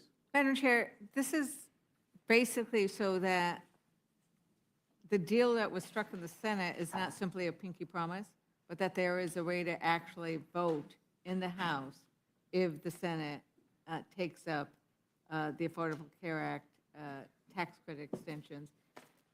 I think we should vote for this amendment so that we can actually put in place the deal that was struck in the Senate. It's an easy thing. Let people vote. We should let people vote on these matters. Well, the majority leader in the Senate has said that he will call for a vote. And if a bill comes to the House, I believe that the Speaker will deal with that also.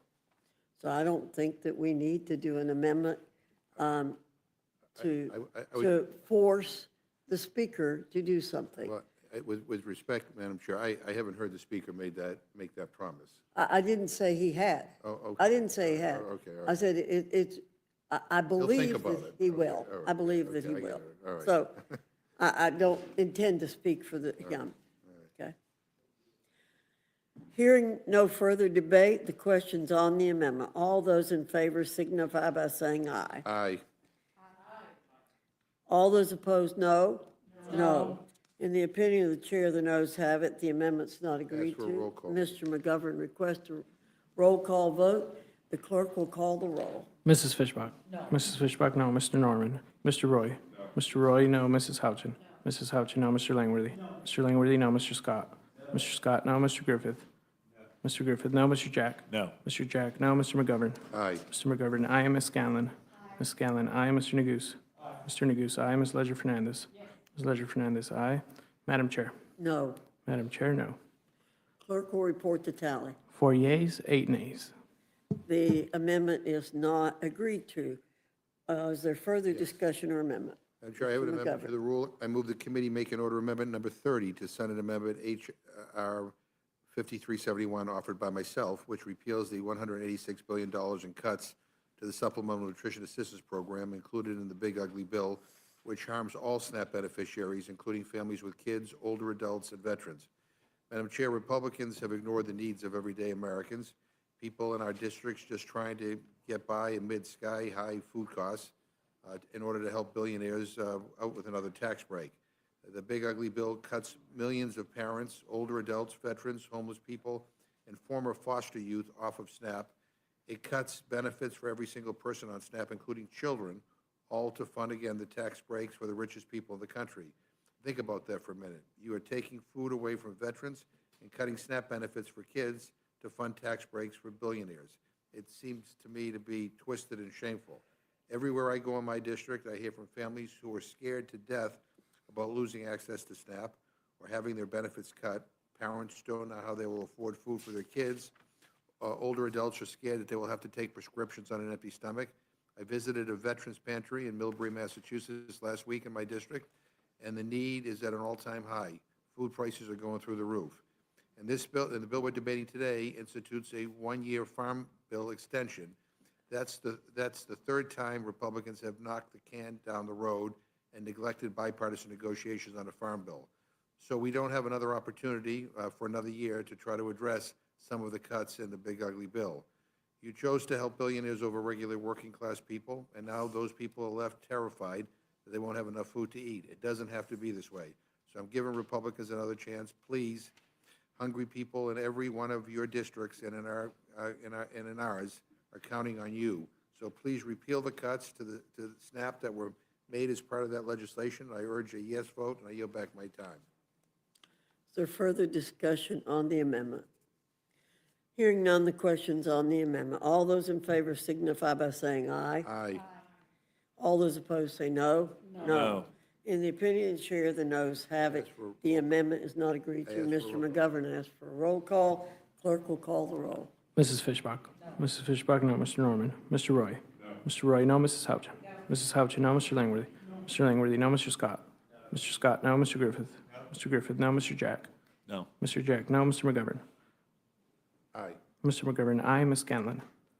Ms. Scanlon, aye. Mr. Neguse? Mr. Neguse, aye. Ms. Ledger Fernandez? Ms. Ledger Fernandez, aye. Madam Chair? No. Madam Chair, no. The clerk will report the total. 4 yeas, 8 nays. The noes have it. The amendment is not agreed to. Mr. McGovern, you recognize. I have an amendment to the rule. I urge the committee to make an order amendment number 24 to send an amendment to H.R. 5371 offered by Representative Hayes, who we just heard from, which ensures uninterrupted benefits for Supplemental Nutrition Assistance Program during a lapse in government funding. Is there further discussion on the amendment? Hearing none, the question is on the amendment. All those in favor signify by saying aye. Aye. Those opposed say no. No. In the opinion of the chair, the noes have it. The amendment is not agreed to. I ask for a roll call. Mr. McGovern requests a roll call. The clerk will call the roll. Mrs. Fishbach? No. Mrs. Fishbach, no. Mr. Norman? Mr. Roy? No. Mr. Roy, no. Mrs. Houchin? No. Mrs. Houchin, no. Mr. Langworthy? Mr. Langworthy, no. Mr. Scott? Mr. Scott, no. Mr. Griffith? No. Mr. Griffith, no. Mr. Jack? No. Mr. Jack, no. Mr. McGovern? Aye. Mr. McGovern, aye. Ms. Scanlon? Ms. Scanlon, aye. Mr. Neguse? Mr. Neguse, aye. Ms. Ledger Fernandez? Ms. Ledger Fernandez, aye. Madam Chair? No. Madam Chair, no. Clerk will report the total. 4 yeas, 8 nays. The noes have it. The amendment is not agreed to. Madam Chair, Mr. McGovern. I have an amendment to the rule. I move the committee make an order amendment number 20 to the Senate amendment to H.R. 5371 offered by Representative Wasserman Schultz, which restores $51.7 billion in advance funding for the Toxic Exposures Fund. Today is Veterans Day, but this bill still cuts health care for veterans who were exposed to toxic substances while defending our country. The amendment is simple. It honors the commitment we made to the veterans who served this country with distinction and honor in the PACT Act. Controversial. However, this bill appears to undo a bipartisan compromise reached in the House that would have fully funded toxic exposed veterans shouldn't have to wonder whether Congress will decide to fund the expanded medical care and benefits they've earned. A vote for this amendment will restore the bipartisan compromise reached in the House to advance appropriations for the Toxic Exposures Fund. A vote against this amendment is a vote against ensuring access to medical care for veterans. Is there further discussion on the amendment? Hearing none, the question's on the amendment. All those in favor signify by saying aye. Aye. Those opposed say no. No. In the opinion, chair, the noes have it. Ask for a roll call. Mr. McGovern requests a roll call. The clerk will call the roll. Mrs. Fishbach? No. Mrs. Fishbach, no. Mr. Norman? Mr. Roy? No. Mr. Roy, no. Mrs. Houchin? Mrs. Houchin, no. Mr. Langworthy? No. Mr. Langworthy, no. Mr. Scott? Mr. Scott, no. Mr. Griffith? No. Mr. Griffith, no. Mr. Jack? No. Mr. Jack, no. Mr. McGovern? Aye. Mr. McGovern, aye. Ms. Scanlon? Ms. Scanlon, aye. Mr. Neguse? Mr. Neguse, aye. Ms. Ledger Fernandez? Ms. Ledger Fernandez, aye. Madam Chair? No. Madam Chair, no. Clerk will report the total. 4 yeas, 8 nays. The noes have it. The amendment's not agreed to. Madam Chair, I have another amendment to the rule. I move the committee make an order amendment number 70, Mr. Jeffries, which extends the enhanced premium tax credits for 3 years. Right now, tens of millions of Americans are experiencing skyrocketing health care costs. Due to Republican inaction, the 24 million people on the Affordable Care Act will experience an average premium increase of 114% next year. This will bankrupt families, take away people's access to see a doctor or receive treatment. This inaction will cost lives. This amendment would provide the certainty that Americans need and deserve by cleanly extending the enhanced premium tax credits for the 3 years. By adopting this simple amendment, Republicans could join us and avert the most significant premium hike in history and protect health care for over 4 million Americans. With this simple amendment, Republicans could join us in protecting access to doctor and the ability to afford prescription drugs. With this simple amendment, Republicans could join us in standing up for working-class Americans. With this simple amendment, Republicans could join us in saving lives. I urge a yes vote on this amendment. And I yield back the balance of my time.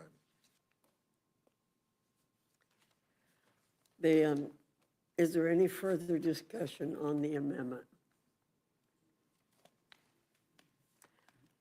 I'm going to exercise amazing restraint at this moment.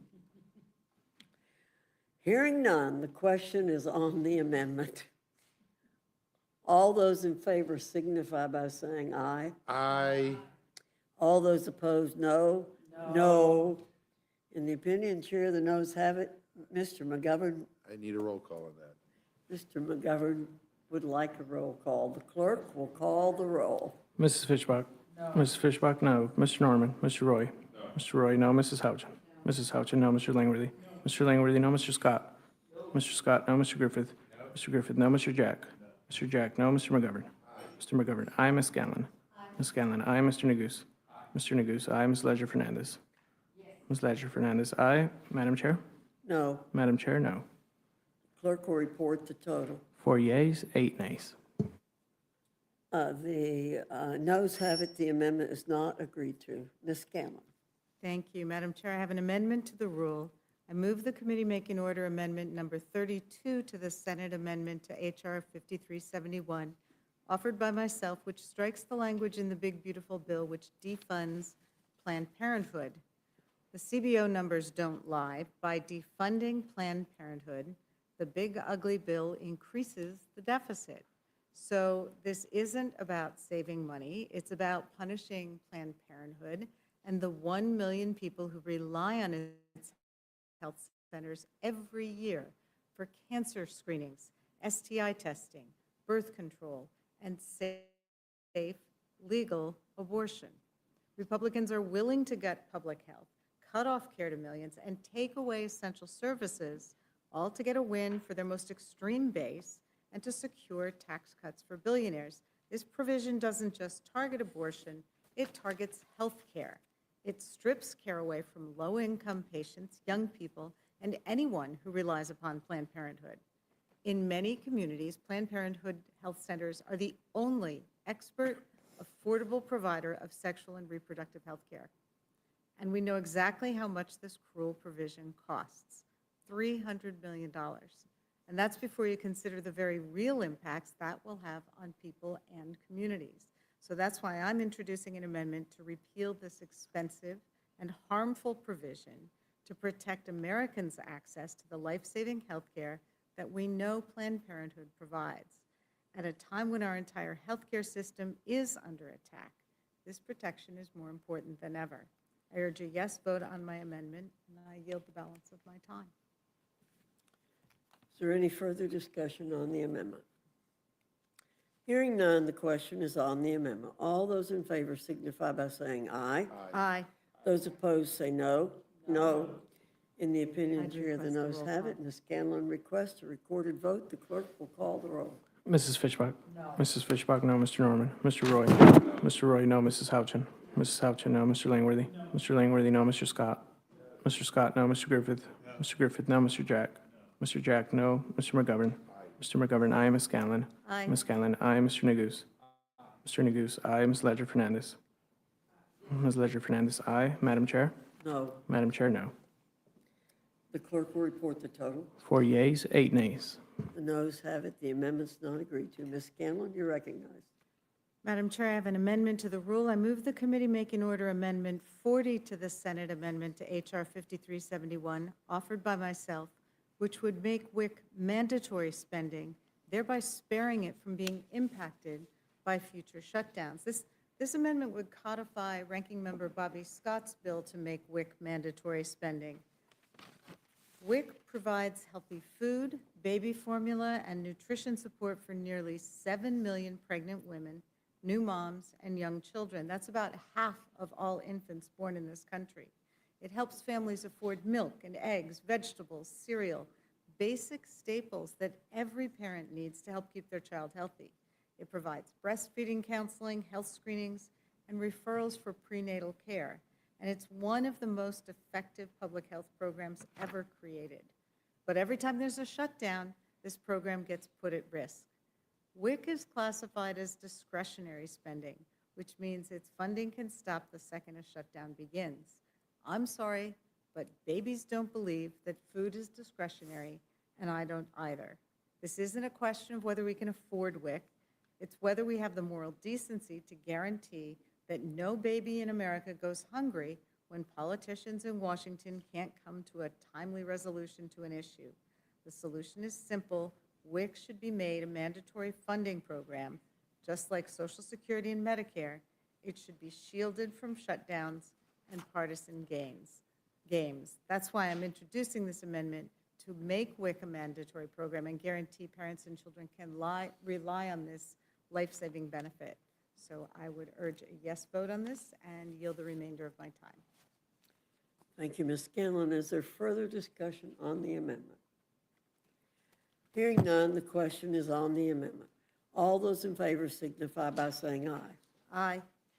Those opposed say no. No. In the opinion of the chair, the noes have it. The amendment is not agreed to. I'd request a roll call vote. Ms. Scanlon requests a recorded vote. The clerk will call the roll. Mrs. Fishbach? No. Mrs. Fishbach, no. Mr. Norman? Mr. Roy? Mr. Roy, no. Mrs. Houchin? Mrs. Houchin, no. Mr. Langworthy? Mr. Langworthy, no. Mr. Scott? Mr. Scott, no. Mr. Griffith? Mr. Griffith, no. Mr. Jack? Mr. Jack, no. Mr. McGovern? Mr. McGovern, aye. Ms. Scanlon? Aye. Ms. Scanlon, aye. Mr. Neguse? Mr. Neguse, aye. Ms. Ledger Fernandez? Ms. Ledger Fernandez, aye. Madam Chair? No. Madam Chair, no. The clerk will report the total. 4 yeas, 8 nays. The noes have it. The amendment is not agreed to. Ms. Scanlon? Madam Chair, I have an amendment to the rule. I move the committee make an order amendment 49 to the Senate amendment to H.R. 5371, offered by Representative Horsford, which provides that all financial support provided to Argentina not explicitly authorized by Congress is hereby terminated, and $40 billion is hereby appropriated to go towards extending the Affordable Care Act's extended tax credits through December 31st, 2027. We heard earlier from my colleague, Congressman Horsford, that it is madness that Donald Trump is sending a $40 billion bailout to Argentinian hedge fund investors during a government shutdown and at a time when he is also arguing that we can't afford to help American families buy health insurance. So while families are going hungry and Americans are begging Republicans to prevent their health care premiums from doubling, and Republicans were saying we couldn't afford it, Donald Trump was busy sending billions to his buddies abroad. So with this amendment, we want to give our Republican colleagues another chance to distance themselves from the policy and political failures of this White House. Please vote for this amendment. Show the American people that you care more about their health care than the Argentina politicians who are receiving billions of taxpayer dollars. I urge a yes vote on my amendment, and I yield back. Is there further discussion on the amendment? Hearing none, the question is on the amendment. All those in favor signify by saying aye. Those opposed say no. No. In the opinion of the chair, the noes have it. Ms. Scanlon requests a recorded vote. The clerk will call the roll. Mrs. Fishbach? No. Mrs. Fishbach, no. Mr. Norman? Mr. Roy? No. Mr. Roy, no. Mrs. Houchin? Mrs. Houchin, no. Mr. Langworthy? No. Mr. Langworthy, no. Mr. Scott? Mr. Scott, no. Mr. Griffith? No. Mr. Griffith, no. Mr. Jack? Mr. Jack, no. Mr. McGovern? Aye. Mr. McGovern, aye. Ms. Scanlon? Ms. Scanlon, aye. Mr. Neguse? Mr. Neguse, aye. Ms. Ledger Fernandez? Ms. Ledger Fernandez, aye. Madam Chair? No. Madam Chair, no. The clerk will report the total. 4 yeas, 8 nays. The noes have it. The amendment's not agreed to. Ms. Ledger Fernandez. Madam Chair, I have an amendment to the move. I move the committee make an order amendment number 25 to the Senate amendment to H.R. 5371 offered by myself, which strikes Section 213 of Division C, which allows senators who were legally subpoenaed during the January 6th criminal conspiracy investigation to get millions of dollars deposited into their bank accounts at taxpayer expense. Now, we have offered various amendments tonight because we want to make sure we go on the record to determine where do Republicans stand. Do they stand with Argentina, with the $40 billion we're sending down there, or with American taxpayers and their needs for health care and those tax credits? Do they stand with the babies who need the WIC funding? Do they stand in favor of farmers and veterans and children and families who require that nutrition funding? This amendment is slightly different because you agree with us on this policy position.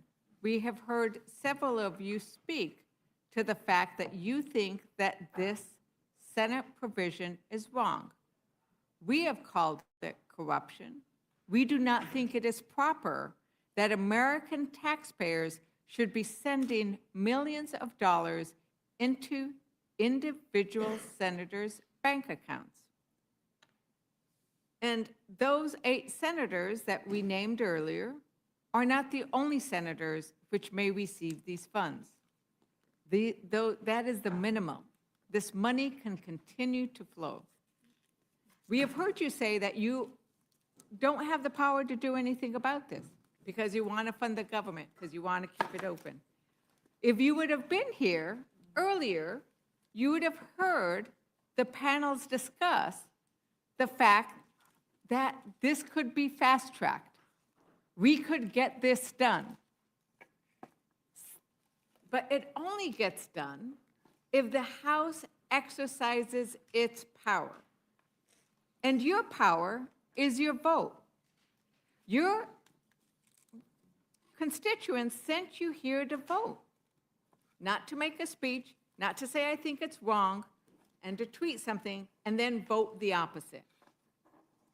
The only way this gets changed is if you vote to change it. And so that's why we are bringing this amendment to eliminate this. I also want to make sure that we thank Congressman Raskin and Subramaniam, who have similar amendments and provided excellent testimony tonight about this. So let's see what kind of courage we all have to stand up to this kind of corruption and special treatment for senators, for 100 people who will be treated completely different than every other American who may have their records legally subpoenaed by the Department of Justice. With that, Madam Chair, I move my amendments, and I encourage all of us to think carefully about your vote. Madam Chair? Is there further discussion on the amendment? Yeah, I would just simply say to my colleagues, do the right thing. Because if you don't stop this now, you're never going to stop it. I mean, I don't, this will be a done deal. You will not find a vehicle to be able to get at this. And if we pass this amendment, make this amendment in order tonight, John Thune get on the telephone and get his senators back there tomorrow night. You could fix this, and the government could be open. But don't use the excuse that, oh, this is going to slow down the opening of the government, or that, well, we can't do, our hands are tied. I mean, you either want to fix this problem or you don't. But understand this, if we don't fix it now, you're never going to fix it. It's a done deal, and it's not just the senators who allow this to happen that are responsible. It will be you as well. I yield back. Mr. Griffith seeks recognition. Madam Chair, quote, "The government needs to open, and it needs to open immediately," end quote. Abigail Spanberger, governor-elect, said that on Sunday. As I said earlier, the problem with all of these amendments is that it stops the government from being able to open. We're trying to get the government reopened, hopefully tomorrow. And I heard the debate earlier about you can fast track it, you can go, there's two ways to do it. You can do it on unanimous consent, or you can have a roll call. I heard the gentleman say that. The problem is that a majority of the Democrats in the Senate have opposed this all the way. All it takes is one to say, I want a roll call, any one of the roughly, I guess it's 40, of the senators who voted no can demand a roll call, and we lose another week. As I also said before, my district, one of the most economically stressed districts in the nation, has suffered enough. We heard our colleagues say that there needed to be some suffering to get what they wanted. My district has suffered enough. It suffers economically on a fairly regular basis. And in this 40 plus, now 42 days I think we're at, it has suffered. The suffering needs to end, and we can end it. But to do so, because of the way the process works here, we have to send it back to the Senate if we agree to any of these amendments. And I disagree with my colleague on the other side who said, and he may be right, but I disagree that there's only one chance to do it, and it's now. No, there's going to be other chances that we can strike back at the Senate before the senators actually start filing their claims. And I suspect, after all the attention that's been brought on this, any senator that plans to run for re-election is not going to make a claim.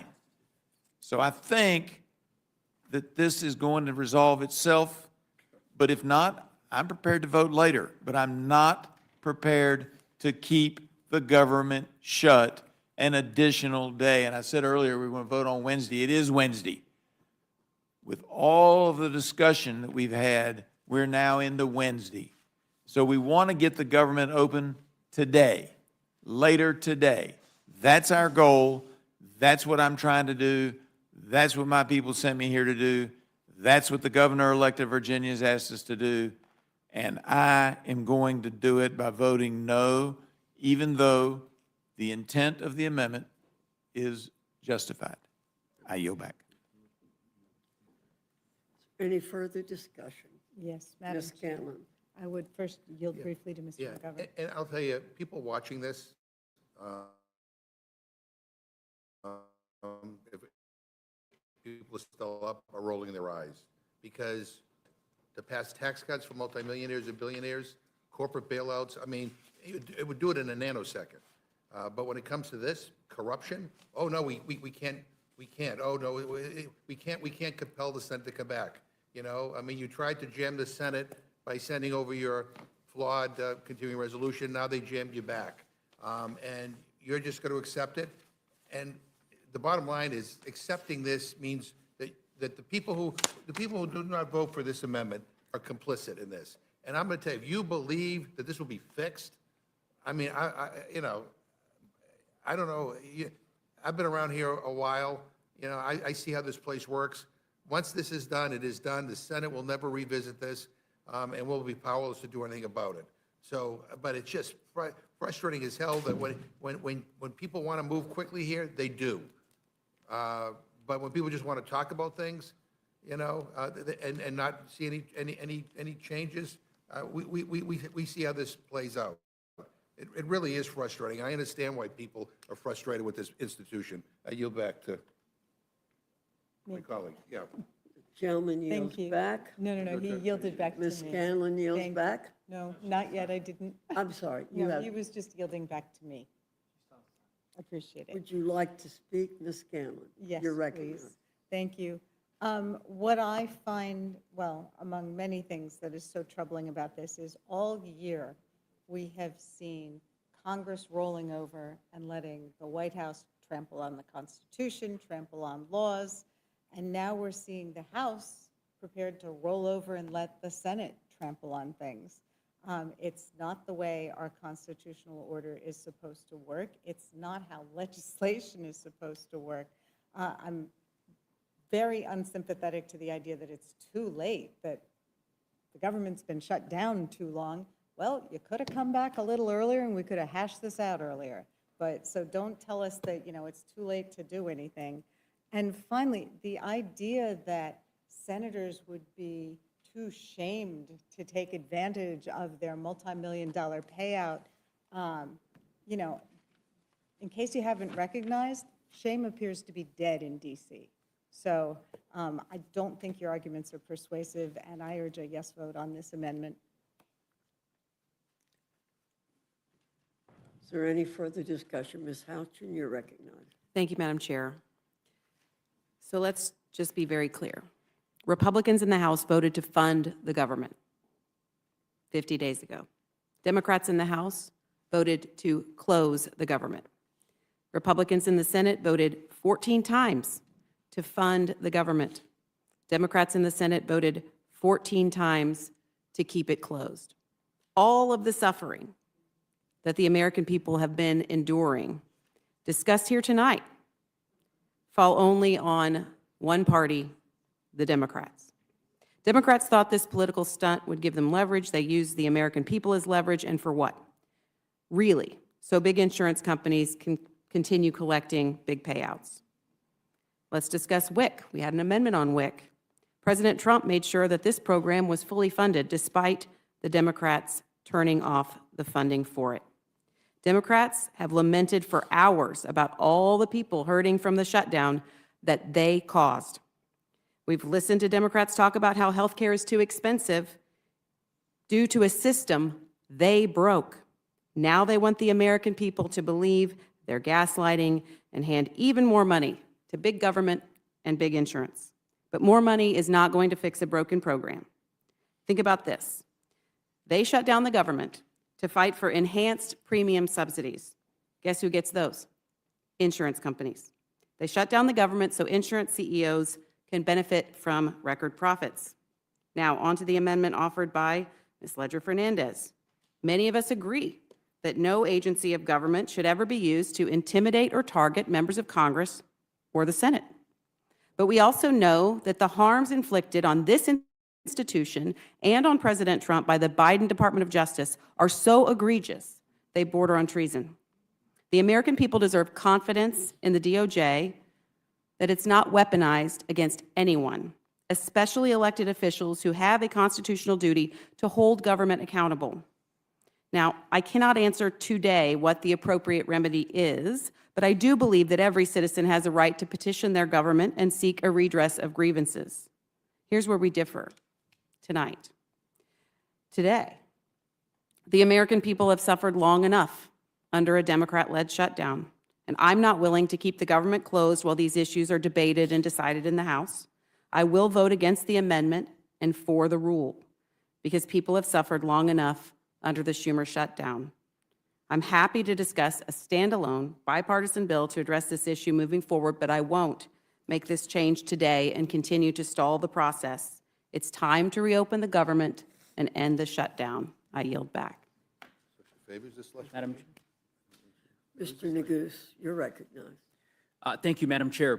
I actually did not intend to speak on this amendment, but to my colleague from Follow your intentions. What was that? You should follow your intentions. Well, I'm sorry to disappoint you, Madam Chair, but I could not resist the temptation to respond to some of the comments from my colleagues on the side of the aisle, and in particular, my colleague from Indiana, who has joined us now. It's 1 a.m. here, I believe, to her first remarks of the hearing today after 7 hours, 8 hours of testimony from our colleagues and from the appropriations leaders and all the rest. But nonetheless, wonderful to welcome her to this committee. With respect to this amendment, again, it is folly to think that once this is signed into law by President Trump, that it will ever change. Why do you think these senators packaged this provision into the CR in the first instance? It's because they knew that you would make the exact arguments you're making now. Well, of course, I perhaps this provision is problematic, but I can't possibly vote in favor of this amendment now and put at risk all of the various rationales that all of my colleagues have offered. It's ridiculous. If you oppose this provision, which I believe, as I said, is a corrupt provision. And I suspect that there are some of my colleagues on the other side of the aisle who agree with me. Actually, some is very charitable. There are two colleagues of mine, three, I think, on the other side of the aisle, Mr. Roy, Mr. Scott, and the gentleman from Virginia, who I think agree that this provision is deeply problematic and should not become law. I don't, with respect to the sentiments of the rest of my colleagues, I guess I just would take this at face value. Because in my view, it is very clear to me that at least with respect to those three individuals, you've expressed your reservations. And I would simply encourage you, at least one or two of my colleagues, whom I mentioned, vote in favor of this amendment so that we can at least send a signal to the Senate that what they did in this instance is unacceptable. If you do not, if the amendment fails, if it can't garner a single Republican vote, again, I think this Senate will see this for what it is, which is complicity that at the end of the day, sure, House Republicans may make a lot of noise, but fundamentally, we can roll them whenever we'd like. We've done it multiple times this year. We will continue to do it for the remainder of the 119th Congress. And I sincerely believe that Mr. Scott and Mr. Roy, I believe that you agree with me that this provision is wrong. I honestly do. So I'm just asking you, vote in favor of the amendment, send a signal to those senators that this was unacceptable. I yield back. Or I yield to the gentleman from New Mexico. If you would, I mean, you have done that before. We have seen, not frequently, very infrequently, but where you have exercised that kind of independence and voted your conscience on some of these issues. And we appreciate that because we know that's not easy to do. So I do encourage you to consider the signal you are sending to the Senate. The signal you are sending to Americans when you can't even vote for an amendment to strip this provision. And with that, I yield back to my... Thank you, Mr. Neguse. Anyone else? Madam Chair. Mr. Roy? I'll only add just a couple of thoughts to what the gentlelady from Indiana said. The bill before us, as the gentleman from Virginia articulated, is a bill that will open the government probably in about 24 hours, if all goes to the current schedule tomorrow, voting. Or less. passes. Or, yeah, give or take. And that's the whole point. That's what we're doing. That's what the last 54 days, quoting my friend from Indiana, that the American people have been watching. And the messages we get and people asking what's going to happen, the folks at TSA that we've all met with, people, the air traffic controllers we've all met with, all the things we've all been doing. For whatever theater this is all about, which 99.9% of Americans aren't going to give a rip about or watch. And that's all this is political theater in this room here right now. It's just back and forth trying to joust on political points, Democrat, Republican. That's it. That's all that's happening. The fact is you have an egregious violation, an abuse of power by the FBI, the Department of Justice, that was carried out against United States senators. Just an egregious abuse of power in coordination with a federal judge that comes in and says that AT&T can't provide the records to a sitting United States senator. At least one of the providers had the courage to at least go into court and say, wait a minute, speech and debate clause, maybe we can't do this. At least one of them did that. But the extent to which 20% of the Republican members of the Senate were targeted by the FBI is extraordinary. And we haven't talked about that at all. We're going to talk about the corruption. Let's talk about that corruption. The power of the government, the executive branch, being targeted to Article 1 in that way. That merits full hearings, full discussion. It should offend us all. But fine, we'll get there. But we're sitting here in the Rules Committee, and we're talking about this now, having this information now at our disposal. We're talking about a slush fund. That's what we're talking about.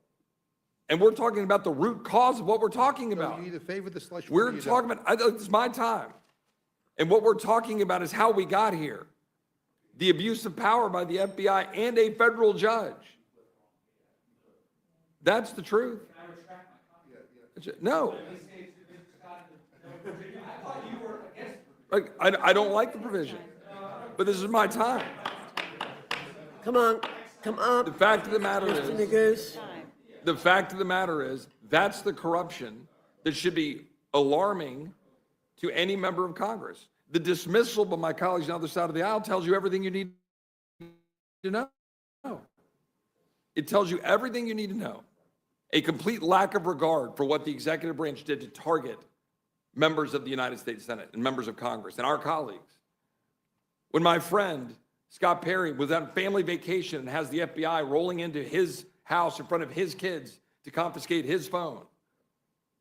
Like, we don't seem to care about that. We don't seem to care about that abuse of power.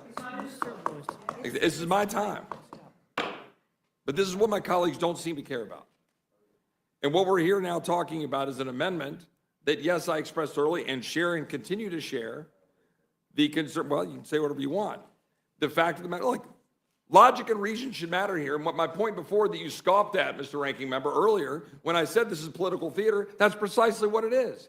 Because if you're being at all objective about this, you would be equally concerned about the corruption of what we saw in the Department of Justice and the FBI, as you are concerned about a provision that I don't believe should have been put in the bill.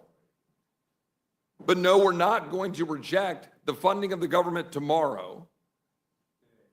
today, because that provision was inserted in the bill. But I joined my friend in Indiana, and I would join my friend from Virginia, and my friend from Georgia, or any of my other colleagues who want to go address this issue on a standalone bill as soon as tomorrow, or next week, or in the Rules Committee next week. But that's the position we're taking. And the American people should be reminded as to why we're even having the conversation in the first place. I yield back, man. Madam Chair, just one point. It's not a slush fund. It actually is a payment to them individually. So just.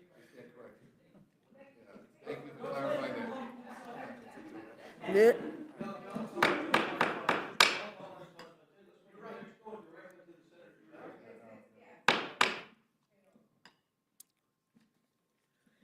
The question is on the amendment. All those in favor signify by saying aye. Aye. All those opposed say no. No. In the opinion of the chair, the noes have it. Ms. Leisure-Fernandez requests a recorded vote. The clerk will call the roll. Mrs. Fishbach? Mrs. Fishbach, no. Mr. Norman? Mr. Roy? Mr. Roy, no. Mrs. Houchin? Mrs. Houchin, no. Mr. Langworthy? Mr. Langworthy, no. Mr. Scott? Mr. Scott, no. Mr. Griffith? Mr. Griffith, no. Mr. Jack? Mr. Jack, no. Mr. McGovern? Mr. McGovern, aye. Ms. Scanlon? Ms. Scanlon, aye. Mr. Neguse? Mr. Neguse, aye. Ms. Leisure-Fernandez? Ms. Leisure-Fernandez, aye. Madam Chair? No. Madam Chair, no. The clerk will report the total. 4 yeas, 8 nays. The noes have it. The amendment is not agreed to. So Madam, Ms. Leisure-Fernandez. Madam Chair, I had a couple of more, and I don't think they'll get as much debate, even though I wish they would. But I will just add this one. Madam Chair, I have an amendment to the rule. I move the committee make an order amendment number 29 to the Senate Amendment HR 5371, offered by myself, which reaffirms USDA's authority to reimburse states for SNAP and NAP under Section 118 and require state reimbursements for other nutrition programs. And the reason I need to bring this amendment, even though we are at this late hour and we had such a great conversation about my earlier amendment, is because there were certain states that stepped up to make sure their families, their veterans, their children, their elderly did not go hungry when the USDA refused to disperse the money that was sitting there, basically sitting there in the bank, available to fund SNAP. In every other shutdown, that contingency fund that sits at USDA precisely for purposes like this has been used so that people don't go hungry. And in this instance, sadly, President Trump and USDA Secretary Brooke Rollins decided that they weren't going to send it out. So Democratic states like New Mexico and Vermont and others, but also Republican states like Virginia and Louisiana and others did what the federal government was refusing to do. They kept their children, seniors, and people with disabilities fed. And I think it is only proper, and it was left out of this bill, that we show the same leadership that they did, and we reimburse them. This is what has been done in the past, too. I mean, that's the thing, is like, we have never used hunger. A president has never used hunger before as a cudgel. And this time, this president did, even though the money was there. And so I think that we need to make sure that all states, including those Republican states who stepped up to make sure their people did not go hungry, receive the reimbursements that is normally done. And this administration shouldn't have needed a court order to care about Americans' hunger. All it needed was a conscience. I urge my colleagues to vote in favor of my amendment that requires the administration to reimburse states who made sure no child, veteran, or senior went to sleep hungry. And with that, I ask a yes vote on my amendment. Any further discussion on the amendment? Hearing none, the question's on the amendment. All those in favor signify by saying aye. Aye. Those opposed say no. No. In the opinion of the chair, the noes have it. The amendment's not agreed to. Ms. Leisure Fernandez requests a recorded vote. The clerk will call the roll. Mrs. Fishbach? No. Mrs. Fishbach, no. Mr. Norman? Mr. Roy? No. Mr. Roy, no. Mrs. Houchin? Mrs. Houchin, no. Mr. Langworthy? Mr. Langworthy, no. Mr. Scott? Mr. Scott, no. Mr. Griffith? No. Mr. Griffith, no. Mr. Jack? Mr. Jack, no. Mr. McGovern? Mr. McGovern, aye. Ms. Scanlon? Ms. Scanlon, aye. Mr. Neguse? Mr. Neguse, aye. Ms. Ledger Fernandez? Ms. Ledger Fernandez, aye. Madam Chair? No. Madam Chair, no. The clerk will report the total. 4 yeas, 8 nays. The noes have it. The amendment's not agreed to.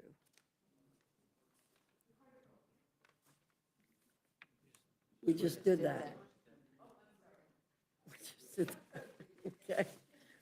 All right. Hearing no further discussion, the question is on the motion from the gentlewoman from Minnesota. All those in favor signify by saying aye. Aye. Those opposed say no. No. In the opinion of the chair, the ayes have it. The motion's agreed to. Mr.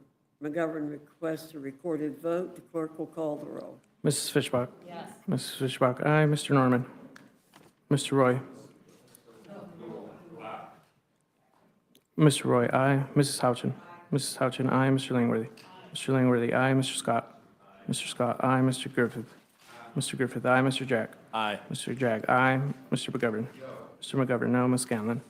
Ms. Scanlon, no. Mr. Neguse? Mr. Neguse, no. Ms. Ledger Fernandez? Ms. Ledger Fernandez. Ms. Ledger Fernandez, no. Madam Chair?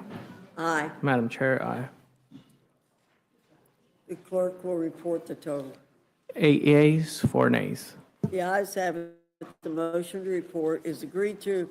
Accordingly, the gentlewoman from Minnesota, Ms. Fishbach, will be managing this rule for the majority.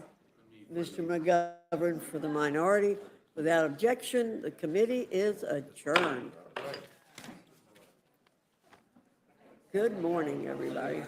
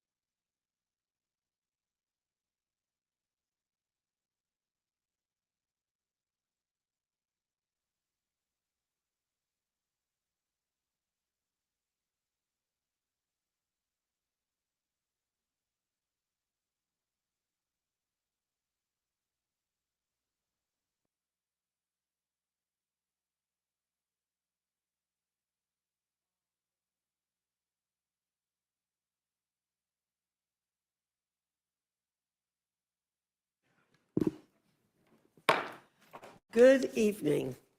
The committee will come to order. Without objection, the chair is authorized to declare recess at any time.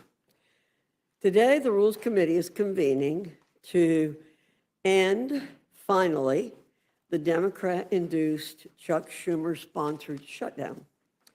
It has been over 40 days since we last sat in this room when Republicans advanced a responsible, nonpartisan, clean CR, and all but one Democrat voted to shut the government down.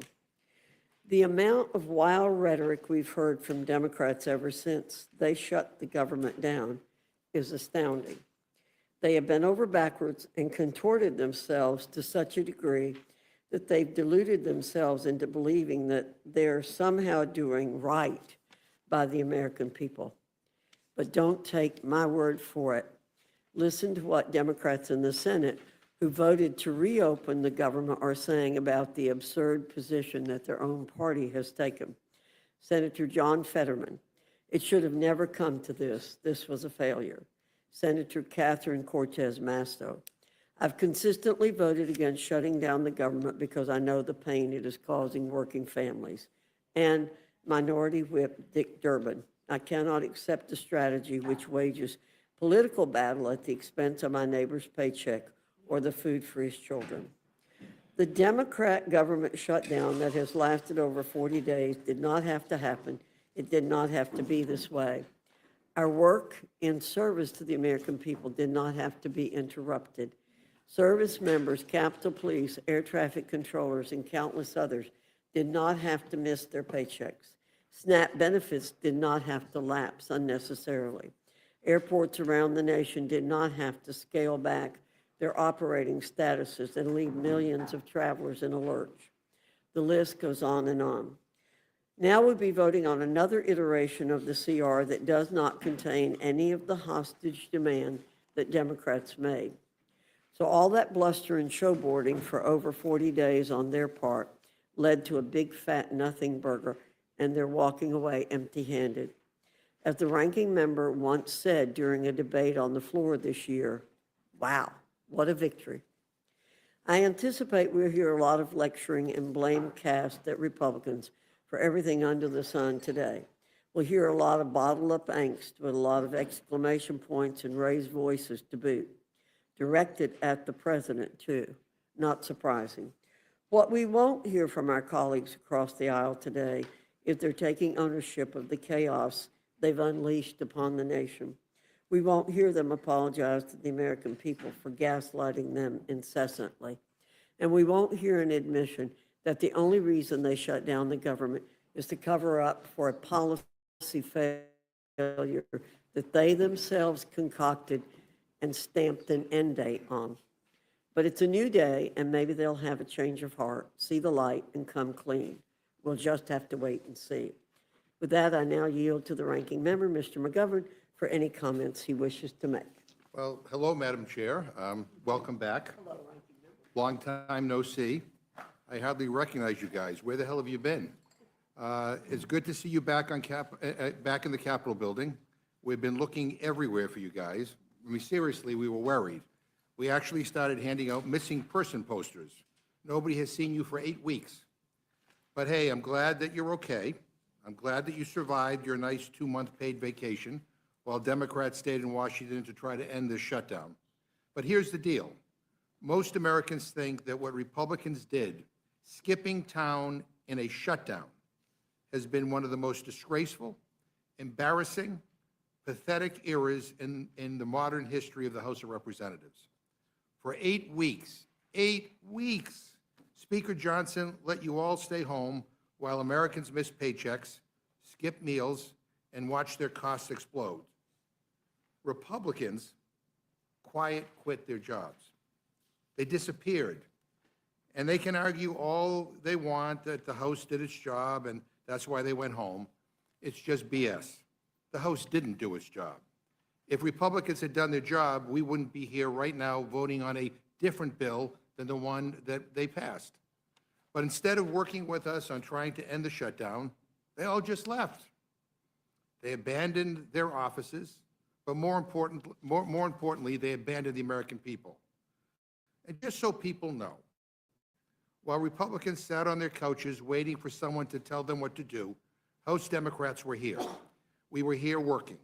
We were meeting with regular people, talking with folks about next year's skyrocketing health insurance premiums.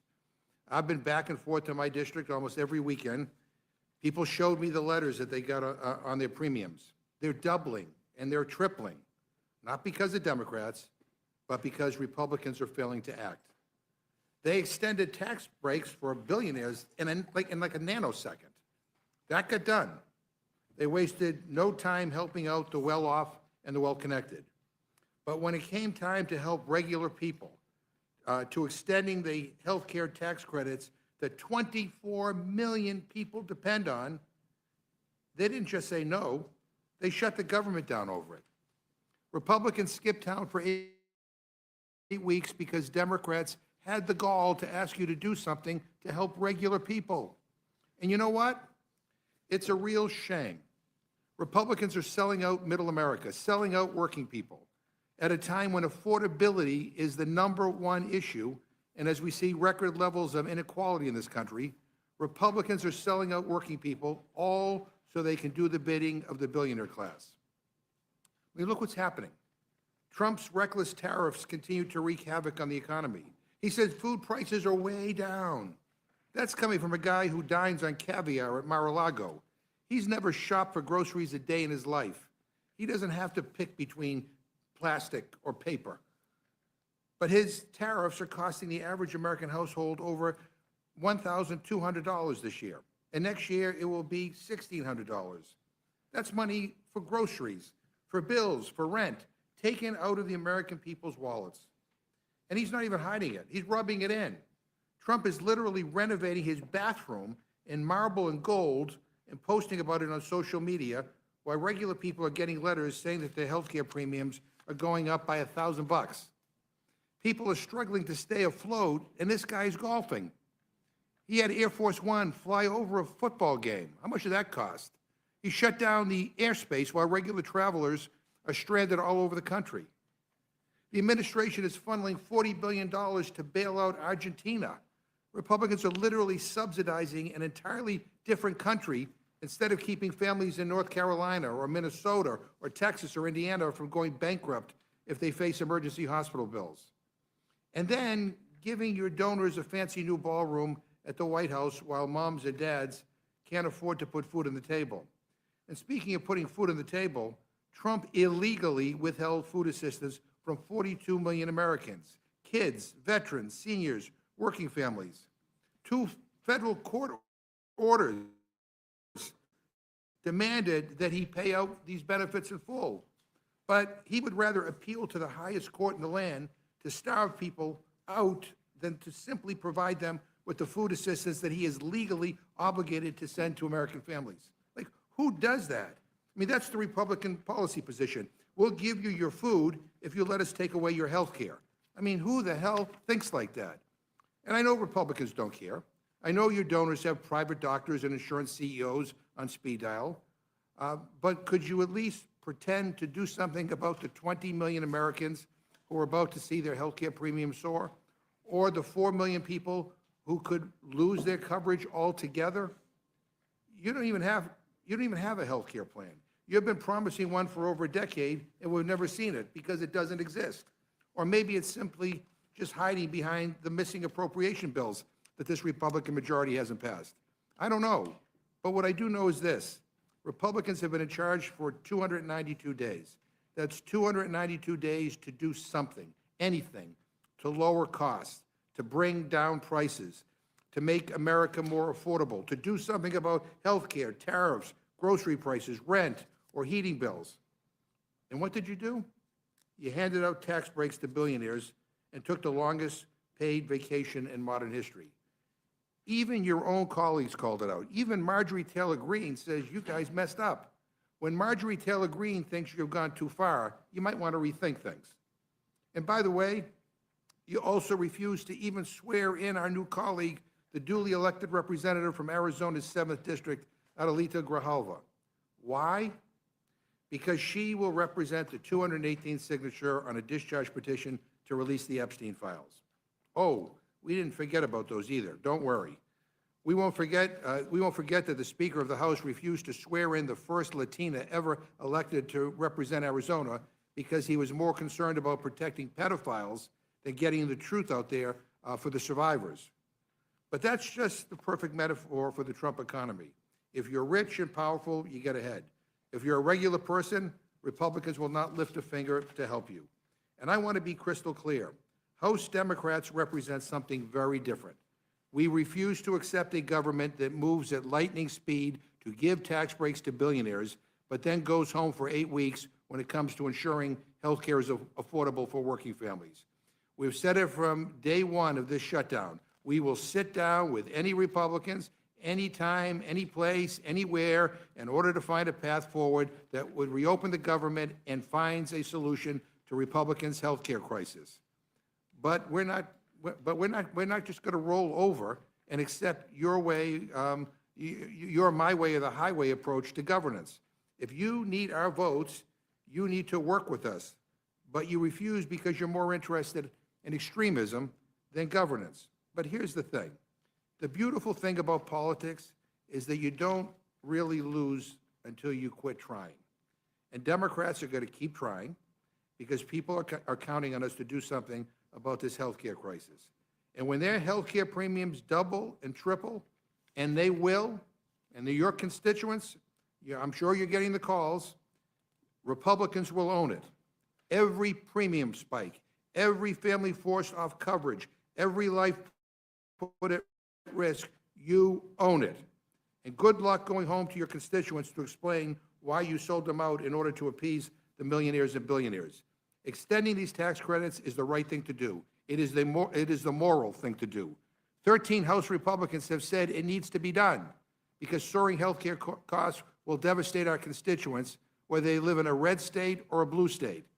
So I want people to know that we will keep fighting. I will keep fighting. My colleagues on this committee on the Democratic side will keep fighting for a government that puts the working class first and for a Congress that actually shows up and does their damn job. I yield back my time. Thank you, Mr. McGovern. And I want to welcome all the members. I should have said that. I'm very pleased to see everyone. Without objection, any prepared statements that our witnesses may have will be included in the record. And now welcome our first panel, Chairman Cole and Ranking Member DeLauro from the Committee on Appropriations. Your full statement will be submitted for the record. We ask that you summarize your statement in 5 minutes. Chairman Cole, I welcome your testimony and welcome you back to the Rules Committee. Thank you very much, Madam Chairman. Chairwoman Fox, Ranking Member McGovern, and esteemed members of the Rules Committee, I thank you for your warm welcome and your kind invitation to testify today. As members of this committee are all too painfully aware, for the last 6 weeks, the federal government has been shut down. Millions of workers have gone unpaid. Air traffic control functions have slowed to a near halt. SNAP benefits expired, forcing millions of Americans to either find assistance from food banks or else go hungry. Seniors saw telepath resources suspended, and Head Start education programs for children have been closing. These are just a few of the examples of the harm being inflicted on our nation, yet it didn't have to be this way. Nearly 2 months ago, the House passed a continuing resolution that would have kept the government open and operating. This would have allowed Congress time to keep working on the FY 2026 appropriations process through regular order, but instead, Senate Democrats blocked its passage. The result of this political temper tantrum has been the longest government shutdown in the nation's history. For 42 days and counting, Democrats have held the country hostage.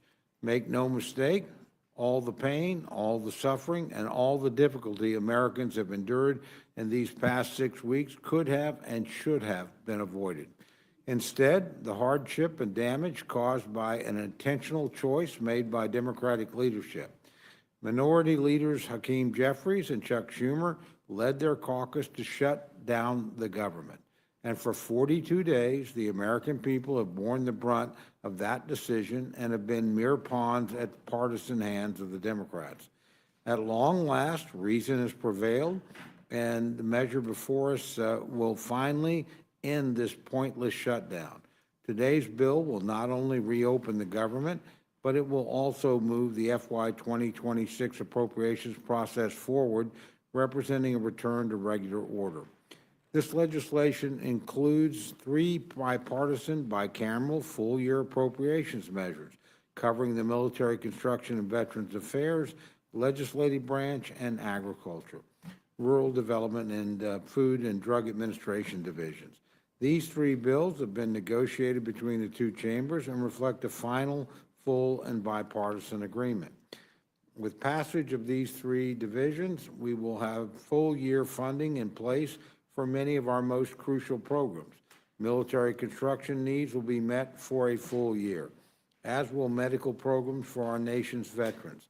The legislative branch will be fully funded, including critical funding enhancements for the Capitol Police and for member security. The Department of Agriculture and Food and Drug Administration will also be fully funded, as will the WIC program, to ensure that pregnant women and young children will get the food and nutrition they need to survive and to thrive. Importantly, the agreement encompasses community project funding in both the military construction and agriculture divisions, reflecting Congress's clear control over the power of the purse. Inclusion of these projects was a high priority for the Appropriations Committee, and it accomplishes this goal while holding the line on overall spending levels. We also break Senator Schumer's beloved end-of-the-year holiday omnibus habit. No more 1,000-page spending behemoths at midnight. Republicans have restored an open, line-by-line process. As we continue to make strong progress on full-year FY 26 bills, we've included a continuing resolution to fund the remainder of the government through January 30th, 2026. This extension supports our ongoing work on this front, especially given the time lost during the Democratic shutdown. The simplest truth today is this: reopening the government will put an end to the chaos Democratic leadership has inflicted on Americans. It will also ensure that SNAP funds are made available to ensure that no American goes hungry. It will reestablish control of the skies, keeping our nation's air traffic moving during the holiday season. It will pay federal workers and American military personnel. And it will ensure that the government can continue to provide critical services for our constituents like roads, parks, child care, water projects, infrastructure improvements, scientific research, job training, and countless others. I look forward to continuing the FY 2026 appropriation process in the coming weeks, and I hope that, having seen the consequences of this historic shutdown on the American people, it's not a political stunt that will be repeated in the future. I thank each of you for your time, and I look forward to your questions. Thank you, Mr. Chairman. Ranking Member DeLaura, you're recognized. Thank you so much. Thank you, Chairwoman Fox, Ranking Member McGovern, members of the committee.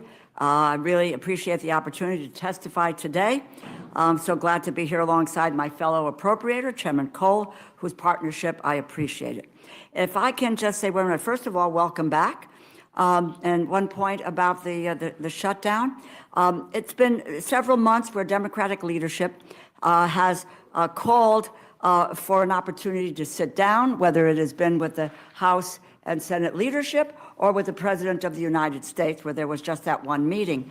He reneged on the first meeting that he was involved, so that we could sort out a bipartisan agreement in trying to move forward. And that the offer was there to meet anytime, any place, anywhere, so that we could really try to move forward. As I said, rebuked at every turn.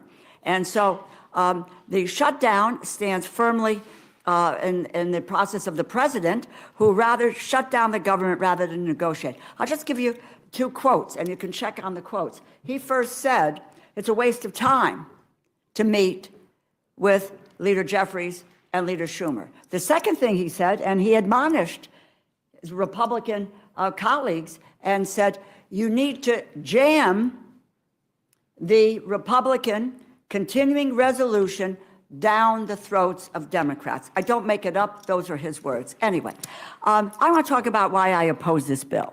I oppose this bill because it does nothing to address the Republican health care crisis that will send costs skyrocketing for more than 20 million Americans in a matter of weeks. No, nothing has changed since yesterday's Senate vote. Healthcare costs are still poised to double or even triple for some folks practically overnight, worsening the cost of living crisis manufactured by President Trump. There is no restoration of premium subsidies, the tax credits. This bill is an empty promise, as is the promise for a vote in the Senate, and as the Speaker said, no guarantee of a vote on premium subsidies in the House. All across this country, families are struggling to navigate an affordability crisis that President Trump refuses to address. As a matter of fact, I think within the last 24 hours, he talked about affordability as a con job. Get out there, talk to the people of this nation, Mr. President. Energy prices are up, grocery prices are up, housing costs are up. Everything is more expensive, and now on top of that, the Republicans plan to squeeze families even harder. The report today came out that talked about families in the U.S. living paycheck to paycheck. And the president went to the Supreme Court to deprive kids of food, unbelievable, and now wants to deny their parents health care. This is a point, I've heard it twice already this evening here, that whether or not the government was open or shut, there was $6 billion in a contingency fund passed by Democrats and Republicans for food stamps to be used in the event of occasion like this. It was the administration, President Trump refused to let those monies flow to the people who need it the most. It was not a question of whether or not the government was open or not, and let's stop aligning the two of those efforts. In my district, a mother of two named Renee Shalis, she will see her annual premium costs go up by $24,000 next year. She got her letter. That's $2,000 more per month. On top of caring for her two children, she is primary caregiver for the children's father, a brain cancer survivor who is physically and mentally unable to work. She is working tirelessly to do the right thing by her family, but she's already stretched thin. She literally cannot afford this. I'll just read you a couple of headlines from the Connecticut Press, New Haven Register. How much more can we cut back? Connecticut families brace for soaring health insurance premiums. The Connecticut Public Mirror, for middle-income Connecticut residents, sticker shock looms with ACA health subsidy set to disappear. Channel 3, Connecticut, Richfield couple faces tripling health care costs as cancer survivor needs continued care. That is a reality. And Renee's story is not an outlier. This is going to make life significantly harder for people all across this country, in every state, and yes, in every district. There are some 24 million Americans who get their health insurance through the Affordable Care Act. The Republican plan puts us on a path to destroying the Affordable Care Act, which, quite frankly, they have been trying to do unsuccessfully for 15 years now. Some of you may not think that health care is related to this continuing resolution, and I beg to differ. Take a look at the authorizing titles in the continuing resolution. There are more than 50 pages worth just dealing with health care. We can solve this problem in this bill if we choose to. And isn't the continuing resolution in the jurisdiction of the Appropriations Committee? You know, the entire House was marginalized in this process. Senate Republicans abruptly called off talks in the middle of negotiations, made their own bills public before reaching an agreement with all four corners. Unprecedented in the modern era. And yet they made the House constitutionally impotent in moving forward. In one of the most egregious examples of something the House was not even aware of before the bills became public, the chair of the Senate Appropriations Committee secretly added language in the legislative branch bill from the Senate Majority Leader without the consent of the chair or ranking members of the subcommittee or the full committee. That allows Republican senators to sue the government for their involvement in the January 6th insurrection. And regardless of anyone's opinion on what happened on January 6th, it should be an it should be unacceptable to every member of the House that the Senate can secretly add language to a bill without even notifying us. The result, legislative branch bill that includes a provision to give senators who may have participated in the insurrection as much as $1 million payout each, while they excluded a provision to hang a plaque honoring the police officers who put their lives on the line to defend our democracy from that same insurrection. The Military Construction Division excludes $51.7 billion, which was in the House bill, for advanced funding for the Toxic Exposure Fund for 2027.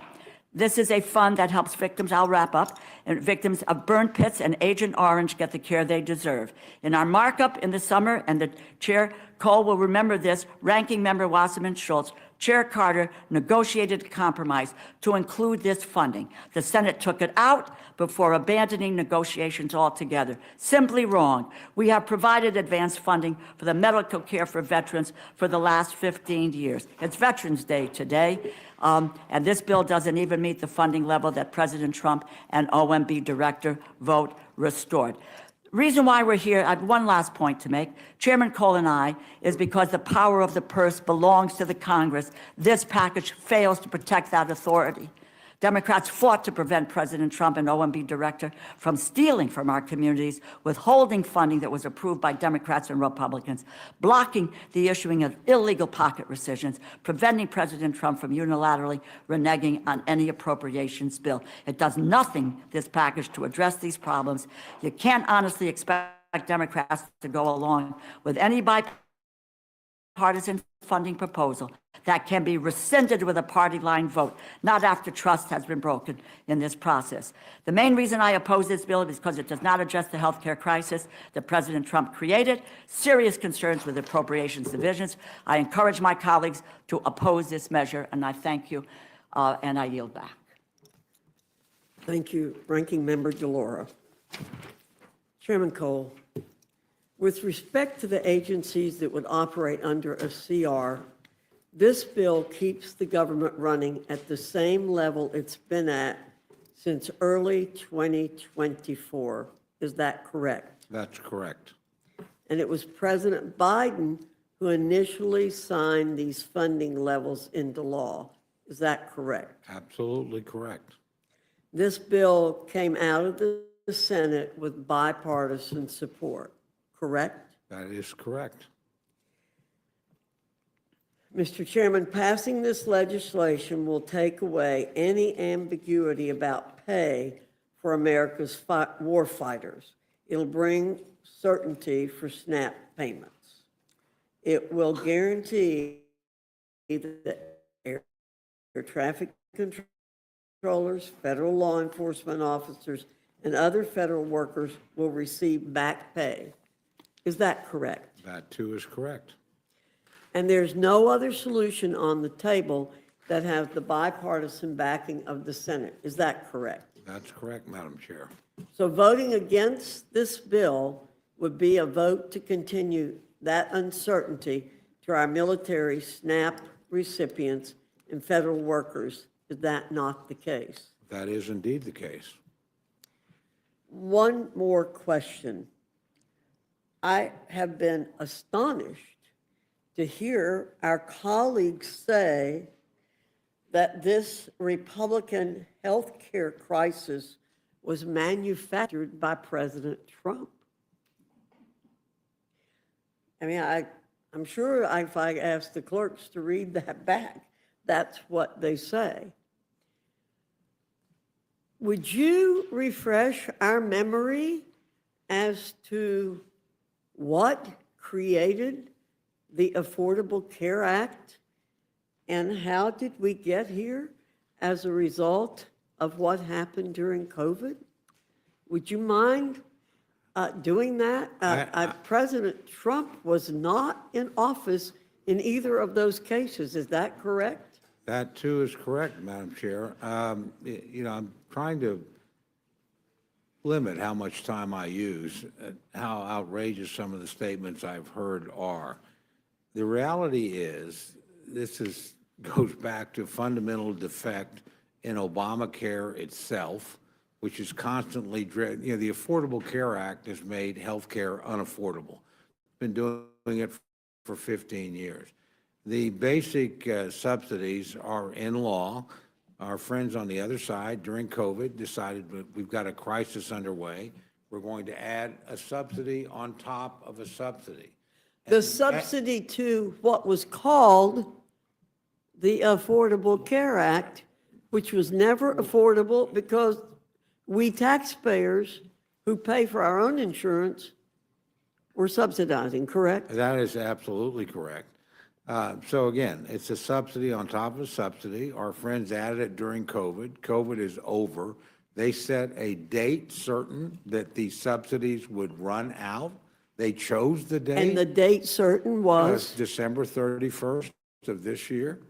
So they chose that date. By the way, they did it without any Republican votes, without any consideration of reforms, without any effort to hold down the price. I mean, they literally are the big insurance companies' best friends. They funneled hundreds of billions of dollars into these things. But again, this is their legislation. They wrote it. They extended it. They added a subsidy to it. And they set the date at which that subsidy was to run out. President Trump certainly wasn't president when either the original legislation was created or this additional subsidy was added. So to blame it on him instead of looking in the mirror and blaming it on yourself is the height of hypocrisy. Yeah, this is a Democratic manufactured crisis that they're blaming on everybody but themselves. And at the same time, well, as they're doing that, they've decided, well, I guess we don't need to pay our men and women in uniform that are defending us. Thank God President Trump twice has pulled rabbits out of a hat and made sure that didn't happen. Or we're not going to pay our air traffic controllers, or our meat inspectors, or our Capitol Police that they celebrate so constantly and rightfully. So, I mean, come on. This is a totally manufactured crisis by Democrats. They've kept the government shut down. Finally, in the United States Senate, 8 pretty courageous people said, I'm not going to be part of this charade anymore. I'm going to vote to open the government. We can negotiate on these other issues. Majority Leader Thune, our own speaker, made it clear we're willing to do it. We're not going to, by the way, sign off on something that has been an utter disaster. And what the Democrats basically have asked for here is like $1.5 trillion over 10 years in exchange for a 4 or 7 week CR, or now one that will go a little bit longer since they've wasted most of the time. So, I mean, we shouldn't have any doubt about who created the crisis, who's perpetuating the crisis, and who's trying to capitalize on it politically. So I hope that answers your question. That answers my question very well. Thank you, Mr. Chairman. Mr. McGovern, you're recognized. Yeah, so you just made me think of something, Madam Chair. You said that this is merely an extension of the January 2024 spending bill, that basically it's the same, everything's the same. I think that's what you, and the chairman just agreed with that. Does that mean that all the federal workers that were fired have been put back to work? And under this bill, yeah, people that, were let go or rifted. And by the way, you created, my friend, the crisis that caused that to happen. I just want to know whether all the people that were fired from the beginning of the year are put back to work, whether or not the cuts in the consumer. There are provisions made to rehire people, but again, let's be clear about who's put people out of work. I can't get my question out, so I will let him answer if he lets me ask the question.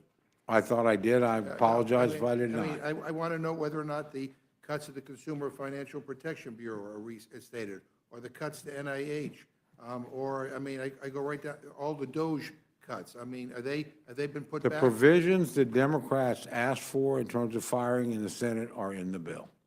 No, well, that's not what this, that's not my question. Hey, look, if you want to be against the bill, that's perfectly fine. The chairwoman just said that basically this is the same as all the funding that we voted for in January of 2024. I'm just asking you, the stuff that we voted for in January 2024, some of it is no longer there. And some of it, I think, has been illegally cut by the president. Mr. Lauro, do you want to give me a straight answer to that question? Absolutely. This is really quite remarkable. Since January until now, and the number may have gone up, over 220,000 federal employees have been let go. They have, most of them let go, some who took a buyout. The other fact of the matter is, it's not the same budget, because and we have a tracker. I can give you documentation that showed you $410 billion that we appropriated. Democrats, Republicans signed into law by the President of the United States. And that money has been terminated. It has been delayed. And it's $410 billion. I'll give you the tracker. It's about 25 or 26 pages. And you can go down and take a look at every appropriations bill, and you can find out what program has been terminated, what's been gone. And that since January has nothing to do with this crisis that the Republicans have initiated and shutting down the government because they don't want to negotiate on health care costs. So thank you for correcting the record. It's not the same. That we voted for. But in addition to that, was this January 6th? Right, they snuck that in. Was that in No, in it was January not 23? in it. It was not in, and I would just say, in all fairness, that was done by the Senate. They snuck it in, and apparently there are 2 violations attached to it. We could be losing about $8 million. So, Chairman, let me just ask you this question. Do you think the House should have been here these last several weeks trying to pass appropriation bills? No, we had to wait until the Senate acted on what we sent them. It took the Senate a long time, largely because our Democratic friends used the filibuster, which they claim they opposed, to force us to get to 60 votes. Well, We finally did, or they finally did in the Senate. So, no, there wasn't much for us to do we have 9 until more they. bills, don't we? Can I finish my Yeah. answer? There wasn't anything for us to do until the Senate acted. And the only reason it didn't act more quickly, under their own rules, the filibuster requires them to get to 60. The Democrats withheld their votes. So, I mean, it's Democrats that have kept us out of session. We sent this over in plenty of time. It's not like it was a last-minute emergency thing. I think, as the chairwoman pointed out, we passed this on September the 19th, well ahead of the time, sent it to them, and they couldn't get anything done. How many because appropriation no bills do we wouldn't cooperate? How many I'm more sorry. appropriation bills do we have to pass in the House? We have passed every one out of committee. Right. We have passed over 60% of the funding across the floor. We asked to have additional time. That time has largely been wasted.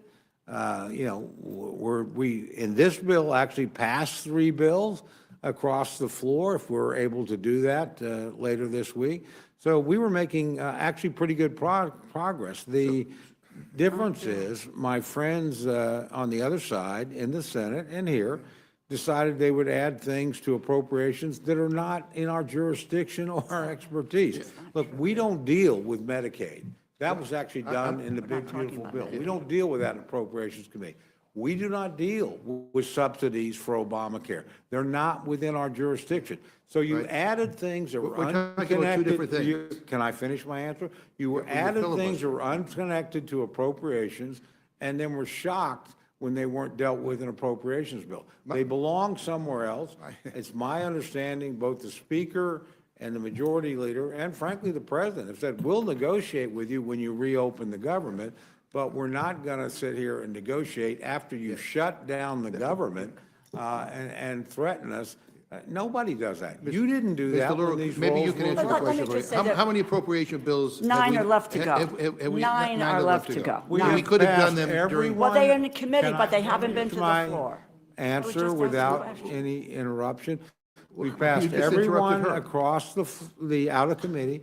We've passed 3 across the floor. They collectively add up to over 60%.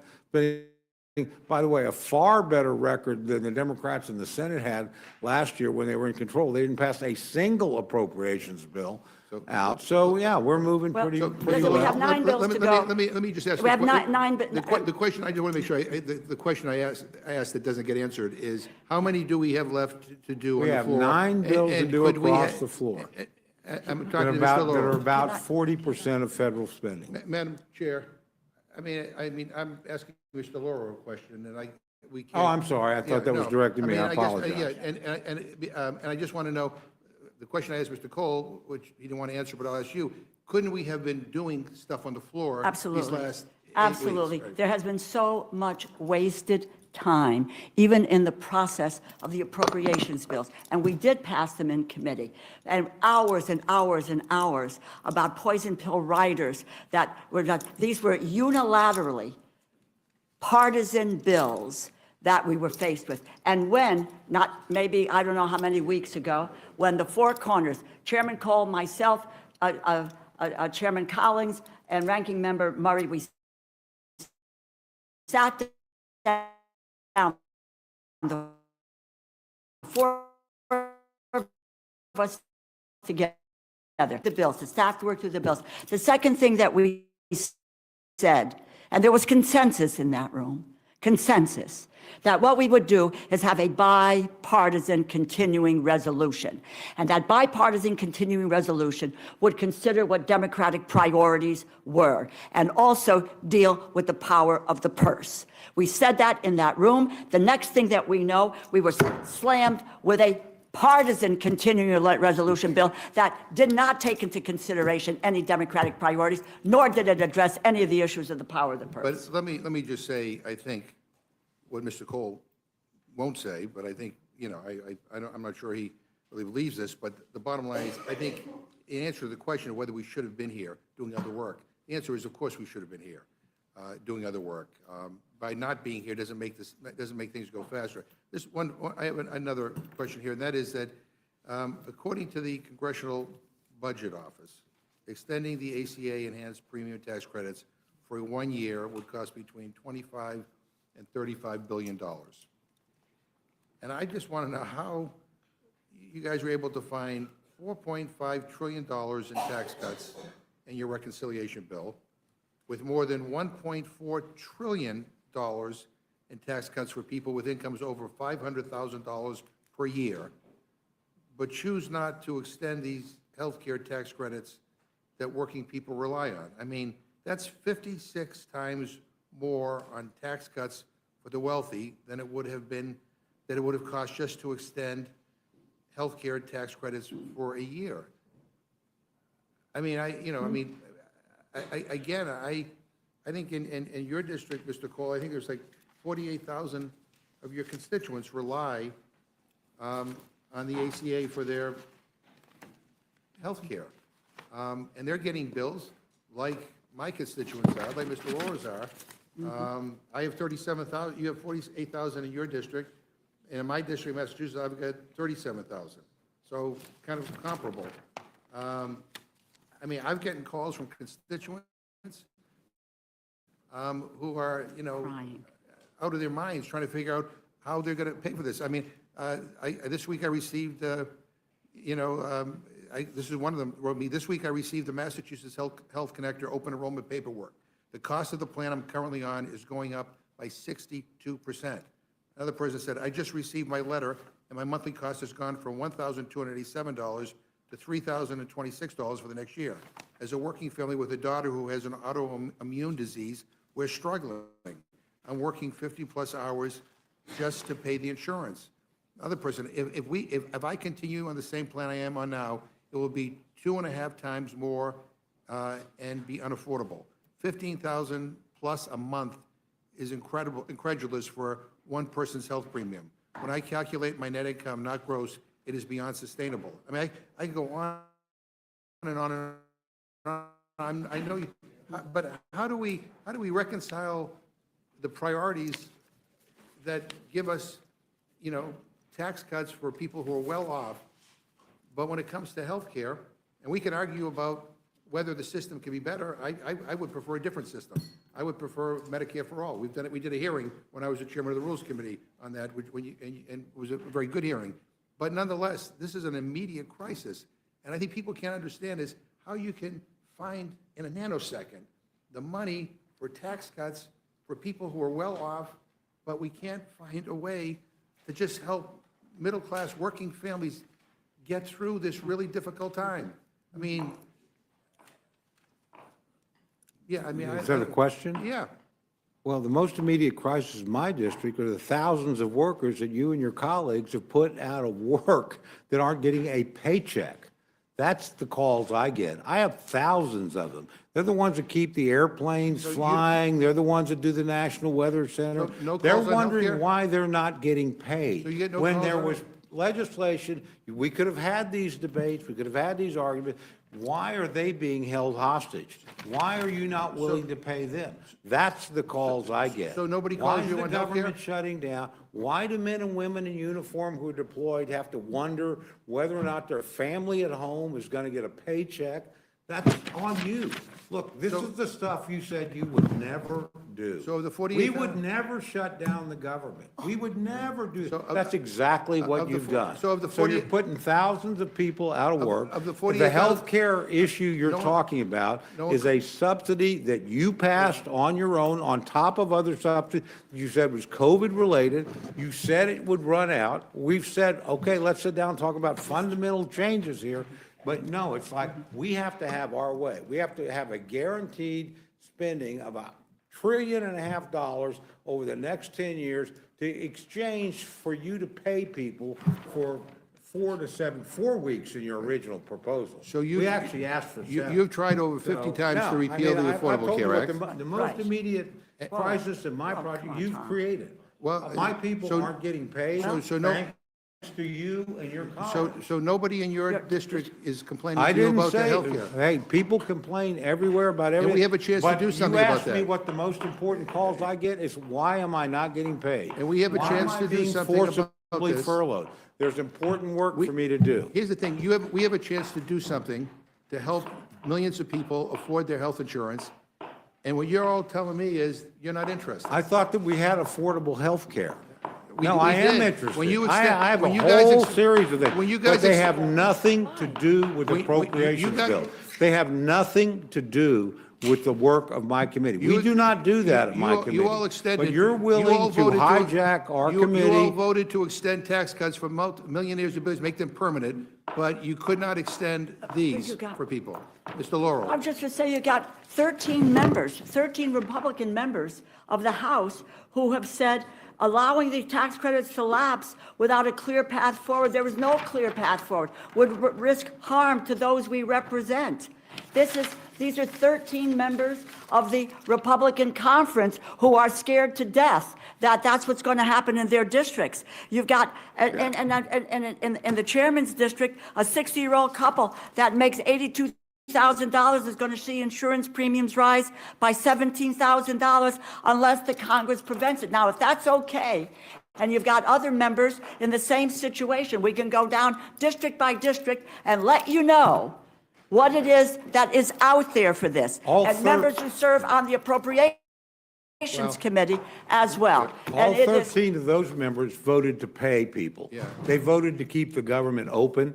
Well, None of you did, except for one member in Maine who's now retiring because he's You being control beaten up so the badly House and the for Senate. paying and right- people. Madam Chair, with Exactly. all due respect. Right. When we debated the ACA, you controlled over an hour at a time. And you want to cut me off, that's fine. My constituents are getting screwed by what is happening here in this Congress or what is not happening in this Congress. And every they send me member here to says it. fight for them because they're going to lose their health care or they're not going to be able to afford their health care. This is a big deal. And the indifference on this shown by the Republican majority in this House and by the guy in the White House who's remodeling bathrooms and building, $40 billion Taj to Mahal. Argentina. I mean, it is ridiculous. But I'm just saying, I want to point for the historical record. I'm not getting the same courtesy that the chairwoman received when we did the ACA. Just And I- listen to the American people. Last Tuesday, they made their voices heard on these issues. And you ought to take heed with what happened last Tuesday.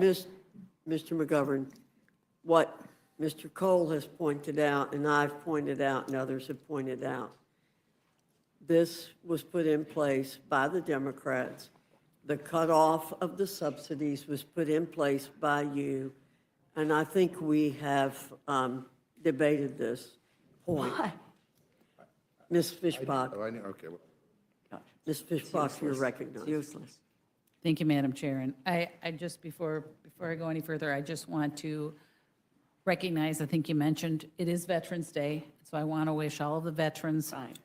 happy Veterans Day. We should pass the and all of us, I advance think, funding. I'm speaking. I know Okay. you are. But I think Thank you that, very much. you know, all of us probably to be here had to miss events that we were going to be at. And so I just wanted to say thank you for being here, and sorry that we couldn't attend those veterans events to commemorate Veterans Day for them. So just for that, but I am, as the discussion goes on, am amazed at this, because this Democrat shutdown is all over a simple, clean, continuing resolution. Not clean. 6 weeks. 6 weeks Not clean. clean. Well, the Democrat alternative, ma'am, was $1.5 trillion worth of spending. So this was a clean 6-week CR. We could have had all of those discussions you're so concerned about. Not We clean. could have been doing that. And the simple fact is, there was a vote on September 19th. If you voted yes, you voted yes to keep government open. You voted yes to pay people. You voted yes to keep things moving along. You voted yes to continue the appropriations. If you voted no, which the Democrats, with the exception of one, voted no, voted yes. that shut down government. You voted yes So, to allow it to ma'am, be money ma'am. was stolen. Ma'am, I am speaking. I hear you. Okay. And I just wanted to say, you know, there's questions about whether or not we were working, and with all due respect, You're not working.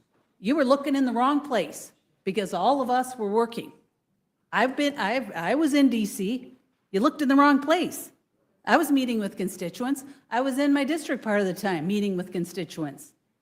So to imply that we were on a vacation is ridiculous. It's just ludicrous, because our constituents know we were working.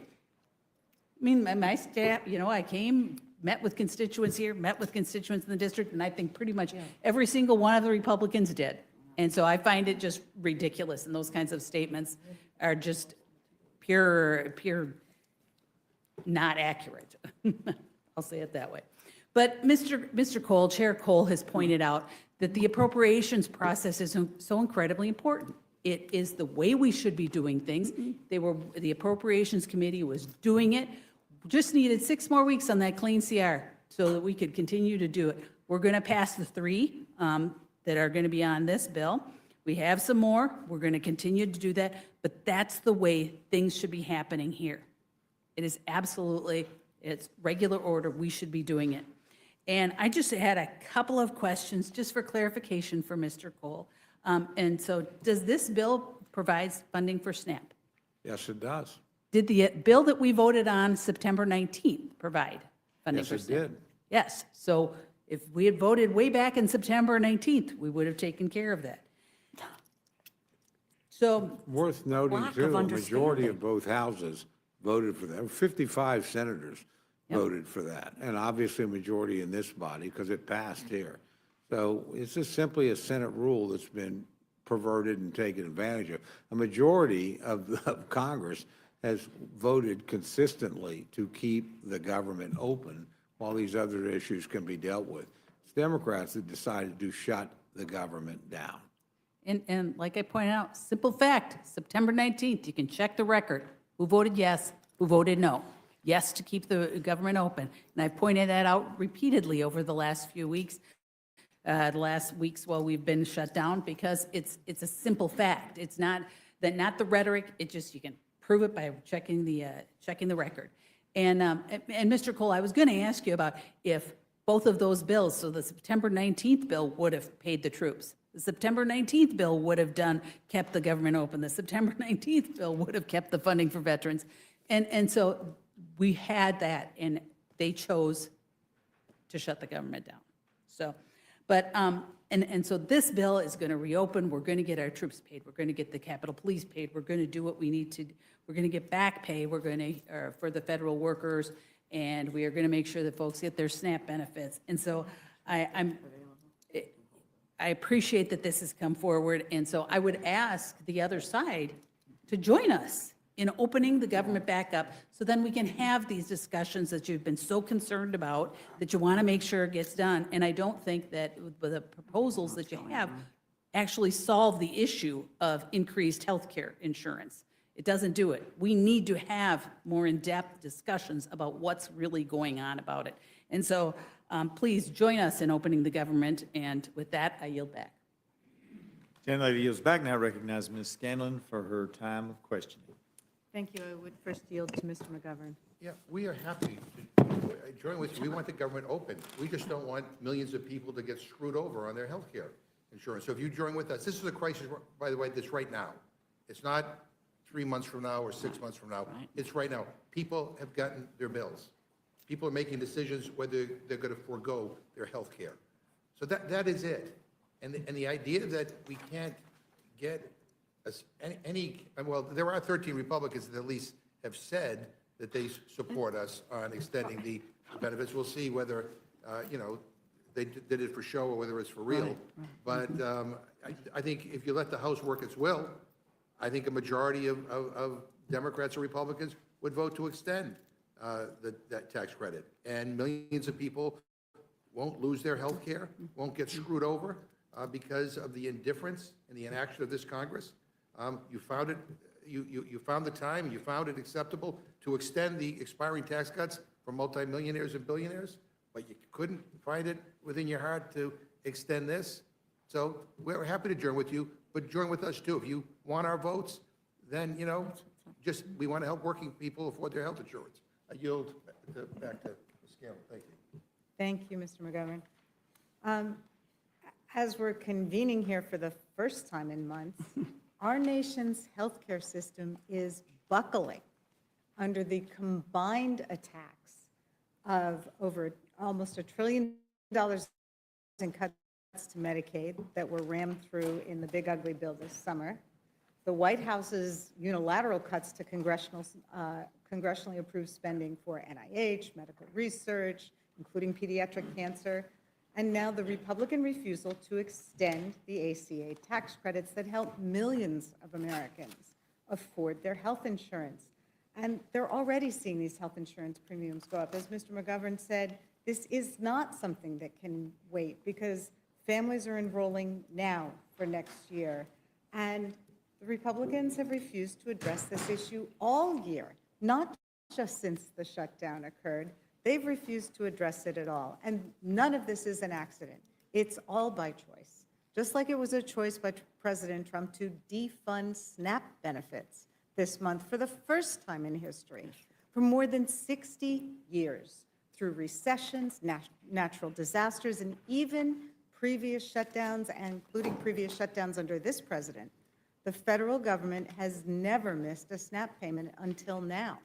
And why? Because President Trump and congressional Republicans will pick their billionaire buddies over American families every damn time. So once again, with this bill, they're choosing to let healthcare premiums skyrocket and causing families to lose coverage. Look, there have been 2 big tax provisions set to expire this year, and they've taken up a lot of attention. One was tax cuts for billionaires, and the second was tax credits for American families. This summer, Speaker Johnson called us back to D.C. when we were supposed to be home for the 4th of July weekend because it was an emergency to pass this big ugly bill which extended tax cuts for billionaires. But when it came time to extend tax credits for millions of Americans to help them afford health care, Speaker Johnson sent the House home for almost 2 months. And he won't commit to having a vote on those health care credits even after the government reopens. And again, that's a choice. For the last 42 days, while the Speaker has made clear that he has no interest in negotiating with Democrats to produce a bill capable of passing both houses, his job isn't just one house. It has to be able to pass both houses. While he's been refusing to do anything, the White House has been working overtime to use the shutdown to inflict as much pain as possible on the American people, particularly the most vulnerable of our neighbors. And again, that's a choice. The White House chose to try to fire more than 4,000 federal workers. That's a choice. The White House has threatened to withhold back pay to federal workers despite a 2019 bill that would prevent that. That's a choice. This White House chose to withhold SNAP benefits for 42 million Americans. It has pressured states not to advance those benefits. It has threatened grocers with penalties if they offered discounts to struggling SNAP beneficiaries. It has defied court orders to fund SNAP benefits, and it has appealed every one of those decisions every step of the way. Those are all choices, and again, never before has an administration blocked SNAP benefits. They have always tried to make sure those go out because the funding, in fact, is available. But this is what happens when governing becomes a game. And games are exactly what this Trump administration has played with SNAP and with the American people during the shutdown. Millions of families have spent a couple weeks struggling to feed their kids because of this White House's deliberate choices. The human cost of this Republican shutdown and this budget proposal are staggering. And behind every number are kids and veterans and seniors all across America who are going to pay for these choices. Ranking Member DeLauro, I had a couple questions for you. First of all, just to go back, the chair and Mr. Cole have said that this CR funds the federal government at the same levels as during the Biden administration. Does that mean that it fully funds the Consumer Protection Finance Bureau? No, it doesn't. It doesn't go back to USAID. Okay. I can go chapter and verse on programs that are not there. $410 billion terminated, delayed. Okay, so it doesn't fund the No, Department of it's not. Education? No. No, and No. it doesn't fund USAID? You got it. And it doesn't fund the Corporation for Public Broadcasting? No way. And it doesn't fund all those NIH research grants that have been But cut? cut, absolutely Okay. cut. How about the CDC, the- FDA, Okay. a whole nine So yards. it is not the same bill? No. And they have allowed for the president and for Russ Vought, an unelected bureaucrat, to really steal appropriated funds, and the CR does nothing about that. It gives them carte blanche to continue to do the same thing, which anybody who serves on an appropriations committee, quite frankly, needs to understand what role we have. Well, That is our role. And if the president wants to take it away from us, we need to fight like hell to make sure that they're done. Any president. some would say that is something else that Congress could have been doing over the last 2 months, is protecting its right to allocate funding. With respect to the SNAP benefits,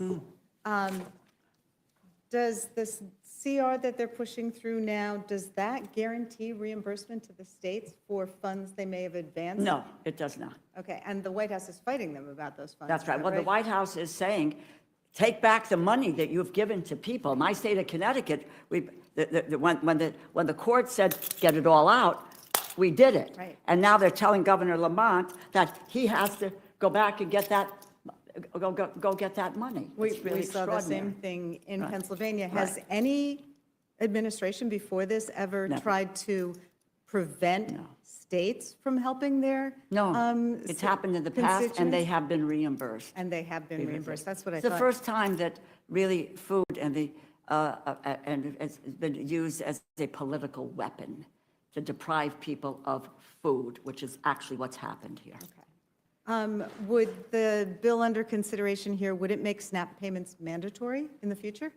No, well, in the agriculture bill, this is, let me just take 1 second to explain.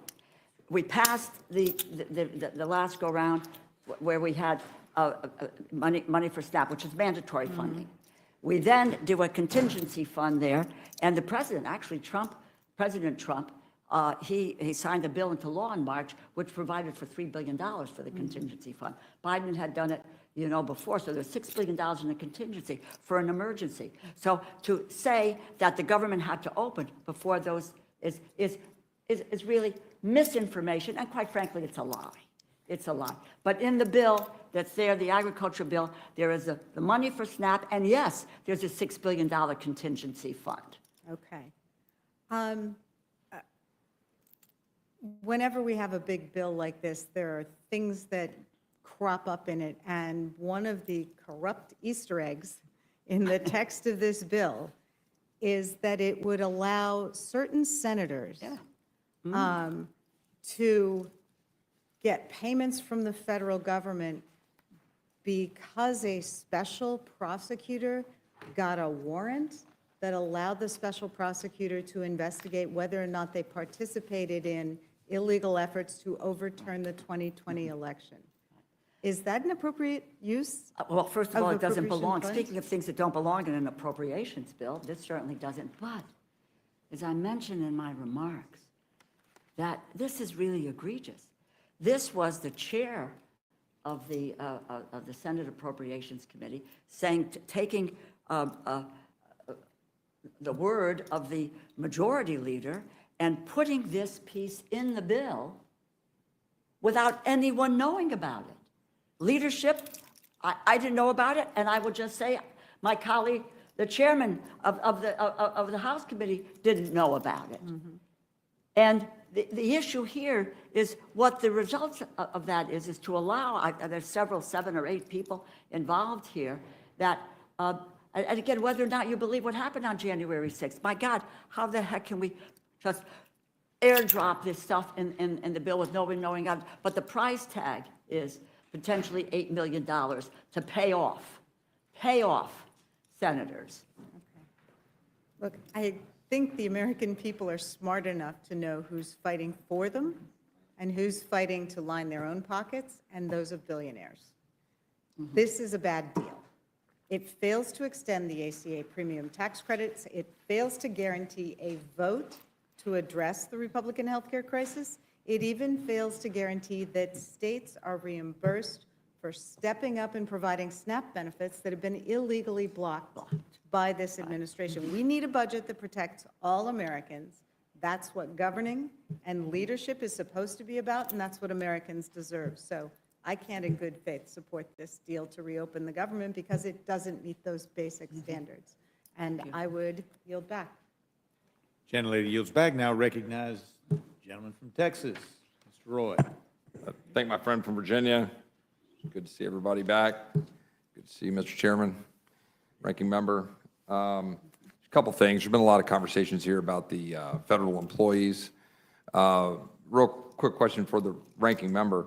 How many employees would depart through attrition, whether it was under Biden or President Trump? Yeah, well, overall, we've got, that's almost, I think it's now over 220,000 federal employees that were either fired, some took the voluntary buyout, which maybe is what you're talking about with the attrition piece, but over 220,000 federal employees. That started in January. It has nothing to do with a government shutting down and people furloughed, et cetera. These people were gone in a nanosecond here. So question to Mr. Chairman, what I was getting at here is, for whatever the numbers are, 220,000 or variants, Mr. Chairman, would you agree that a very large number of those go every year by attrition, say over 100,000, that there was in fact this deferred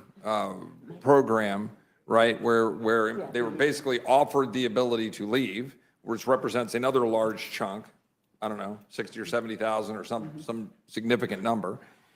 And then there are questions then of additional employees, whether it's RIFs and so forth.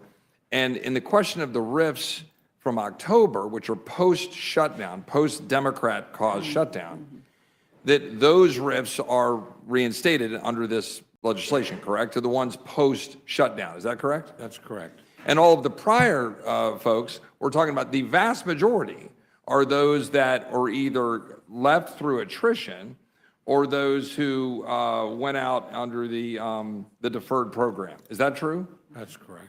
So I think a lot is being made of that, and I think then the question becomes, well, what is the right number of employees, right? I mean, so you've got people who are leaving under attrition. You have people who were then, they took a deferred program, they left, and the administration is trying to act. And then with respect to the RIFs and the decisions they were making in October, is that not the prioritization authority that the administration has during a shutdown to manage what they've got to on a cash flow basis to manage the functions of government.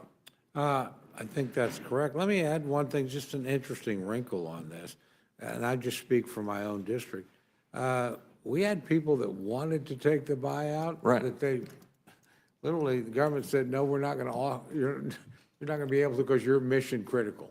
I mean, over 1,000 at Tinker Air Force Base wanted to take the buyout, but they were too important to keeping bombers in the air, tankers in the air, AWACS in the air. And the decision was made locally by the commanding general. No, we can't afford to lose you. I mean, you can leave, obviously. Any Americans can resign their position, but we can't give you a buyout. We really need you here. So, yeah, I mean, these numbers are a lot more complex than simple, which I think is the point you're making, than just stating a number and saying these people are all driven out. That's just not the case. Well, and importantly, I think if you go from that to then the second area of concern, which we're talking about with respect to just the shutdown generally, true or false, on September 19th, we passed legislation that would have continued funding at current levels through November 20th. That's true. And on October 1st, the government entered shutdown because the Senate, by virtue of decisions by Senate Democrats, refused to take up and pass that bill, which undeniably would have continued to fund government at the current level beginning October 1 through November 20th. And instead, we entered a shutdown. That's correct, although I always think it's important to note 55 senators, majority of the Senate, Correct. did actually vote to keep the government open. And so important for the American people to understand that was a choice. And so I think when we talk about a shutdown, the question is why? Why? Why do it? Because here we are, and we've got legislation in front of us that Democrats have now supported in the Senate that return us effectively to the status quo ante, where we're going to have government funded out to another now date certain, now extended into January, because we're now into November, so we had to extend the date. We managed to move 3 appropriations bills through some degree of regular order, 3 bills in the House and the Senate. But by virtue of now passing this bill, we're going to restore where we would have been had we just done our work on October 1. So the question is, what was the last 45 days all about? Could it have been potentially the intervening political elections? Could that possibly have been the cynical motivations of the, not right now, I won't. I was going Could to ask you a question. Could it have possibly been the cynical motivations of my colleagues on the other side of the aisle? Just a rhetorical question that I'll leave floating out there to say, what were the reasons? We know why. Because our colleagues on the other side of the aisle have nothing to run on. And our colleagues on the other side of the aisle want something desperately to run on. So they're trying to manufacture a healthcare crisis that they created. That's the actual truth. And with respect to healthcare, the question that I would ask is this: should we be putting forward legislation that will continue to fund the insurance companies at the level they're currently getting, where 85% of their revenues are coming from the federal government? Because that's what's happening. Or that $35 billion are going to insurance companies last year to go to the people that weren't even using their plans. Is that what we should be doing? Is that the healthcare system that my colleagues on the other side of the aisle are saying that must be addressed by virtue of subsidies to insurance companies? Because President Trump had it right last week when he said, well, if you're going to do these subsidies, which is not how we would prefer to do business, then shouldn't it go to the American people to be able to go into a market and go be able to get the doctor of his or her choice, or get direct primary care, or be able to figure out how to take care of their family rather than call an insurance bureaucrat who's pocketing the money through a system that our colleagues designed and broke, and for which not one single Republican ever voted, including the subsidies that no Republican voted for, that were created to be temporary by our colleagues' own voice. They were to be temporary during COVID. And we are now to extend the very subsidies that my colleagues are laying bare, the broken healthcare system that they created. I remember all too well in 2013 being on the floor of the Senate with Ted Cruz when we were raising the questions of what would happen when this system were implemented. Because the debate then was whether we should fund the implementation of a system that would end up bankrupting the average American family, as this system has done. But you shut down, he went What to I'm shut down talking, the what government. what I'm talking about is the reason. He I'm shut talking the about the government reason down. that one would go to the Senate floor and say, maybe we shouldn't do the very thing that right now is causing the American people pain.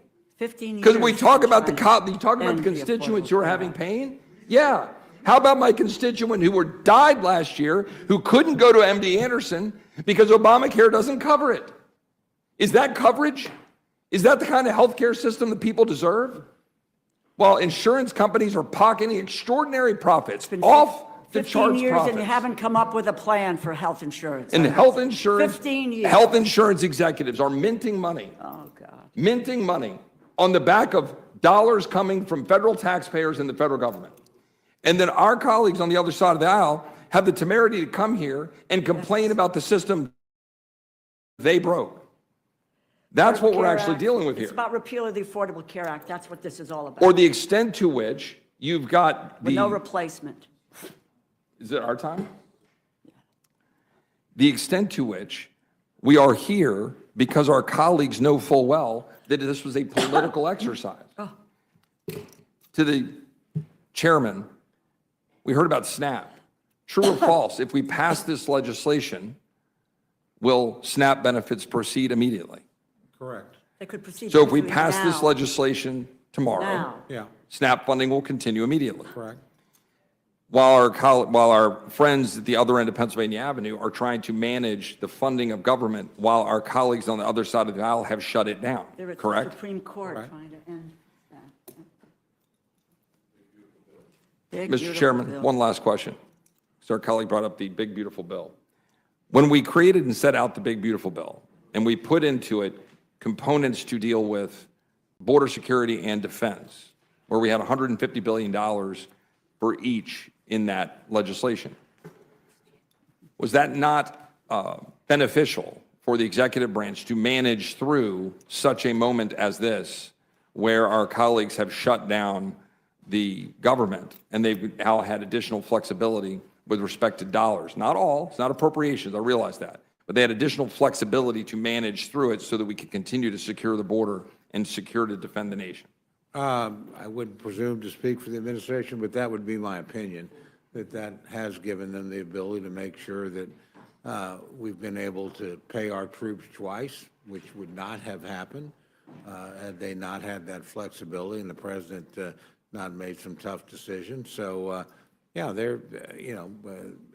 I point out, I know everybody here is concerned about SNAP and WIC, and the president directed additional resources into those programs to the extent that he could during a government shutdown. So, I mean, the president's done everything he can to mitigate, I think, what our colleagues on the other side of the aisle have done. They haven't been able to do it in the House.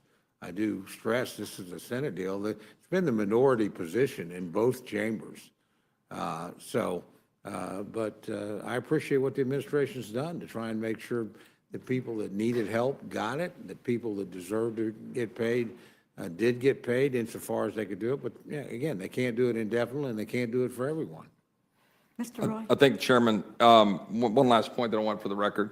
The Obamacare 2026 premiums, there's a great report that puts out that shows that only 3.3% of those premiums are affected at all by the COVID credits, that 97% of the premiums in 2026 will continue to flow as normal, and I'd like to insert that in the record. Thank you. Mr. Yield Roy, back. Thank you, Mr. Mr. Roy. Roy. Mr. Neguse, you're recognized. Thank you, Madam Chair. Good to see you. I just have to start. Chairman Cole, I have a number of probing questions, but before I ask you some questions, I have to address some of the comments made by the gentleman from Texas. I'm just going to read a quote. And I do this because I actually don't think I could find a quote like this from Chairman Cole. So in some respects, although I disagree with much of his testimony, but he certainly has more clean hands than some of my other colleagues. Quote, "Let's not fund a government that's going to be exacting tyranny over our American brothers and sisters." Full length of the interview is available here, and some key quotes are below. This is from the gentleman from Texas, Mr. Roy's website, November of 2021. "Should any Republican vote to fund an executive branch? In other words, should Article 1 Congress, which has the power of the purse, as the founders gave us, should we give any dollars to the executive branch for President Biden to issue unconstitutional and unlawful mandates that are causing people to have to choose between their livelihoods and getting a vaccine which they don't want? Let's stand united. Let's not do what these 13 Republicans did last Friday and go side with Nancy Pelosi. Let's not fund a government that's going to be exacting tyranny over our American brothers and sisters. This is from Mr. Roy. Spare me. Hold on. No, Mr. Roy, it's my time. It's my time. You certainly made that clear with the chairwoman. Spare us. Mr. Cole, perhaps, I think, as I said, can have some clean hands to talk to us about this particular set of circumstances we find ourselves in.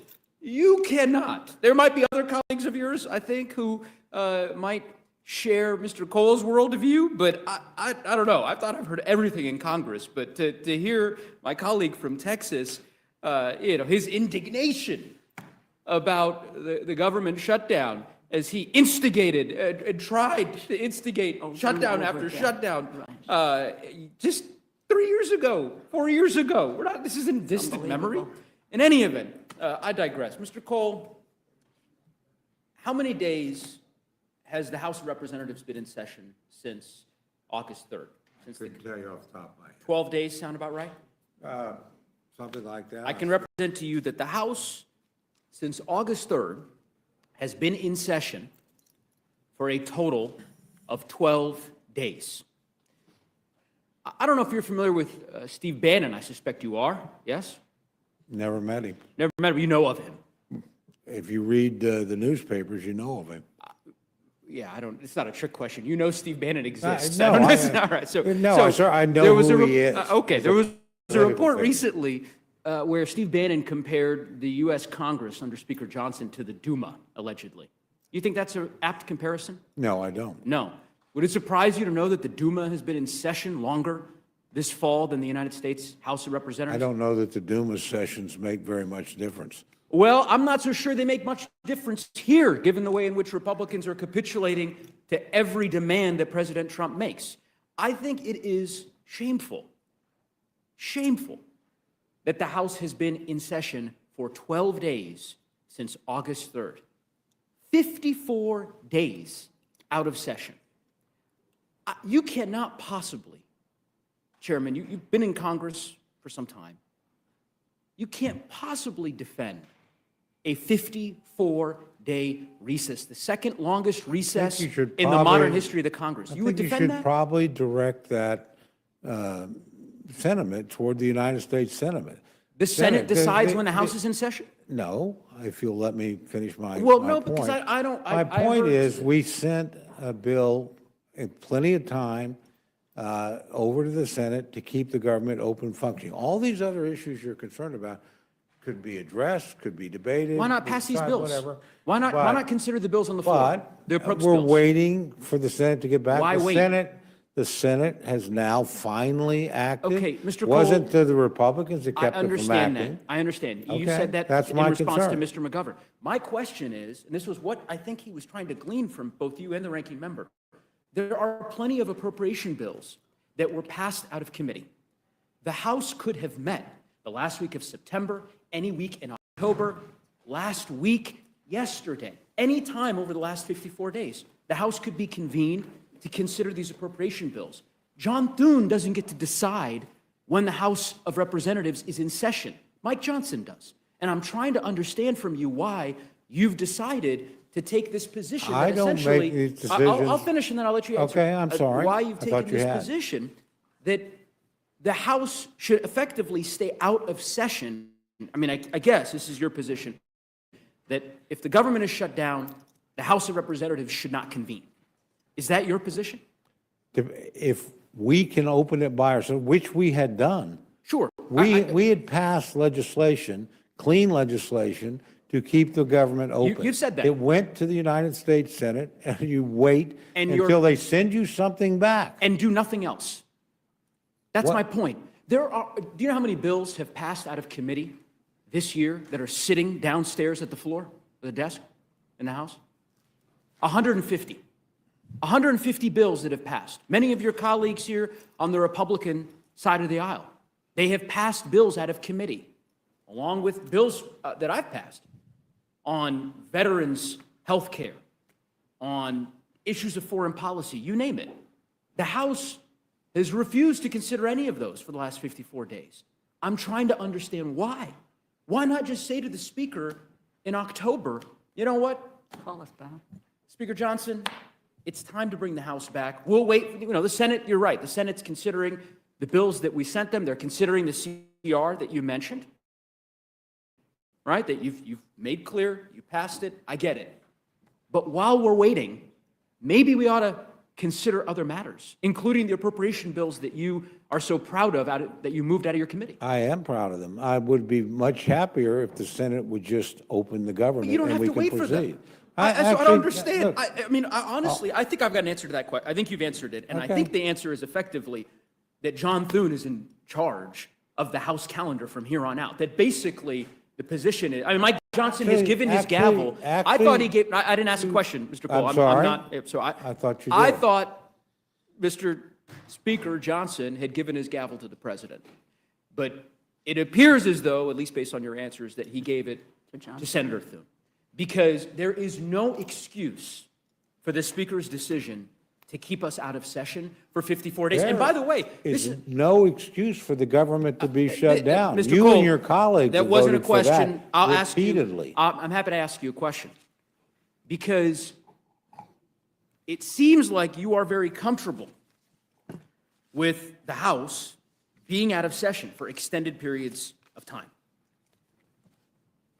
Is that a fair? I am comfortable doing my job, and I've been here quite a bit, my friend. I understand. And working on these issues, quite frankly.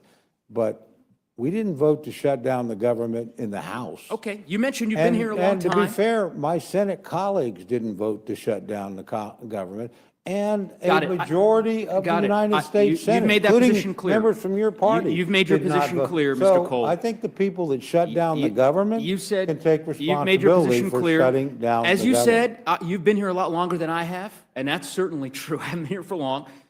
I found an article, this is from 2007. You've been in Congress for some time. The headline, Cole, quote, "Now is not the time for a vacation," end quote. This is when Democrats had the majority in 2007. Congress must work through Memorial Day recess to produce a clean funding bill. U.S. Congressman Tom Cole today joined nearly every member of the Republican conference in sending a letter to then House Speaker Nancy Pelosi calling her to keep the House in session until Congress sends then President Bush a clean funding bill that he will sign into law.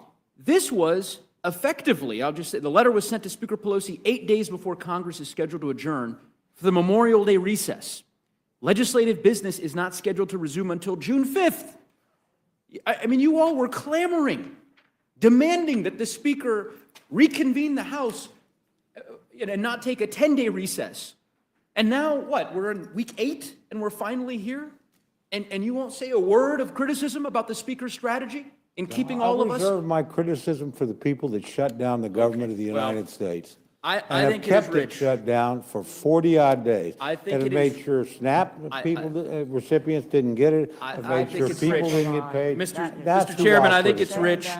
rich. Again, I would just simply say that if the shoe were on the other foot, I don't think, honestly, I don't think you would hesitate,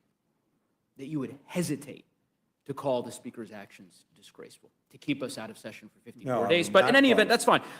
Let's talk about the last 54 days. So the Speaker, he said something that was fascinating. I thought it was a really interesting quote. If I can find it. Here we go.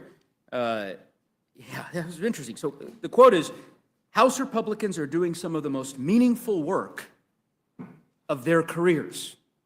They are in their districts. I don't want to pull them away from that." You agree with the Speaker's comments? I don't speak for the Speaker, but I don't disagree with him. Look, we're waiting for No, the no, no, no, Senate that's to not the do its question. job. That's not the question. No, You answered it. You answered I it. don't Okay, so disagree Chairman, with the Speaker. it sounds like you're saying that you agree that with the Speaker. Republican members were doing some of the most, quote, meaningful work of their careers during that 54 days. I assume you were here in Washington and back in Oklahoma, Yeah, right? Did you have any in-person town halls? no, None. 54 days? did several teletown halls. Teletown halls. But you've done in-person town halls before. I know that to be Mm-hmm. true. Why not? 54 days is a long time. Not one town hall? Nope. Did you visit any of the federal facilities? Oh, I in visited your federal district? facilities.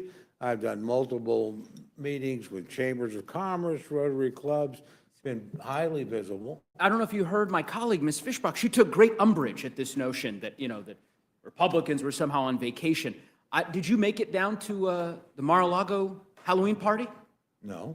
You didn't get the invitation to the Gatsby invite? No. I don't know. It would be interesting. I don't know if any of her colleagues here on the other side of the dais made it down there. It strikes me that it would be hard to describe the last 54 days, at least from what I've seen, as meaningful work on the part of my colleagues in the House Republican Conference. But, again, those are, that's something you'll have to defend, and folks will defend to their constituents. I can defend myself a lot easier. Well, that's fine. Having not voted to shut down the government. Mr. than I Chairman, suspect my you've friends answered that the have put question. Thousands of people You've out of answered the work, question. Let's denied talk about, people benefits. Mr. Chairman. That's what I would worry. I'm Madam glad I Chair, don't regular have to order, defend. please. So I want to talk to you about the I want provision. to ask the members of the Rules Committee not to interrupt the witnesses, please.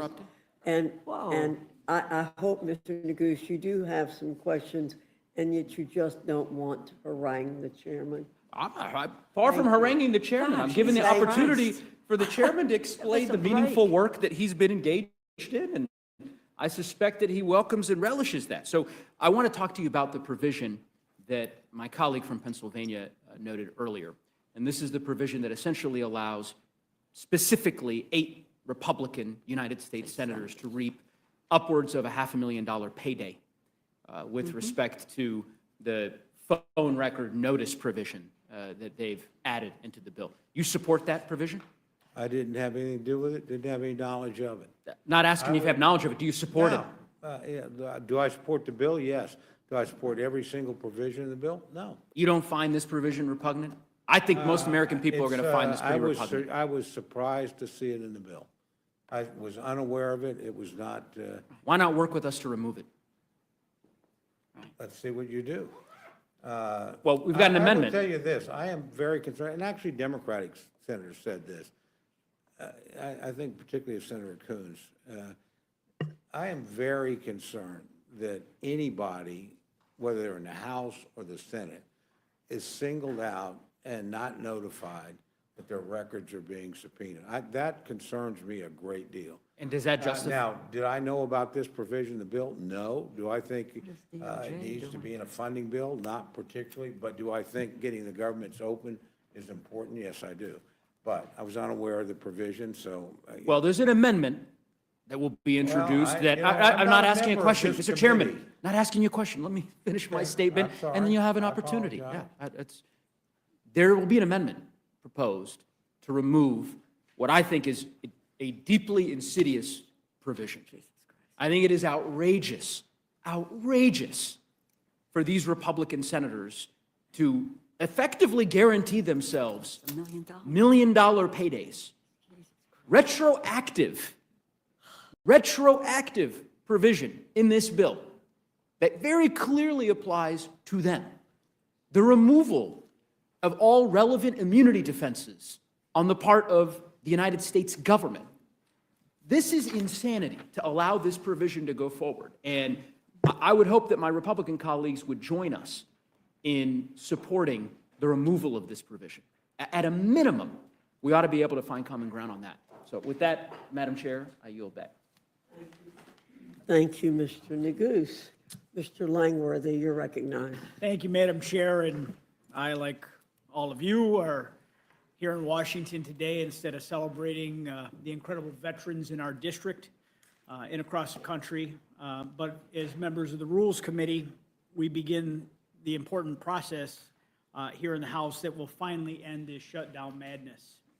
I honor the veterans every day, and especially today. But the work we're doing here tonight and starting that work, and we'll finish tomorrow, will begin to end the turmoil that has made their lives and the lives of millions of Americans harder for more than 40 days. For over 40 days, the American people have endured a completely unnecessary and entirely avoidable government shutdown. Not because Congress couldn't find common ground, but because Senator Schumer and his allies turned governing into political theater. And you've heard a lot of political theater already here tonight. You've chosen performance over duty and outrage over outcomes. From day one, the House did its job. We passed a clean continuing resolution, a straightforward measure to keep the government open while the appropriations process continued. And I think Chairman Cole has really articulated that very well here tonight. It's the same kind of measure that Congress passed repeatedly in the Biden years. I voted for every one of those CRs, despite disagreeing with virtually all of the administration's policies. Because governing means putting your country before politics. And it keeps the lights on for the American people. We pay far too much in taxes, every American, for the government to not be responsive when they need it the most. And that's what responsible leadership looks like. And I'm sure if we dug into all of the tweets and the statements from all the different shutdown cliffs and crises that we've been in over the years, I mean, we would see all of my colleagues on the other side of the dais swearing up and down how it was the end of the world to shut down the government. But White House switches hands, and then they did what they probably said was the unthinkable, and they shut down the government. But this time, you know, even though we passed the bill in the House, the Senate Democrats refused to act responsibly. They saw an opportunity to score political points and to appease an angry faction within their own ranks. They decided to shut down the government, not out of principle, but to please the loudest voices on the far left. Now, let's be clear. This debate wasn't about spending. This shutdown is not about health care or any legitimate policy disagreement. It was an exercise in power, a stunt to divide and distract and delay. And while they were busy playing politics, it was the American people that paid the price. The hypocrisy has been staggering. We've all seen members of Congress, I've seen some in my own region, standing at a food bank, lamenting that nutritional assistance was lapsing and was interrupted.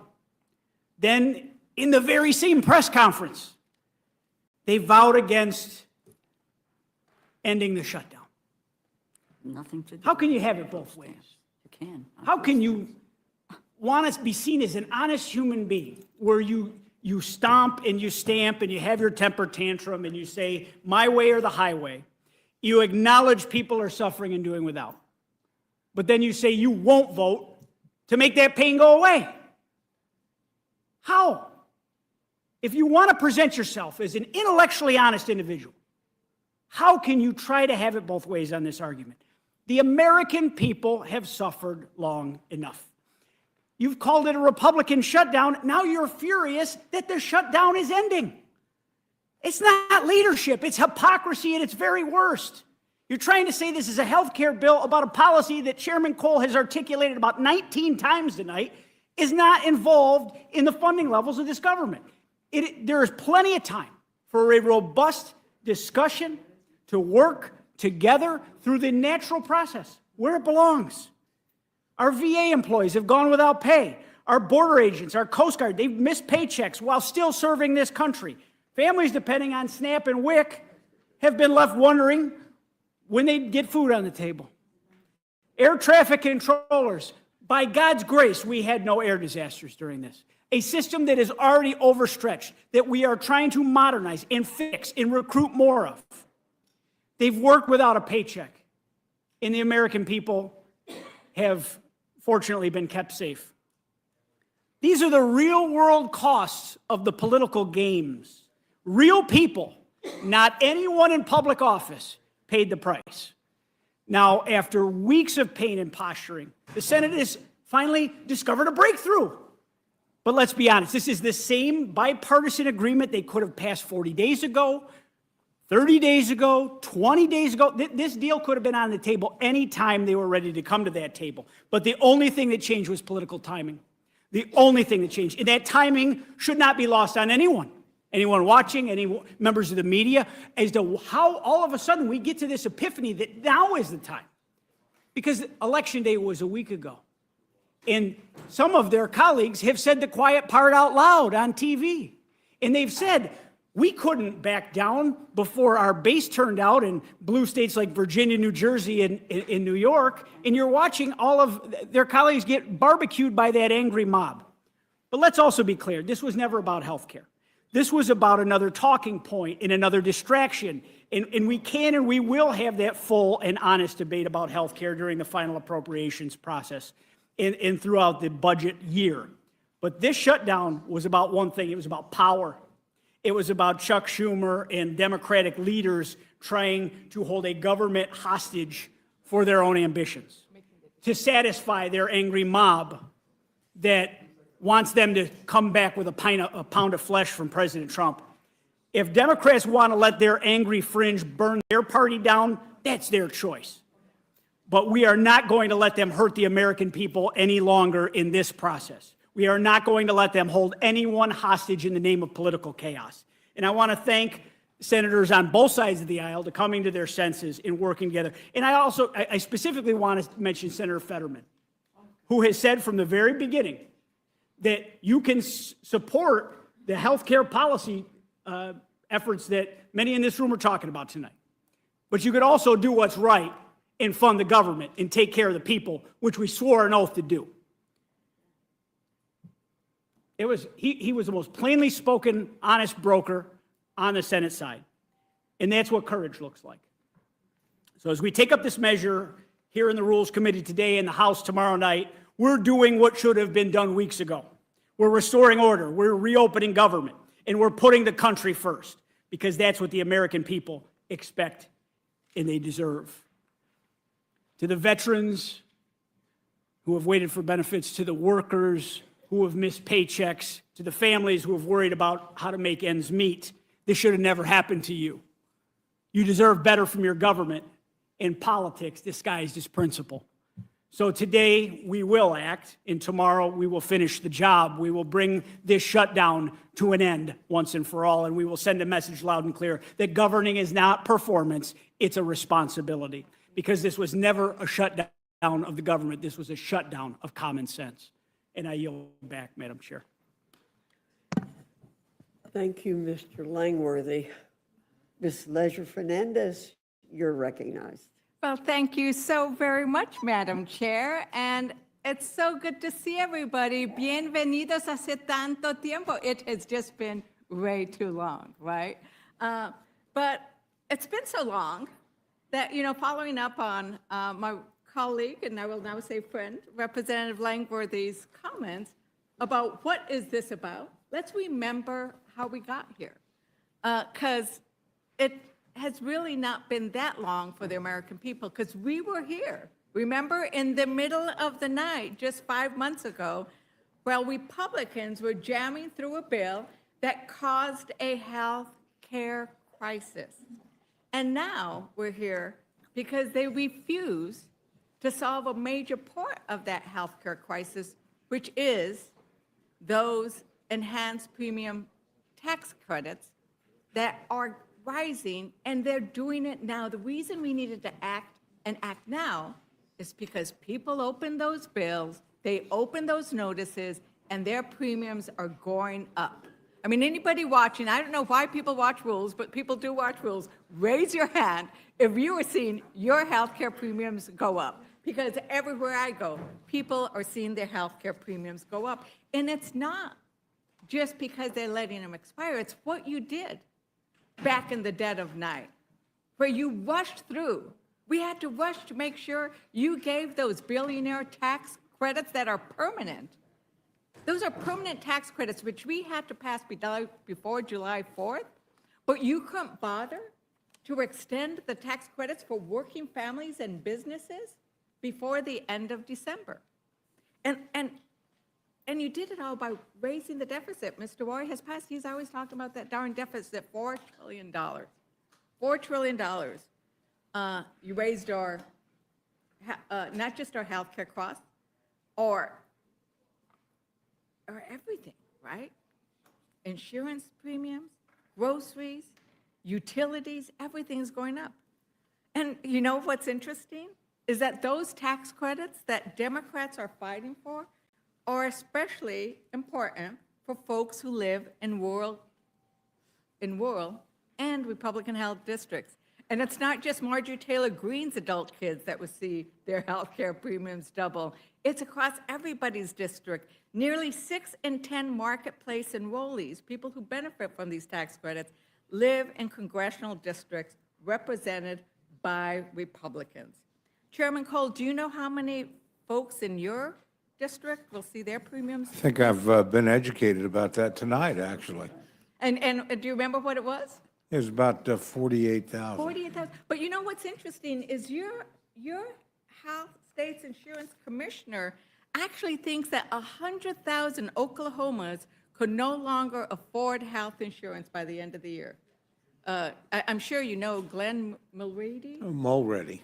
Glenn Mulready. You know what he Mulready. said? Mulready. So Glenn Mulready, your insurance commissioner, said he tried to talk to his delegation about how it's not a great idea to have these all just disappear, but maybe do it more gradually or do something. He said, I like this quote. He said, they weren't listening at that time, though. Did you talk to the commissioner? I have not talked to him about this. We actually talk pretty frequently. Okay, He well- calls at least once a year to every member of the Once a year. delegation. Again, I know Yeah, him once a quite year. well. What's interesting is right now, we're in this moment where once a year is not enough because those healthcare premiums are going up. The president of the Oklahoma Hospital Association, he thinks it's even worse when you take into account everything. He said 300,000 Oklahomans will be affected. This is his quote. It's been a long time since we've seen individuals faced with the real challenge of deciding whether or not to take advantage of health insurance for themselves, their families, or go bare.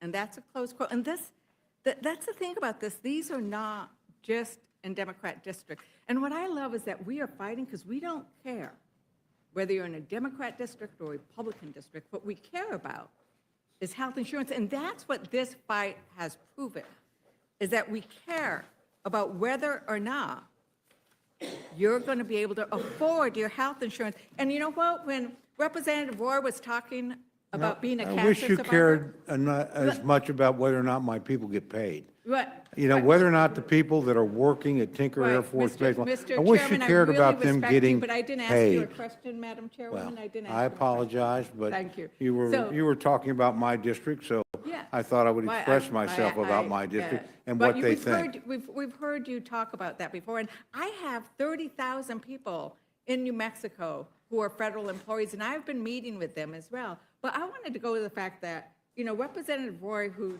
came and left so quickly, he was talking about cancer and how he's a cancer survivor. I'm a cancer survivor. And he was talking about how the Affordable Care Act is so bad, but you know what? I'm a cancer survivor. And so if it wouldn't have been for the Affordable Care Act, I would not be able to get insurance because there was a pre-existing condition. You know what else I am? I am a woman. And because I was a woman and could have had babies, I would have also been a pre-existing condition. And these are the benefits of the Affordable Care Act. And the list goes on and on about why that Affordable Care Act makes sense. But what we also need to make it be is affordable. And we had a hearing. I'm the chair of the Democratic Women's Caucus, together with members of the Policy and Steering Committee. We had a hearing. Well, Republicans were on vacation. Well, Republicans were gone. If you don't want to call it vacation, let's be honest, you were not here. But we were. And we held a hearing. And one of the most compelling voices, I mean, they were all compelling. We actually had to take out our tissue because we were crying so much. But one of those voices was Brick from Utah. Brick from Utah, who has a condition that he needs infusions. And the only way he can afford those infusions is through because he gets those tax credits. And he said, I want to work. And he went and talked to his representatives, and he tried to meet with his senators. And he did get to talk to Representative Kennedy, and Representative Kennedy's answer to him was, well, just go on disability. That's not an answer. That doesn't save the American government anything at all, because he wants to work. But you know what? We're going to have an amendment from Leader Jeffries and Whip Clark, I see her here, that's going to have a 3-year extension. And I'm supposing you wouldn't support that amendment. Is that right, Mr. I don't Chairman have a Cole? vote on that amendment unless you get it out of here, so. Right. But we could vote, and we will vote later, on a one-year extension, right? Just a one-year extension, because we've heard the ranking member talk over and over again about that there are Republicans who want that one-year extension. So we could do that as an amendment. I'll offer that as well. It's 14 of her colleagues. Do you know, what would a one-year extension cost us, Chairman Cole? I have no idea. We have no Represent ranking jurisdiction. member- This is not, ranking member, what would it with all cost? due Isn't it about respect, 23? can I finish my answer? Sure, With all due sure. respect, we don't deal with this on Appropriations Committee. This is not our jurisdiction, it's not our issue. That's part of the problem here. You're trying to raise it on appropriations bills. This is a Ways and Means or an Energy and Commerce issue. It's not ours.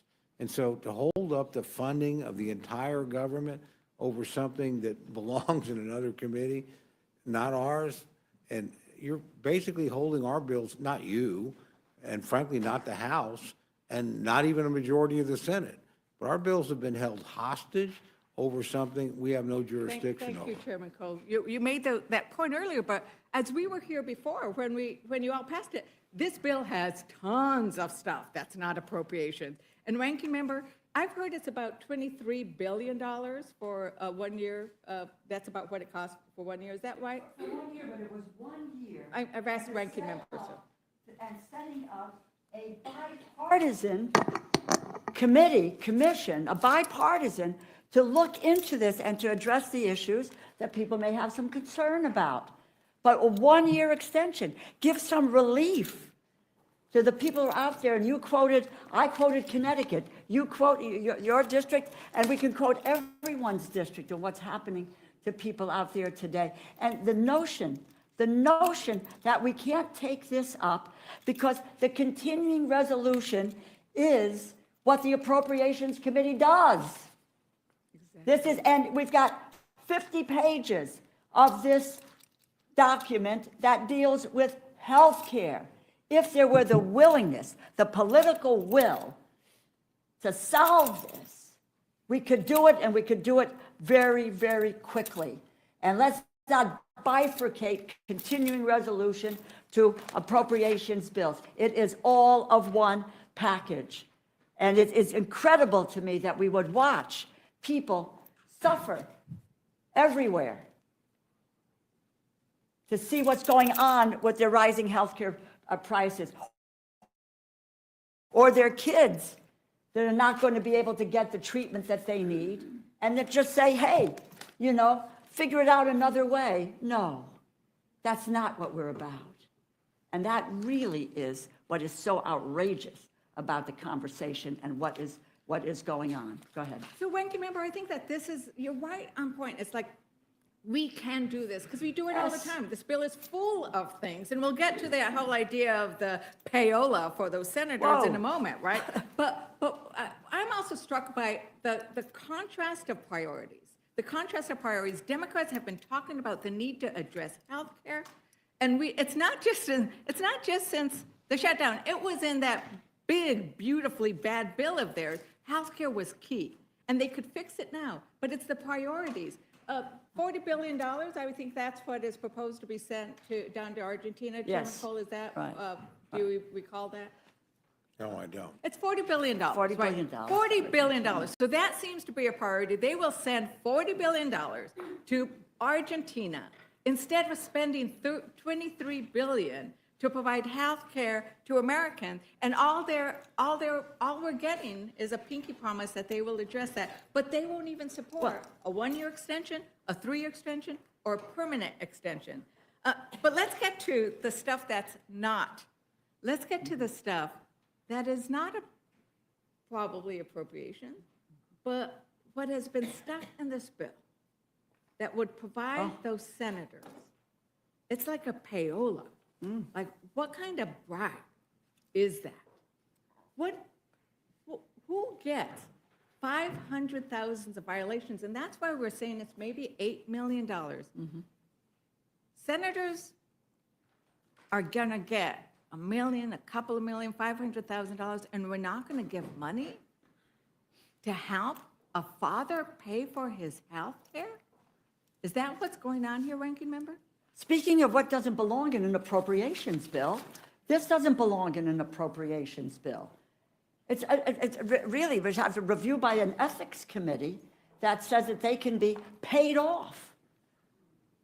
We had it's just outrageous what's happened here. But in terms of the process, what it so violates what appropriations has done. It normally is the process where you get the 4 people involved that are the chairs and ranking members in the House and Senate, and you have a sign-off on the bills. First of all, that did not happen this time as well, and my Republican colleagues, or no, the Senate, the Senate chair, they just went forward and posted the bills without having sign-off. Then this is secretly put it in the bill at the last hour with no one, including the House chair or ranking member, or I don't believe the ranking member on the Senate side.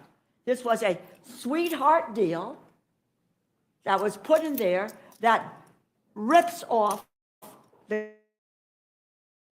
government and the people of this country. And Americans think that the system is stacked against them. And it when is. Republicans support giving payouts to senators in the millions of dollars, they can see why. But I'm going to give my Republican colleagues on this committee the opportunity to say this is not right. I will be offering an amendment to strip that entire section from the bill. We'll see what kind of courage the Republicans on this dais have. Now, I am the last Democrat to be able to ask questions, so I wanted to just give the ranking member an opportunity to see if there was anything else she wanted to raise in response to some of the other issues that. No, I thank the gentlelady very, very much. It's really been really incredible. And first of all, you know, everybody here is supportive of our veterans and so forth. And to, if we really wanted to do something about taking care of our veterans and their health care, we would have, and you would have, dealt with the $51.7 billion in advance funding for our veterans through the Toxic Exposure Fund, which was done, by the way, in the Fiscal Responsibility Act several years ago, which we've done, and the ranking member of Milcon VA is here. And yet, there is advance money for medical care, but for the Toxic Exposure Fund, the answer is no. Why? You want to help veterans? This leads to me, when I see that there's no commitment on the Toxic Exposure Fund. And what we do and what we have done in the past, it really is, we have done advanced funding over the years. And we did, and as I mentioned earlier in my comments, Ranking Member Wasserman Schultz, Chair Judge Carter, a full day of negotiations. Quite frankly, it was one of the bright shining spots of bipartisanship we had in going through the appropriations process, but that has been left out of this bill. Do you really care about veterans? Let's make sure they're taken care of, because they get caught in the crosshairs of this madness that we are currently involved in. I would also like to just say that I'm really tired and, quite honestly, fed up. It is a lie, it is misinformation that we had to reopen the government in order for there to be SNAP benefits to go to families. $6 billion in a contingency fund, which we voted for. Read the bill, understand what you did in the bill, and know what you did. You passed it. And it was the president who decided he did not want to spend that money to feed people. He's taken it all the way to the Supreme Court to deprive people and kids. It's 16 million kids. It's 8 million seniors. It's 4 million people who are disabled and 1.2 million veterans. You want to care for your veterans? Care for your veterans? Make sure that money in that contingency fund is outflowing tonight and going, and not let them claw back, telling states, get the money back that you have given out. What is wrong with this picture? And I just say, if Mr. Roy were here, I would tell him, which he needs to understand. he needs to understand, he talked about a buyout. The buyouts were offered using money that government simply did not have.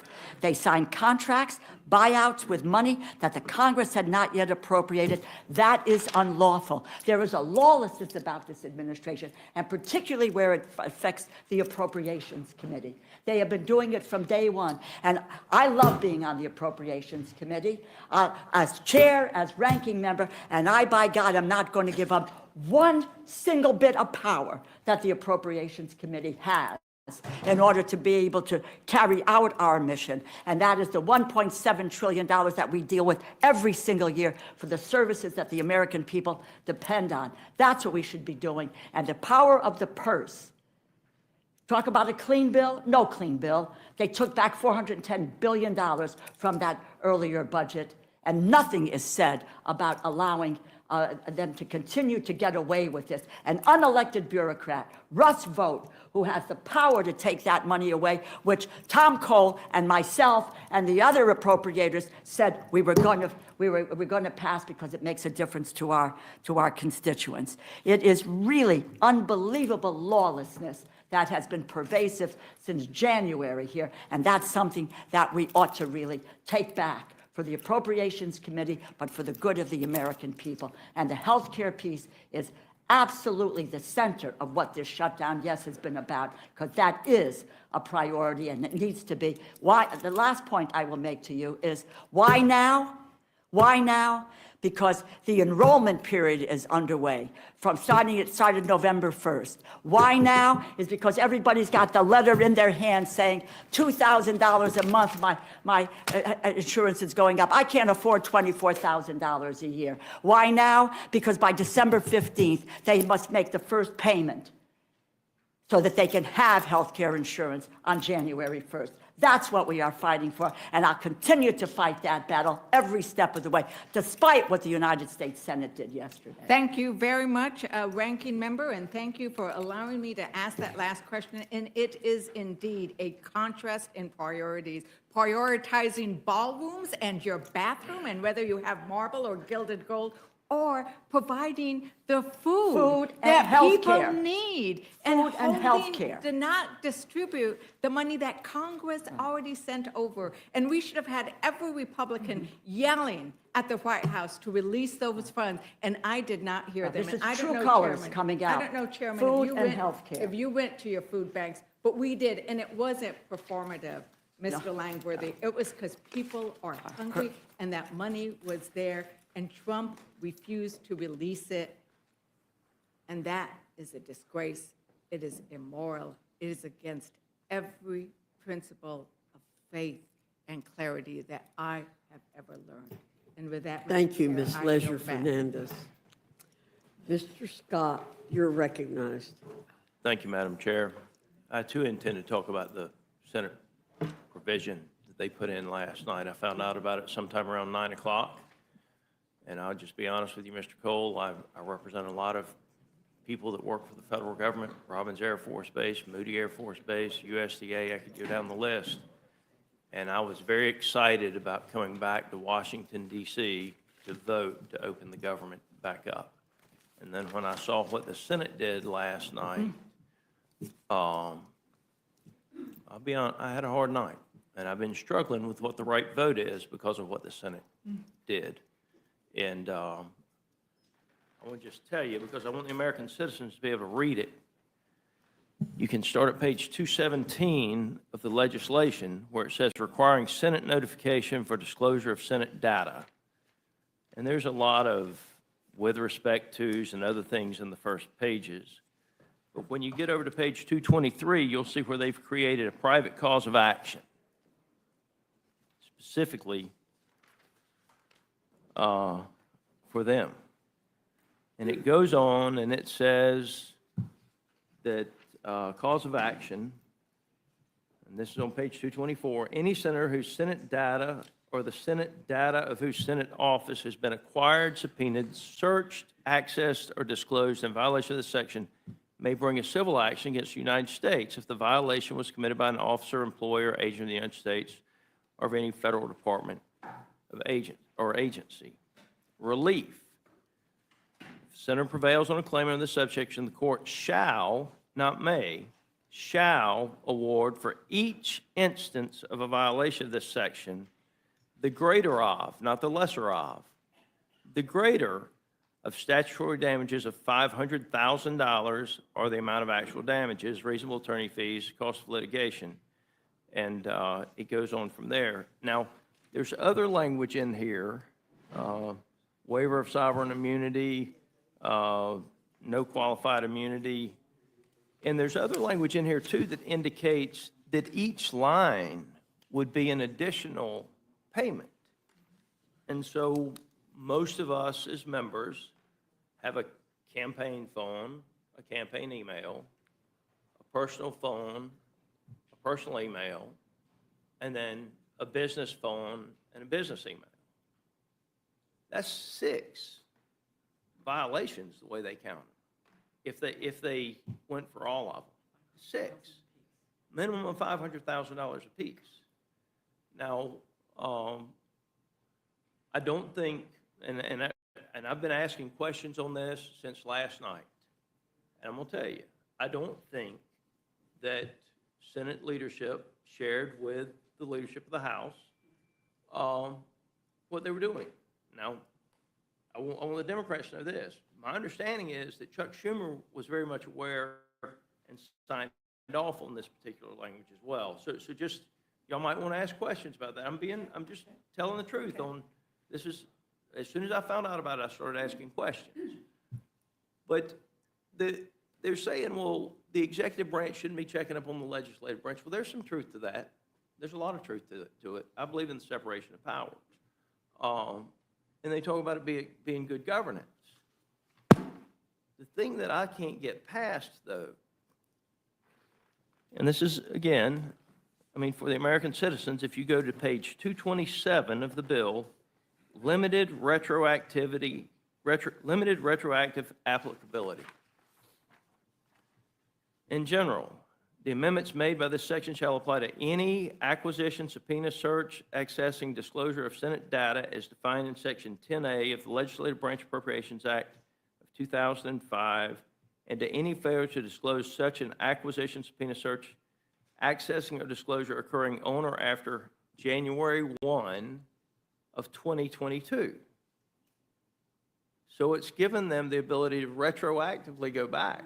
We know, you literally know who, at least, we may not know all of them, but we at least know the list of some of them. In this paragraph, the term violation section 10 is the meaning given to the violation section. It goes on from there. But there's also language in there where it indicates that each account is a separate payment. Now, this language did not go through any committee markup. This language was not shared with the House of Representatives prior to it being put in the bill. And I personally agree that it should be removed. The problem is if we remove it, the Senate, it has to go back to the Senate. And then you're right back to where you were 40 days ago, where all of a sudden you're trying to get a piece of legislation out of the Senate. And so, I mean, I've struggled. I want you to know that, Mr. Cole. I want the American citizen. I've struggled with what the right course of action here is, because what they did is wrong. This should not be in this piece of legislation. And they can say it's about good governance all they want to. When they made it retroactive, then all of a sudden it was no longer about good governance. There's actually a list of people that know they will get paid as soon as this thing is signed. At least they've got the coupon where all they have to do is go file at the courthouse and get paid. And I haven't decided exactly what I'm going to do. My gut is, because of the way this place is so dysfunctional now, that the right thing to do is to get the government cut on as soon as possible and make sure that the American citizens are watching what those senators do and hold them to account for what they did. And at the same time, the House put legislation out that actually reverses what the Senate has done. They should vote on this in the light of day. If they think this is the right thing to do, then they should have a committee meeting and a straight up or down vote on it. Don't hold my people who work in my district at Robins Air Force Base paycheck any longer than it's already been held.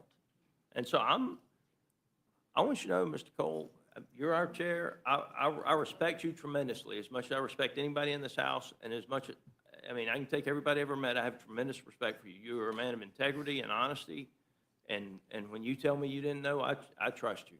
And when Mike Johnson, when I'm asking questions about it at 9 o'clock last night, I don't think our side knows. I think the Dems and the Republicans in the Senate knew, though. I do. I want you to know that. And but this is, I mean, American citizens just need to read it, and they can figure it out for themselves. It's not that hard. It's big letters. It starts on 217. It ends on 228. It won't take you 10 minutes to read it, and you really can pretty much start where the private cause of action is discussed. But that would never pass if that was a standalone piece of legislation, and it is clearly authorizing an Appropriations Act. Would the gentleman yield? I'll be happy to yield to Yeah, Mr. Roy. I just want to add that I share the concerns of the gentleman from Georgia. I do not think that this provision should have been inserted. It certainly shouldn't have been inserted at the 11th hour without deliberation and back and forth. I do believe the gentleman's correct. There were Democrats and Republicans involved with it. But I think there's going to be a lot of people, if they look and understand this, are going to see it as self-serving, self-dealing kind of stuff, and I don't think that's right. And I understand, I think some of the motivations were to try to target a DOJ that I think was fairly obviously abusing its authority and targeting United States senators, separation of powers concerns, all the things. We can debate all that, but we think it was pretty egregious, so I have no problem with the prospect of going after and trying to empower, even through private right of action, a way to go, because we do it in other contexts, consent decrees and other things, but the retroactive, potential to have dollars going to United States senators, when we've got American citizens, whether it was J6ers, whether it was people from the FACE Act, whether it was others that have also had the full force of the federal government through the Department of Justice targeting and coming down on them, and they're going to see, oh, but you can slide in a provision in here for United States senators? Like, it is beside my comprehension that this got put in the bill. And it's why people have such a low opinion of this town. I am torn also, the gentleman from Georgia, because we need to fund the government and we need to get this passed. And I'm trying to figure out what we can do to force the Senate's hand to say you're going to repeal this provision and fix it without amending it here to then delay the funding of government, which we want to proceed to go move forward with. But that provision needs to get fixed. And we need to find a way as a body to get it fixed as soon as possible. And I'm continuing explore the options tonight. I yield back to the gentleman from Georgia. Mr. Scott, would you yield? I just want to point out it's $500,000, and the way it's written, it is a minimum of $500,000. It is per line. It is and Ms. Ledger Hernandez, I'll give you 60 seconds, but I think it's time to move on. I just don't.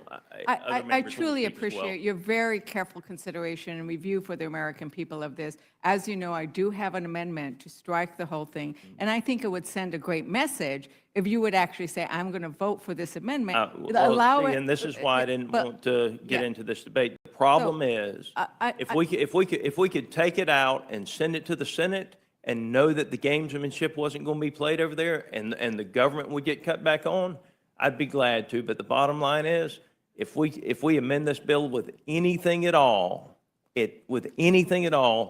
we risk extending the shutdown, air traffic controllers not being paid, law enforcement not being paid, our staffs here not being paid. And that's a risk that I don't trust. Yeah. And I'm not saying I don't trust just the Democrats. I don't trust the system to work where we could fix it with what probably a supermajority of this committee thinks should be done and not delay the government coming back on. And with that, I would only point out that it's not, if you would, I just wanted to finish, really give me 15 seconds? yes. So it says each violation, and so the violation isn't just each telephone, it's each time it's requested. So it could multiply much higher than that, because it's by That is my read as violation. well. That is Yeah. my read as well. Yeah, we agree on that. Madam Chair? Madam Chair? I just want to state for the record, it's another reason why the House and the Senate should be in session during a shutdown. Maybe this could have been avoided. Thank you, Mr. McGovern. Thank you, Mr. Scott. Mr. Griffith, you're recognized. Thank you, Madam Chair. I, too, am very concerned about those sections. I will tell you, I've already made the decision that I will vote for this bill and not vote for any amendments because shutdown needs to end. It's been going on too long. Too many of my people are hurting, and we got to get it. We got to get it done. There's some other issues in here, not as egregious, but at least it was done in the light of day with a vote. But the hemp issues, that was a fight between gentlemen in the Senate from Kentucky, both of them fighting each other.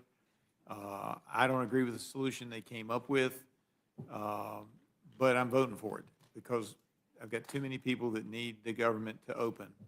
And therefore, notwithstanding, we're going to hear some great amendments, I'm sure, but I'm not voting for any of them because we need to get this thing done, and then we can start negotiating on other things. Now, Mr. Cole, Mr. Chairman, you've said this a couple times.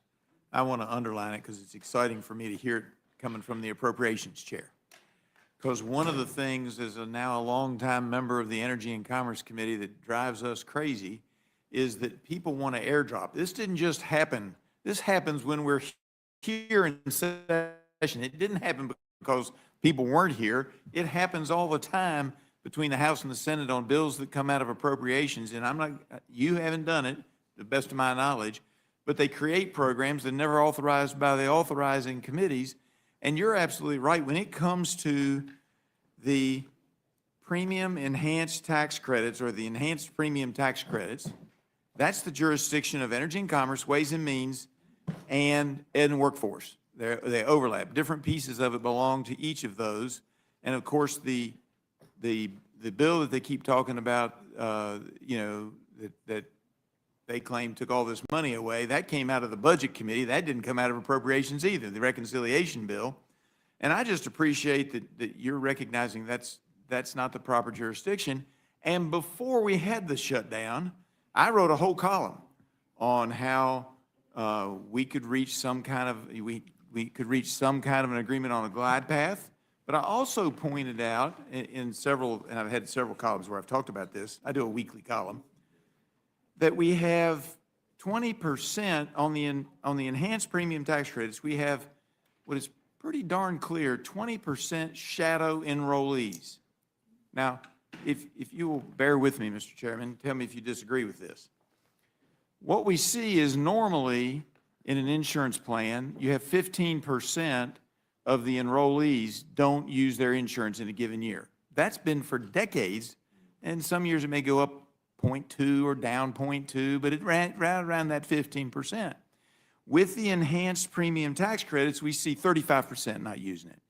And here's what I believe is happening, and I think most experts agree with this. You tell me if you have any disagreement. Jump in, Mr. Chairman, and tell me if you disagree. What happened, because it was an emergency piece of legislation during COVID, because they wanted to help people that were having a hard time, they didn't put in all the checks and balances. So you don't have to re-enroll. It's an automatic re-enrollment because it was only going to be a 5-year program. And what could happen, and the theory I use and the example, the hypothetical I always use is, if you live in North Florida and you happen to go to a grocery store or a mall and you get enrolled, and then 6 months, 8 months, 9 months later, you move to South Georgia and you go to the mall or the grocery store and you get enrolled, most citizens of the United States would think, well, I'm enrolled now in Georgia, so they've canceled my program in Florida. But that's not happening with the enhanced premium tax credits. And my frustration with this argument for the last 40 days has been, open up the government and we can figure this out, because as the Health Subcommittee Chair on Energy and Commerce, I don't want us to continue to waste 20% of our money that we're spending. It's billions of dollars. I don't want to continue to waste 20% of that money that doesn't go to help a single enrollee. It goes to the insurance companies, and they're getting the money. They don't know whether the people really exist or not either, because there's no way to check, and it keeps rolling on. If we do a 3-year extension without some way to check, or a 1-year extension, which our colleagues on the other side of the aisle have recommended to us, either a 1-year or a 3-year extension, we're going to continue that 20% waste. We're going to waste the taxpayer dollars. That doesn't mean I don't want to help people who are trying to struggle. And even for some of those, Kaiser Family Foundation estimates that 10% of the people are receiving these benefits are over the 400% poverty level, which means they're making $106,000 a year.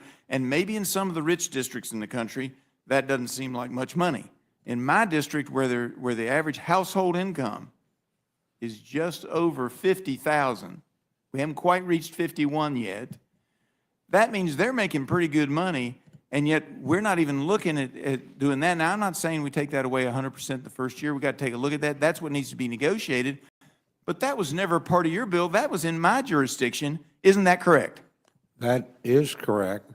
And to the gentleman's point, go back, a totally separate bill, but you'll remember toward the end of last year, we were working hard. A lot of our fellow Americans were hurting from hurricanes. We're doing a disaster relief bill. The Appropriations Committee did a little over 100 pages and spent about $100 billion, I think 110 because we added $10 billion for ag. That bill was 1,500 pages long when it hit the floor. None of us were consulted on the Appropriations Committee about this. And honestly, it had some stuff I probably would be for, like PBM reform, and it just didn't belong with us. And matter of fact, we caught a lot of grief on the floor from both sides of E&C, because what were you doing? We didn't, it blew up because people look at a bill that big and they go, what in the hell is in 1,500 pages? And again, my committee didn't have any. Now, in the end, what we passed was what the Appropriations Committee did, which was a little over 100 pages. But all the rest of that stuff was loaded on us. This is, so it's not like they even come and ask us. So I've had some pretty stern discussions with our leadership about this. But it's true on both sides, and it's true with other committees. I mean, other committees use us as the mule. I don't recall anybody carrying an appropriations bill to help us out on E&C or Ways and Means or anyplace else. Don't give us any ideas, Mr. Chairman. Yeah, so believe me. So I agree with the gentleman's point. I would prefer these things go to the committees that have the expertise, and they move the vehicles, not us. Not because it's a must-pass, we got a fun deal. If it's a good bill, and if it's bipartisan, like PBM reform, I guess was, from everything I heard, then why couldn't it trot out there on its own? Why did it have to be part of ours and confuse everybody about what we had in the bill that we had no hearings, no jurisdiction on, no anything? So that's an institutional problem. And I would say, I see it on both sides of the aisle. Yep. It's something that we're trying to stay away from. Well, and I appreciate you working on that, because as you know, and it's part of why my colleague, Mr. Scott, is frustrated with the way this place works, because we have rules and then we don't follow those rules. And if we follow the rules, I don't think we'd be in this spot, because my colleagues on the other side of the aisle are correct. We've dumped all kinds of things before in appropriations bills, but that doesn't mean it was right. And in this case, you gave us a bill that dealt with appropriations, kept us open for 7 or 8 weeks, and I submit to you, Mr. Chairman, I think at least on the part that was, I don't know about the part with Ways and Means and Ed and Workforce, but the part that was in Energy and Commerce, I think we could have hammered something out. But the number one concern that I have about just doing this blanket and claiming, oh, we're saving health care, is the 20% that's going to insurance companies. It's not a question of, which side of the aisle you're on. We're giving 20% of the money that we're spending on the enhanced premium tax credits directly to the bottom line of insurance companies, because they don't know whether it's Joe Smith or Jane Doe or somebody else, but they know pretty much based on statistics over decades that there are 20% shadow enrollees. And if we don't fix that waste, we are not doing a service for the American people. We are not keeping track of the dollars.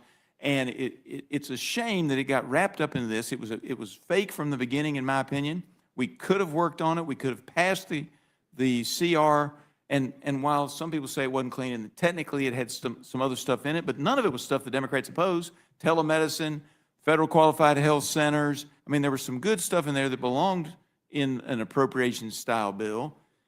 And it's all in here, is it not, Mr. Chairman? All of that stuff we had in the original CR is still in here. Pretty much, yeah. Yeah, I mean, as far as those programs are concerned.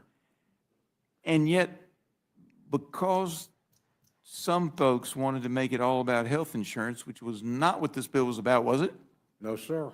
And didn't actually want to deal with resolving the issue in a responsible legislative manner, working through the proper committees. We've been shut down for 40 days, and that then ties my hands tonight. I can't vote for amendments that I might otherwise think are appropriate, and I can't vote for amendments that I think are not only appropriate, but are truly justified, not just marginally, but by 2/3. I cannot vote for them because I want to get this shutdown over. There are too many things being impacted in my district, and I'm sure in other districts too. I can only speak to my district, but having one of the most economically challenged districts in the country, I heard somebody say something about suffering. I'm just going to tell you, I looked it up, and that individual said we had to have a little suffering. They're like 29th. I'm 409th out of 435 on household income. I got enough suffering without the federal government adding to it. So I will be voting no on all the amendments, and yes to get this thing across the finish line. But the gentleman yield I will 1 yield- second. I will yield to. 1 second, which is this. You made a stat I want to make sure everybody understands. You talked about the 15%, a number that you said was an historic number. It's over the decades. It's roughly. As it relates to enrollees who don't file a claim, right? That's So you're correct. about 15%. That is for private plans, but that was also the number, give or take a percentage point, for Obamacare plans prior to the COVID subsidies, when they then bumped from 15 to now 35 to 40%. Is that correct? That is my understanding, and the other thing that drives me crazy, I would say to the gentleman, is that everybody talks about these subsidies, and a lot of my folks are afraid that their basic Obamacare or ACA subsidies going away. That was never threatened. That was never in question. The only thing that's in question is the emergency program that was put in for a 5-year period that is the enhanced premium tax credit, not your basic ACA subsidies, the enhanced premium tax credit. With that, Madam Chair, I yield back. Thank you. Thank you. Mr. Jack, you're recognized. Thank you, Chairwoman. And as the last thing between this panel and the amendment panel, I recognize that I will be brief. But I will say just from the outset, first I want to commend my colleagues' comments, and I want to commend the chairman's testimony. I also want to note, and I'm proud that Congressman Langworthy noted that it is Veterans Day, and I want to note from the outset we have 79 veterans serving in the House, Republicans and Democrats, some of whom are in the room. We thank you for your service, and we thank the millions of Americans who served in our uniform for your service on this important day. Chairman, in closing, if you could just tie everything together from this hearing, the vote tomorrow, it's a binary choice to open the government or to prolong this shutdown. And we've talked a lot about what this bill actually does, and we've heard the other side comments on what they think it does. I want to give you a chance to close out and remind everybody what this bill principally does tomorrow. Well, thank you very much for the question, and I appreciate the attitude. And honestly, I won't say tonight's hearing made me miss the Rules Committee, but it does remind me how grateful I am to all of you on both sides of the aisle for what you do here. And I mean, that's true. Look, I think it is a pretty simple choice tomorrow. There are parts of every bill that I don't like. If I got to write everything, then I'd love everything in it. And if I didn't have to get things through the Senate, I'd probably, but basically this is about reopening the government.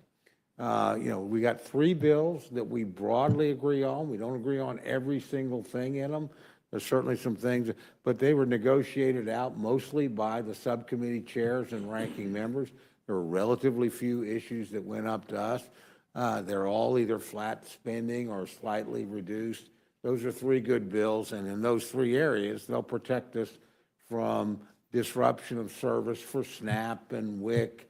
They'll take care of our military construction. They'll make sure that the Capitol Hill Police and our staffs and people get paid through September 30th. So that's actually a good start on the appropriations process.